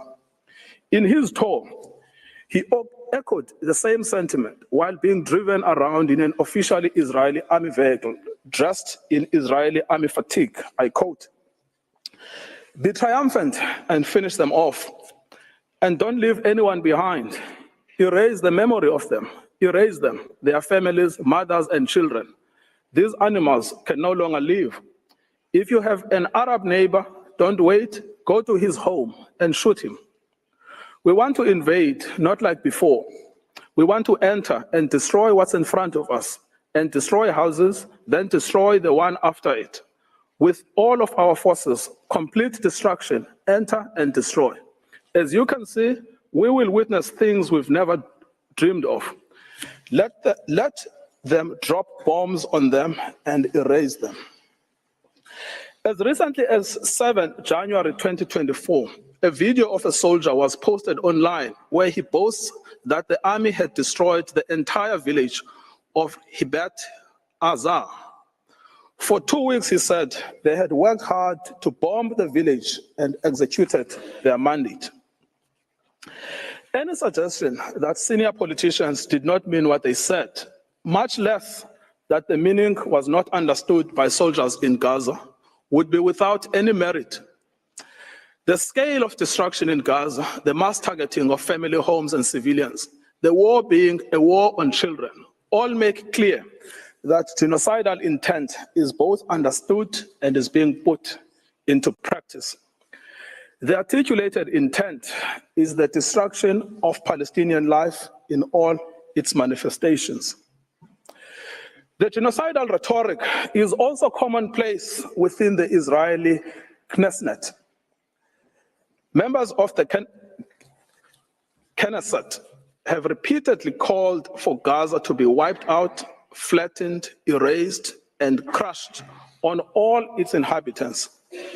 They have deplored anyone feeling sorry for the uninvolved Gazans, asserting repeatedly that there are no uninvolved, that there are no innocents in Gaza, that the killers of the women and children should not be separated from the citizens of Gaza, and that the children of Gaza have brought this upon themselves, and that there should be one sentence for everyone there, death.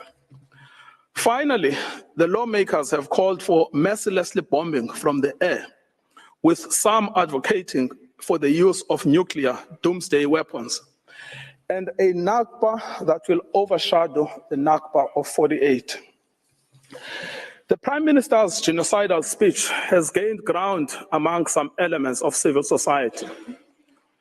A famous singer has repeated Mr. Netanyahu's Amalek reference, stating that Gaza must be wiped out and be destroyed with every Amalek seed.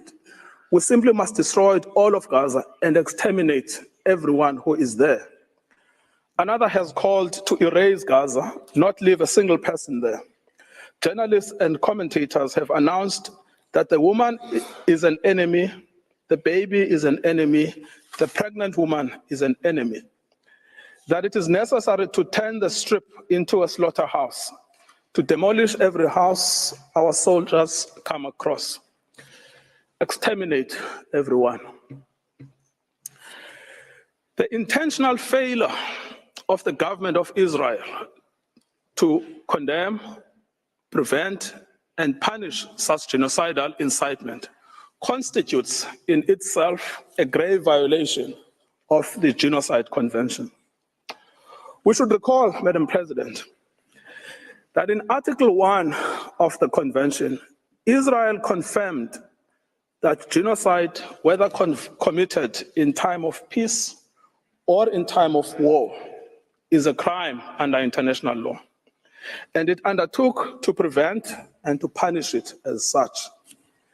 This failure to prevent, condemn, and punish such speech by the government has served to normalize genocidal rhetoric and extreme danger for Palestinians within Israeli society. As MK Moshe Sada from the Likud party has said, the government's own attorneys share his views that Palestinians in Gaza must be destroyed. I quote, "You go anywhere and they tell you to destroy them. In the kibbutz, they tell you to destroy them.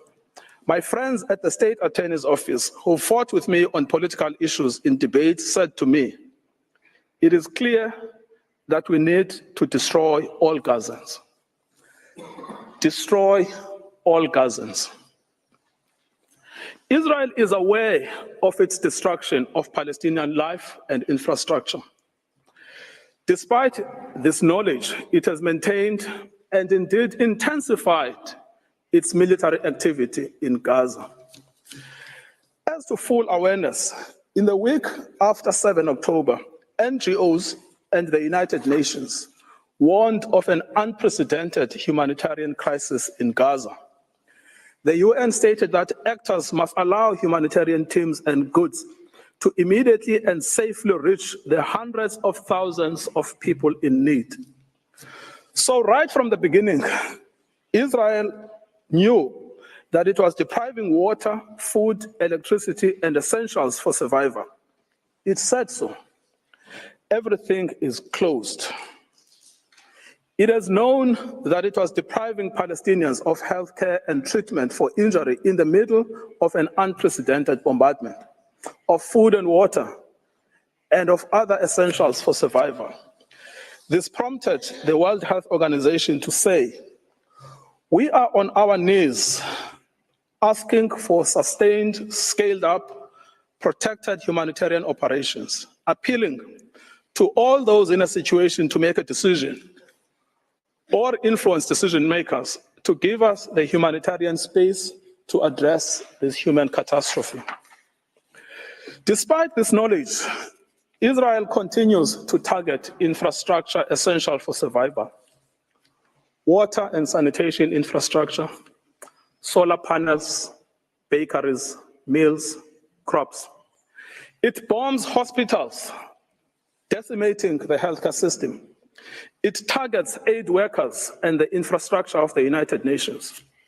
It is because of the policy of Israel that Gaza has become a place of death and despair. In conclusion, Madam President, many propagators of grave atrocities have protested that they were misunderstood, that they did not mean what they said, and that their own words were taken out of context. What state would admit to a genocidal intent? Yet, the distinctive feature of this case has not been the silence as such, but the reiteration and repetition of genocidal speech throughout every sphere of state in Israel. We remind the court of the identity and authority of the genocidal inciters: the Prime Minister, the President, the Minister of Defense, the Minister of National Security, the Minister of Energy and Infrastructure, members of the Knesset, senior army officials, and foot soldiers. Genocidal utterances are therefore not out in the fringes. They are embodied in state policy. The intent to destroy is plainly understood by soldiers on the ground. It is also fully understood by some within the Israeli society, with the government facing criticism for allowing in any aid to Gaza on the basis that it is recanting on its promise to starve Palestinians. Any suggestion that Israeli officials did not mean what they said or were not fully understood by soldiers and civilians alike to mean what they said should be rejected by this court. The evidence of genocidal intent is not only chilling, it is also overwhelming and incontrovertible. Madam President, it is now my honor to request you to call Mr. John Dugard on the subject of jurisdiction.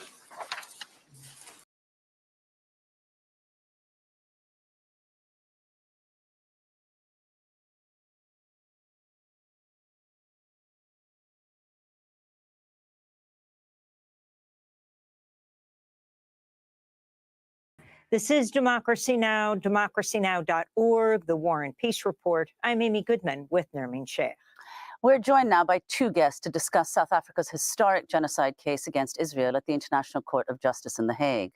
Today marked the first hearing out of 2 days of arguments, with South Africa outlining its case that Israel has violated the 1948 UN Genocide Convention, saying its 3-month assault on Gaza is being conducted with the intent to bring about the destruction of Palestinians as a group. In Jerusalem, Maha Abdallah is a Palestinian genocide scholar, a graduate teaching assistant and PhD researcher at the Faculty of Law at the University of Antwerp. And joining us from Johannesburg, South Africa, Kajo Ramjatan Kio, South African human rights lawyer, directs the Africa program of the International Commission of Jurists, which is dedicated to defending human rights and the rule of law worldwide. We welcome you both to Democracy Now! Let's begin in South Africa with Kaja. If you could start off by talking about the significance of today's hearing that finished just before we went to air. What is the International Court of Justice? How unusual is it to bring a kind of case like this? If you could take it from there. Yes, sure. Hi, everybody. So to talk about the hearing and the International Court of Justice, the International Court of Justice is a world court which adjudicates issues and cases between states. So it is different from the International Criminal Court in that way, where the ICC would prosecute individuals on international criminal concerns. The International Court of Justice only deals with issues between state parties. And this is the reason why South Africa has filed this case before the International Court of Justice. And it was a pretty remarkable hearing. You've said already about the historical significance of this hearing. There have been previous cases at the International Court of Justice dealing with genocide, but those previous cases have not attracted as much attention and interest as this particular case. So, Kajal, could you explain how often it's been the case that a case has been brought to the ICJ by a country that is not one of the parties involved in the conflict? Because one thinks most recently of the case of Russia and Ukraine, which Ukraine brought, or in fact, the first genocide case that was heard at the International Court of Justice, which of course had to do with Srebrenica, the genocide of Bosnians in the Yugoslavia war.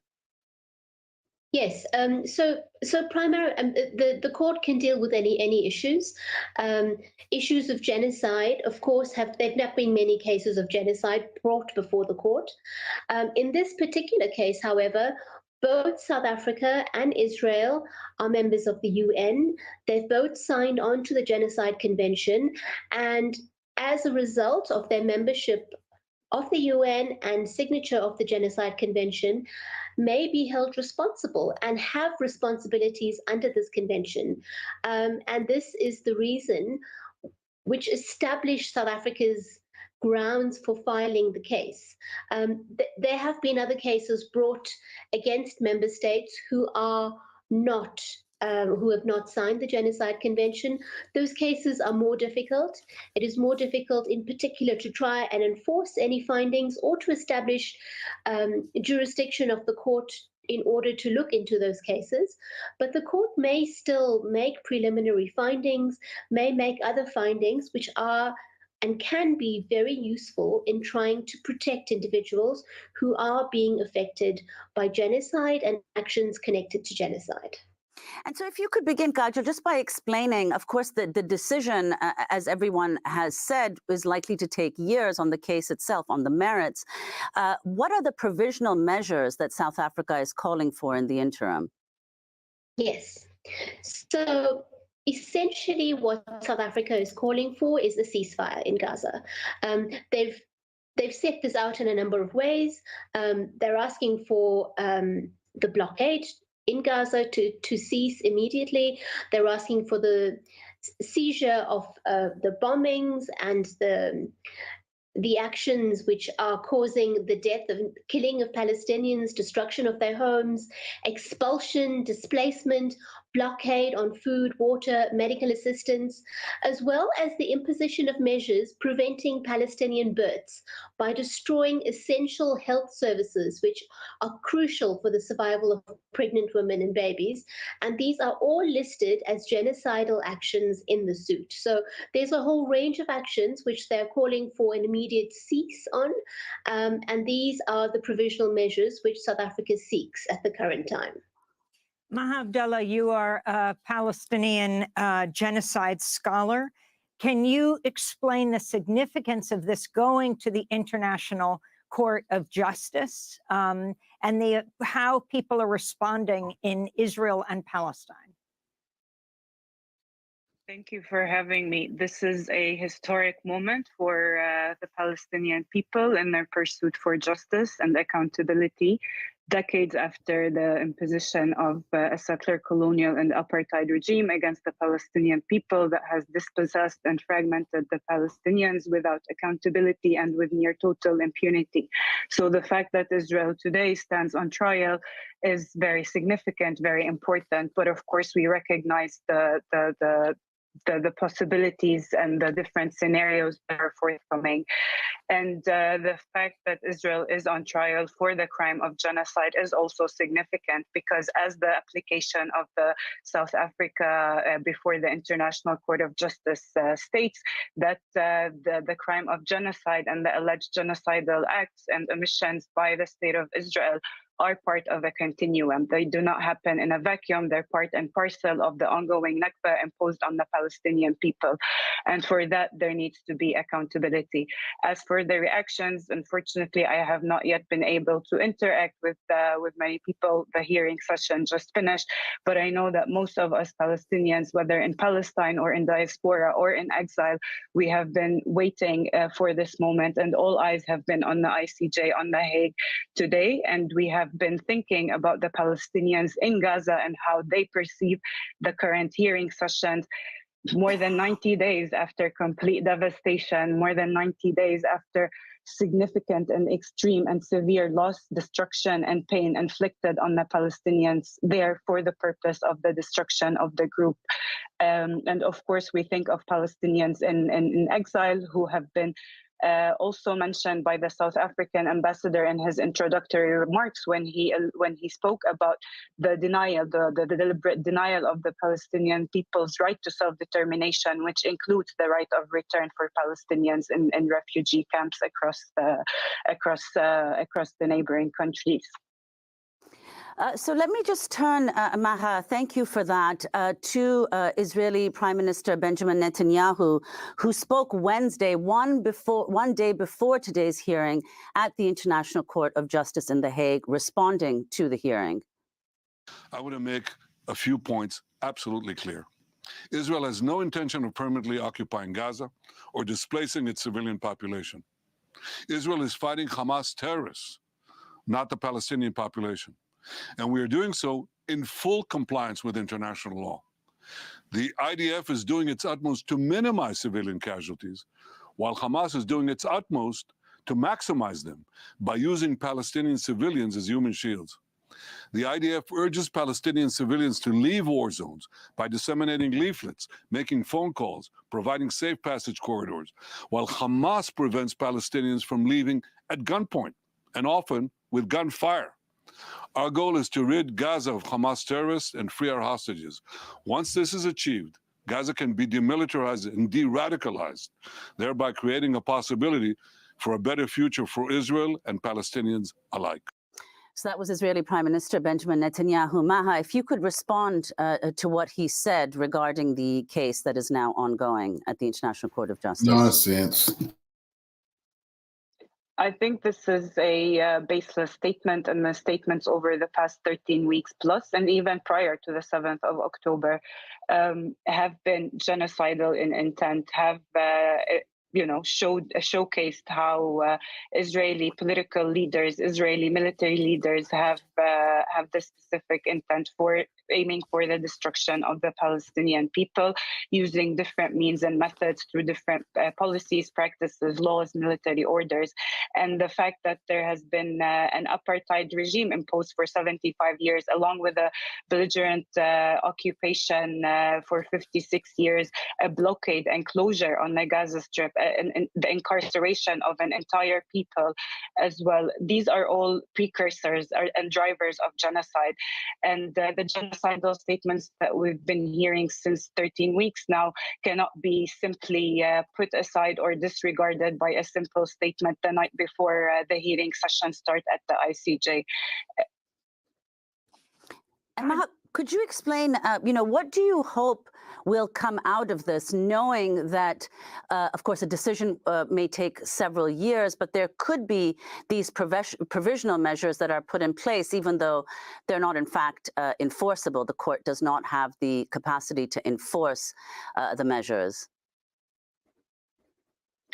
The most and foremost important thing to come out of this, from this application and these proceedings at the moment, is for the court to order Israel to stop its aggression, to stop its hostilities, to stop its military operations against the Gaza Strip.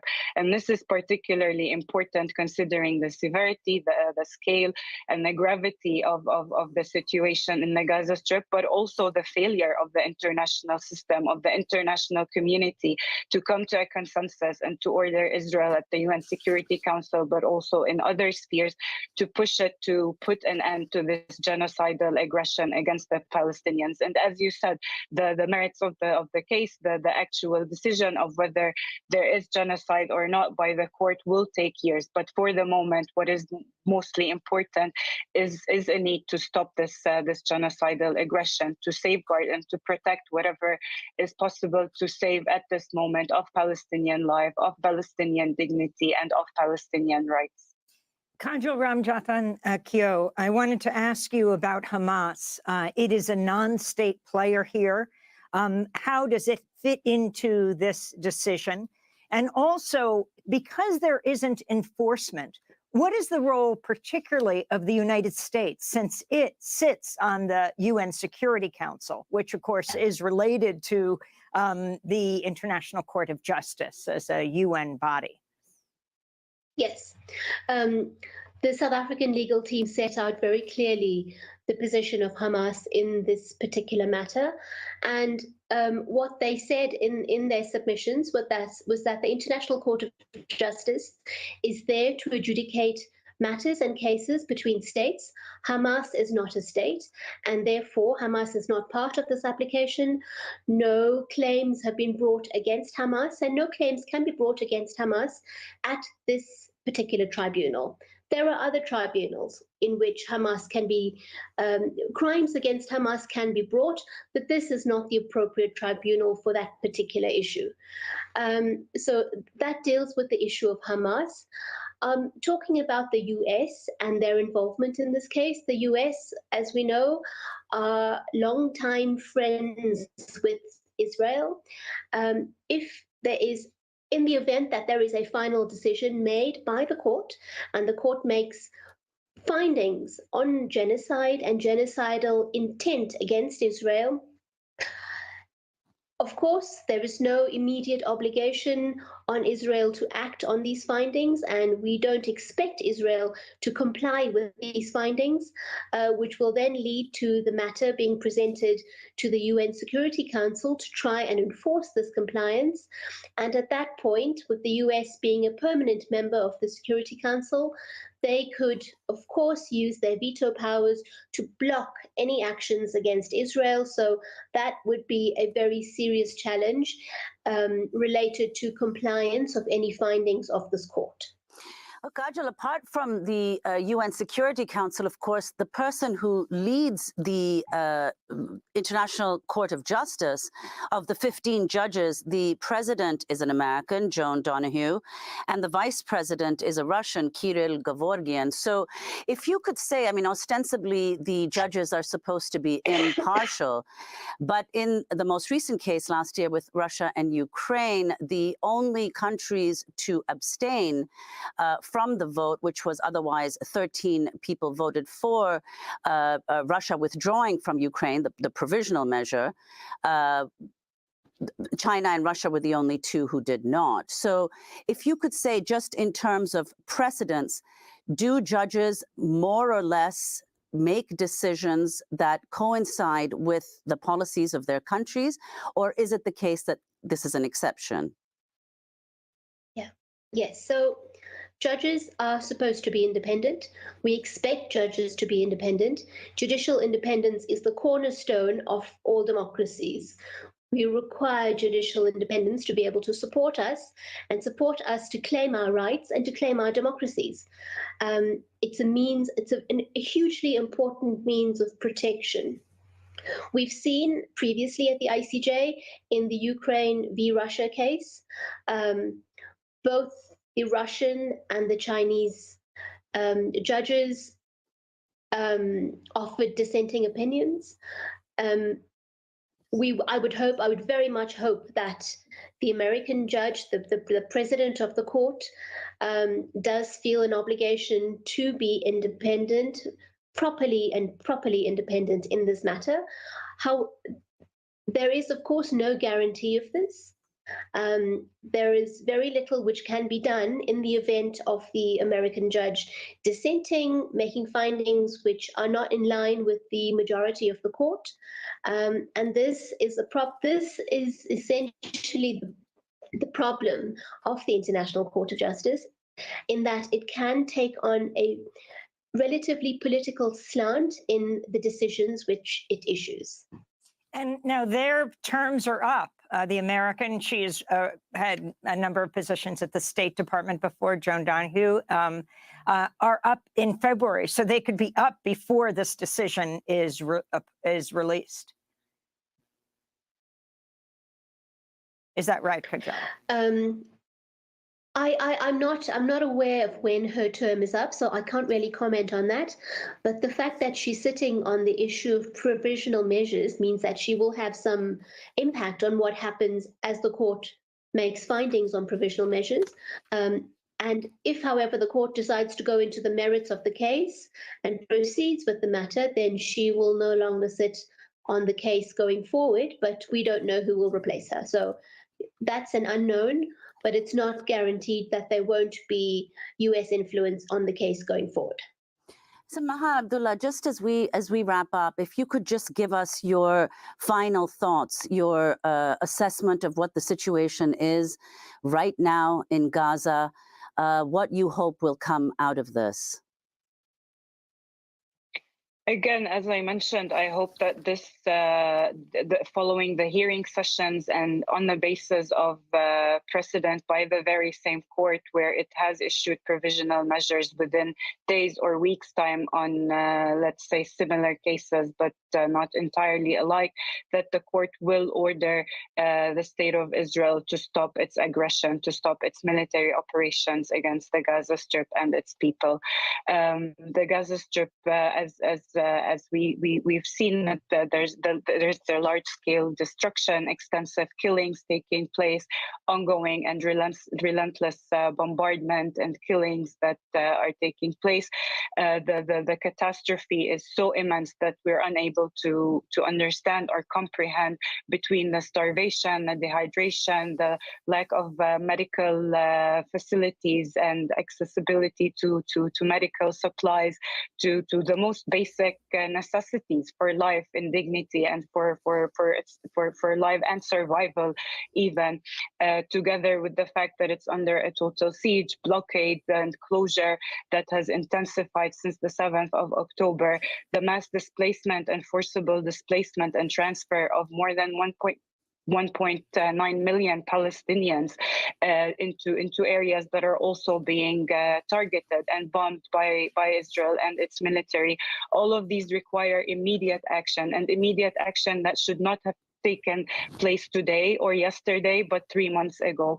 So this is, we don't have time. Palestinians in the Gaza Strip and in the entirety of Palestine, we do not have the privilege of time. So this is why the court, the proceedings before the court, as rightly stated by South Africa in its application, they are of extreme urgency. So the court must immediately act and respond to the urgent situation, again, against the backdrop of the failure of the international system and the international justice mechanisms, as well as the complicity, the open-ended complicity and support emboldening Israel's action, emboldening Israel's atrocities and recurrence and intensification of these violations and grave breaches and international crimes being committed against the Palestinian people.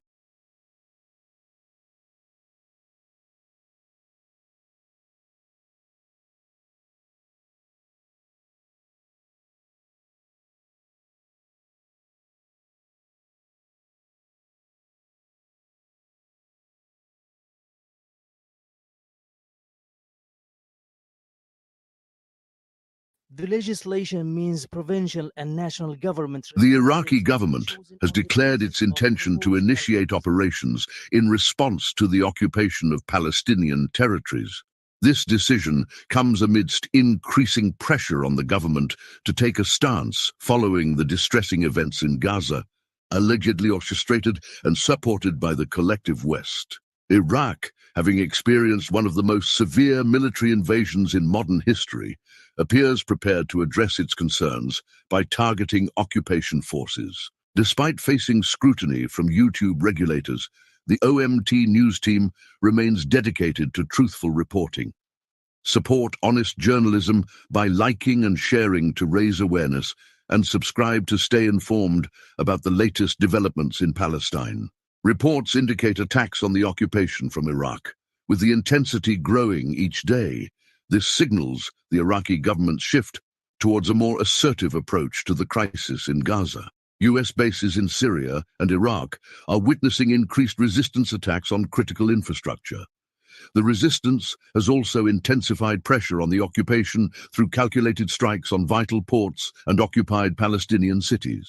Today, the Islamic resistance in Iraq announced that its fighters have targeted 2 American bases in the region in protest of the ongoing US-backed Israeli regime's war on the Gaza Strip. The resistance, comprising various Iraqi anti-terror movements, revealed the strikes in separate statements on Wednesday. One strike involved a drone attack on the US occupation base near Erbil International Airport in northern Iraqi Kurdistan. Simultaneously, the resistance used appropriate weapons to strike another American occupation base, referred to as Hemo, located west of Kamishli Airport in northeastern Syria's Al-Hasakah province. The resistance cited these strikes as a response to the Zionist entity's massacres against the people of Gaza.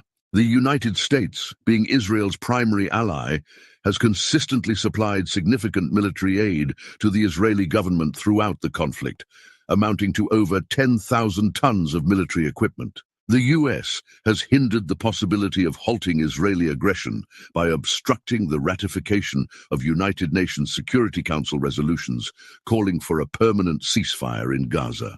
This collaboration has led the Iraqi government to perceive Washington as an unreliable and hypocritical ally. Consequently, the decision has been made that it is time for US forces to permanently depart from the country. The ease of achieving this remains under careful consideration.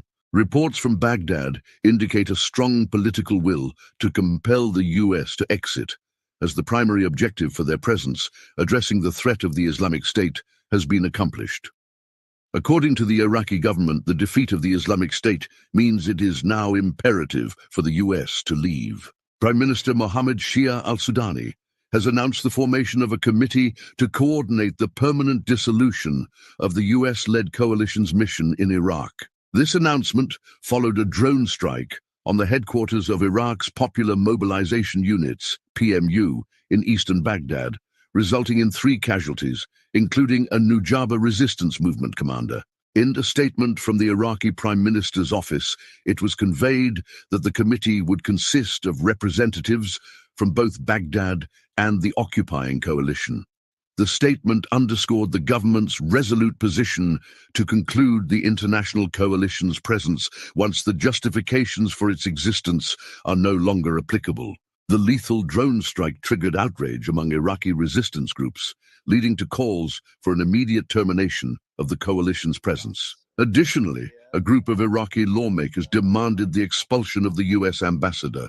Prime Minister Sudani strongly condemned the United States for the drone strike, characterizing it as a dangerous escalation and a violation of Iraq's sovereignty. The presence of the coalition, international coalition, is by the request, according to the request of the previous Iraqi government, and is according to the political agreement that it will be according to a political dialogue, professional dialogue, that will be determined by the official parties within the government. About the number of advisors, about limiting, identifying the location, number, and the sectors, of course, especially in the training and sharing of exchange of information. The war against terrorism is different than before. There is no field activities on the ground, but there are groups that... To better grasp the recent shift in the Iraqi government's stance, it is crucial to consider Iraq's complex history. The nation endured a prolonged conflict with the United States to oust Saddam Hussein, facing the hardships of foreign occupation and control. While the current relations between the US and Iraq are not solely defined by the events of the 2003 invasion, there is a growing determination to distance Iraq from American influence. Diplomatic ties between Iraq and the United States date back to 1930, formalized through the Anglo-American Iraqi Convention signed in London by Charles G. Dawes, then the US ambassador to the United Kingdom. The historical examination of Iraq-United States relations before the 1980s is considered somewhat underdeveloped, with comprehensive studies emerging only in the 2010s. Presently, both countries view themselves as strategic partners. a designation solidified by extensive American political and military involvement following the invasion of Iraq, leading to the establishment of a deeply rooted relationship. The United States consistently provides significant military aid, training, and utilizes its military bases to support Iraqi security forces. Notably, in January 2020, Iraq voted in favor of requesting the withdrawal of all US and coalition troops from the country. This historical context sheds light on the evolving dynamics between the two nations and the factors influencing the current decision by the Iraqi government to seek the departure of US forces. The decision to push for the withdrawal of US personnel from Iraq comes in the aftermath of the assassinations of Iranian Major General Qasem Soleimani and PMF commander Abu Mahdi al-Muhandis, both influential figures in Iran and Iraq, respectively. Although initially hesitant, US forces began withdrawing in March 2020, and President Joe Biden later announced the conclusion of the American combat mission in Iraq by the end of 2021, transitioning the remaining troops to an advisory role. The Iraqi government deems this advisory role overdue and is resolute about the complete withdrawal of all US personnel from the country. While concerns have been raised about potential security challenges, it's important to note that Iraq considers Iran a strong ally, and there are suspicions regarding the alleged role of ISIS, with claims that it could be a tool used by the CIA to maintain US military presence in various countries. Some argue that the US allowed the rise of ISIS in Syria to counter Syrian President Bashar al-Assad's ability to confront rebels seeking his overthrow with the support of Western nations. These perspectives contribute to the Iraqi government's determination to fully disengage from US military presence. The ISIS recruited numerous individuals from the West, and some critics argue that the CIA took insufficient action to confront or dismantle the recruitment network. Additionally, when Russia initiated airstrikes against the Islamic State, the US opposed the use of what it deemed as excessive force, accusing Russia of undemocratic actions for targeting both rebels and the Islamic State with unprecedented strength. Some people have accused the CIA of leveraging the ISIS crisis to gain control of valuable oil-rich lands in Syria and Iraq. While these accusations are not confirmed, they have fueled demands in the Middle East for the withdrawal of American forces. The situation in Gaza, where the US has provided significant military and political support to those occupying Palestinian lands since the 1940s, has also prompted citizens in these countries to call for an end to what they perceive as Washington's unlawful presence. Spread the word by liking and sharing this.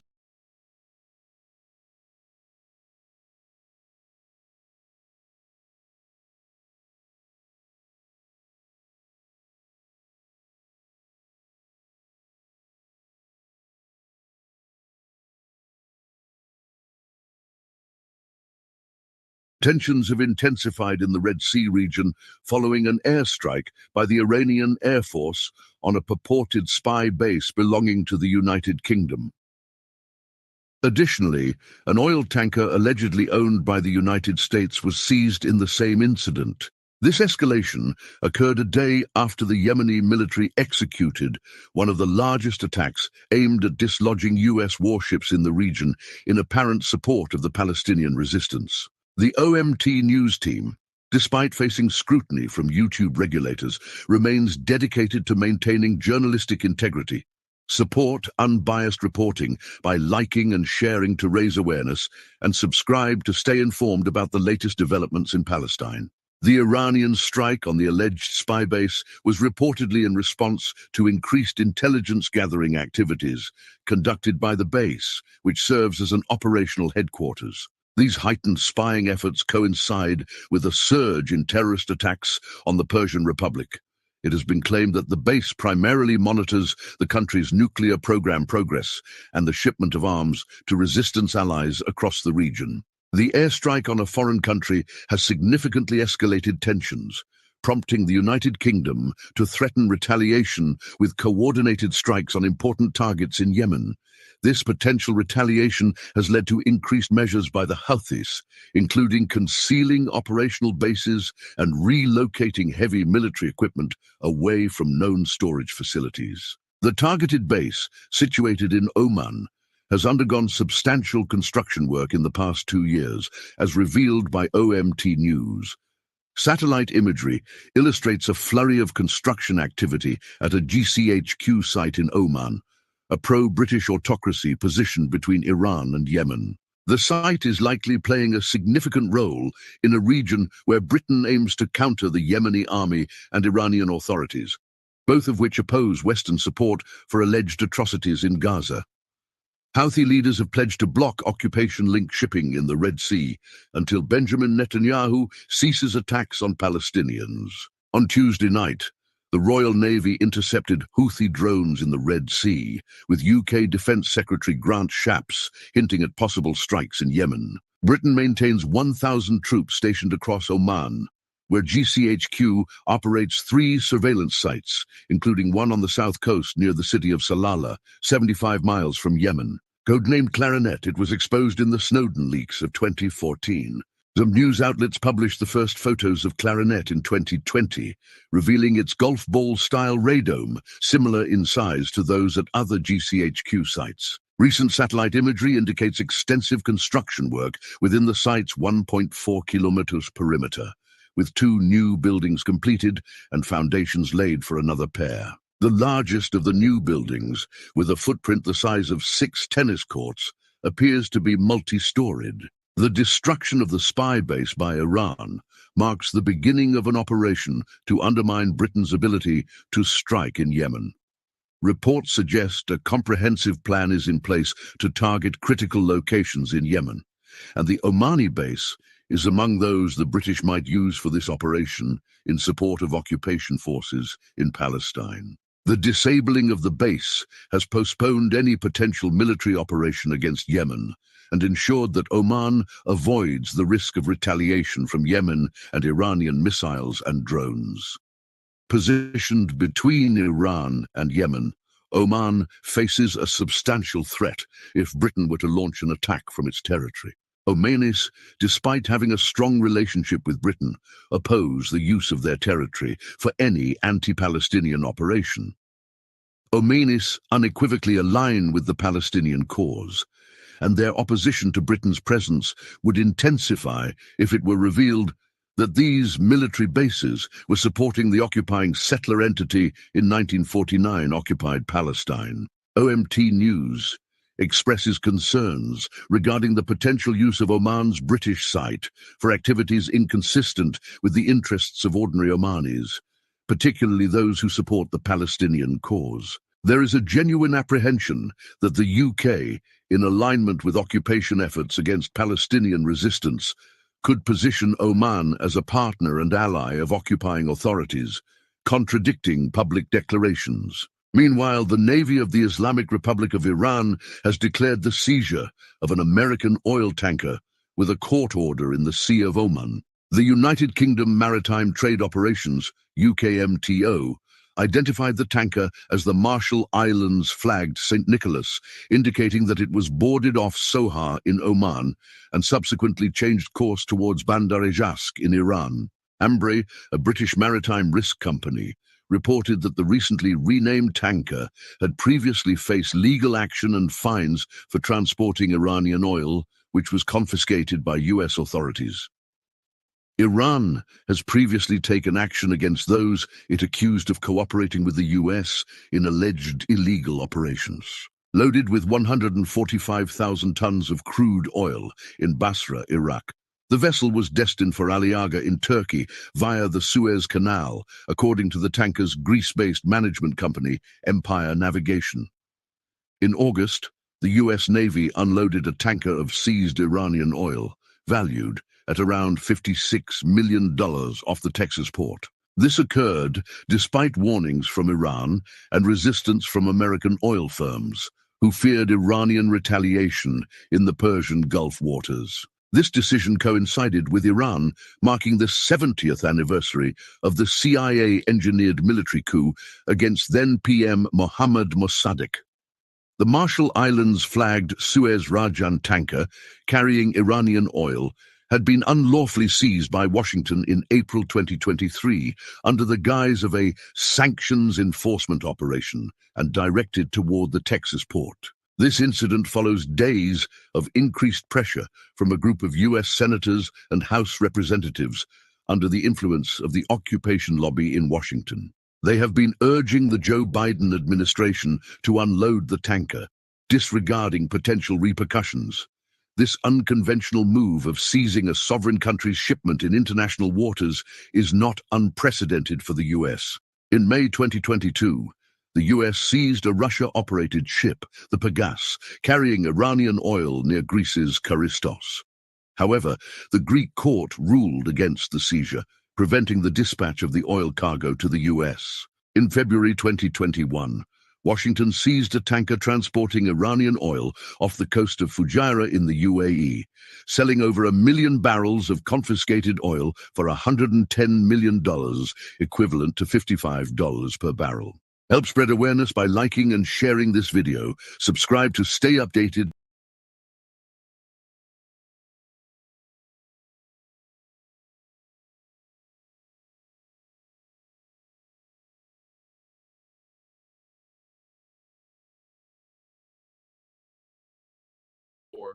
A significant diplomatic development took place as Foreign Minister Sergei Lavrov engaged in a telephone conversation with his counterpart, the Minister of Foreign Affairs of the Islamic Republic of Iran, Hossein Amir Abdollahian. The initiation of this conversation was on the Iranian side. The timing of this diplomatic exchange is crucial, as it comes at a time when geopolitical tensions and global challenges continue to shape the dynamics of international relations. Given the diplomatic significance, it was likely that the two ministers deliberated on issues such as the evolving situation in the Middle East, potential avenues for conflict resolution, and the promotion of stability in the region. In their talk, Foreign Minister Lavrov of Russia and Minister Amir Abdollahian of Iran likely discussed more than just the usual topics. They might have talked about their shared suspicion that the U.S. has some hidden motives in the conflicts in the Red Sea and the broader Middle East. Both Russia and Iran may think that the U.S. is up to something beyond what it says publicly. What might be causing this suspicion to arise? Previous encounters, complicated global power dynamics, or the complexity of international relations. This suspicion could be because of past experiences, global power games, or just the tricky nature of international relations. One possible worry is that the U.S. wants to increase its influence in the region, maybe to get hold of important resources or to shape the political situation in a way that suits them. Also, is the U.S. solely focused on its own interests, or is there a grander plan for the entire Middle East? This doubt could come from looking at U.S. decisions that affect the Middle East and wondering about the impact on regional stability and power balances. Stay tuned as we delve into the power play between Iran, Russia, and the U.S. Sergei Lavrov expressed heartfelt condolences for the tragic loss of lives in the terrorist attack during a gathering in Kerman, Iran, commemorating General Qasem Soleimani. During the conversation, both ministers emphasized their joint commitment to enhancing coordination in the fight against international terrorism. The two parties further engaged in a private discussion regarding the Middle East and global matters of shared concern. This included a focus on the conditions in and around the Gaza Strip, as well as the developments in the Red Sea region. The exchange involved a confidential sharing of perspectives on sensitive geopolitical issues. Now, where does the U.S. come in all of these?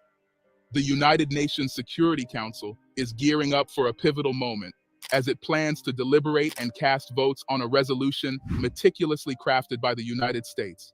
The resolution, put forth by the U.S., explicitly condemns the series of attacks orchestrated by Houthi rebels based in Yemen on ships navigating the Red Sea. The question is why? The significance of this diplomatic move lies in its potential to address and denounce the unrest that have been a cause for escalating concern in the international community.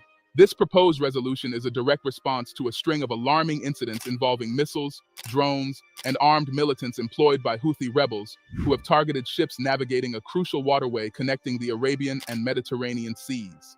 The attacks, characterized by their disruptive nature, have significantly impeded maritime travel through this vital route, raising concerns about the safety and security of international shipping in the region.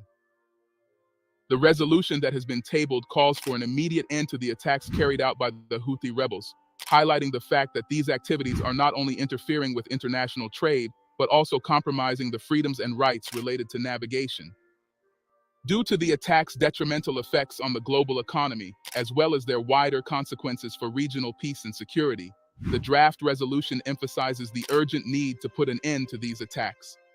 Observers believe that the disruptions caused by the Houthi attacks not only pose a threat to individual ships, but also have a ripple effect on the interconnected network of international trade. The resolution contends that such disruptions impede the smooth flow of goods and services across the affected waterway, which, in turn, can have far-reaching consequences on the global economy. A considerable number of shipping companies have made a strategic decision to alter their routes, steering clear of the Red Sea and choosing the longer journey around Africa's Cape of Good Hope instead. The practical reaction of these corporations to the increased security threats posed by the ongoing strikes in the Red Sea region, especially those masterminded by the Houthi rebels, is demonstrated by this change in operations. What has the Houthis group been saying? The Iranian-affiliated group has publicly admitted to being behind the attacks, claiming that the ships they targeted were connected to or headed towards Israel. They claim that these attacks are carried out in support of the Palestinians residing in the Gaza Strip.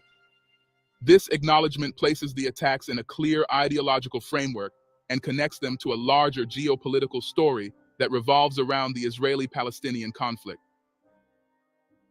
The U.S. military recently disclosed a fresh incident in the southern Red Sea, detailing an attack that involved a formidable combination of 18 drones and 3 anti-ship missiles. These were deliberately directed towards an area bustling with maritime activity where numerous ships were operating. The U.S. Central Command, CENTCOM, has confirmed that U.S. and British forces successfully intercepted and neutralized all the drones and missiles involved in the recent attack in the southern Red Sea.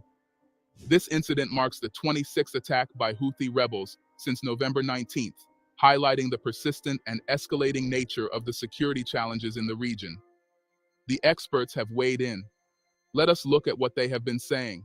The present state of affairs in the Red Sea region is becoming increasingly untenable, posing challenges not only from a military perspective, but also in terms of economic sustainability.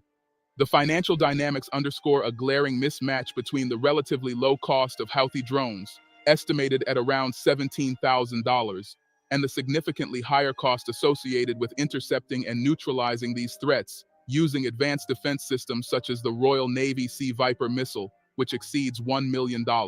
From an economic standpoint, this dissonance raises serious concerns about the fiscal feasibility of sustaining such operations over an extended period. The expenditure required to counter each Houthi drone with a Sea Viper missile represents a considerable financial burden. The continuous deployment of expensive countermeasures to address relatively inexpensive threats could strain military budgets and potentially impact broader economic considerations.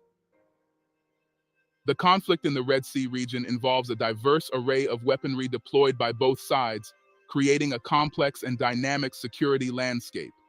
The Houthi rebels, supported by Iranian assistance, have employed a mix of cost-effective and sophisticated weapons in their military strategy.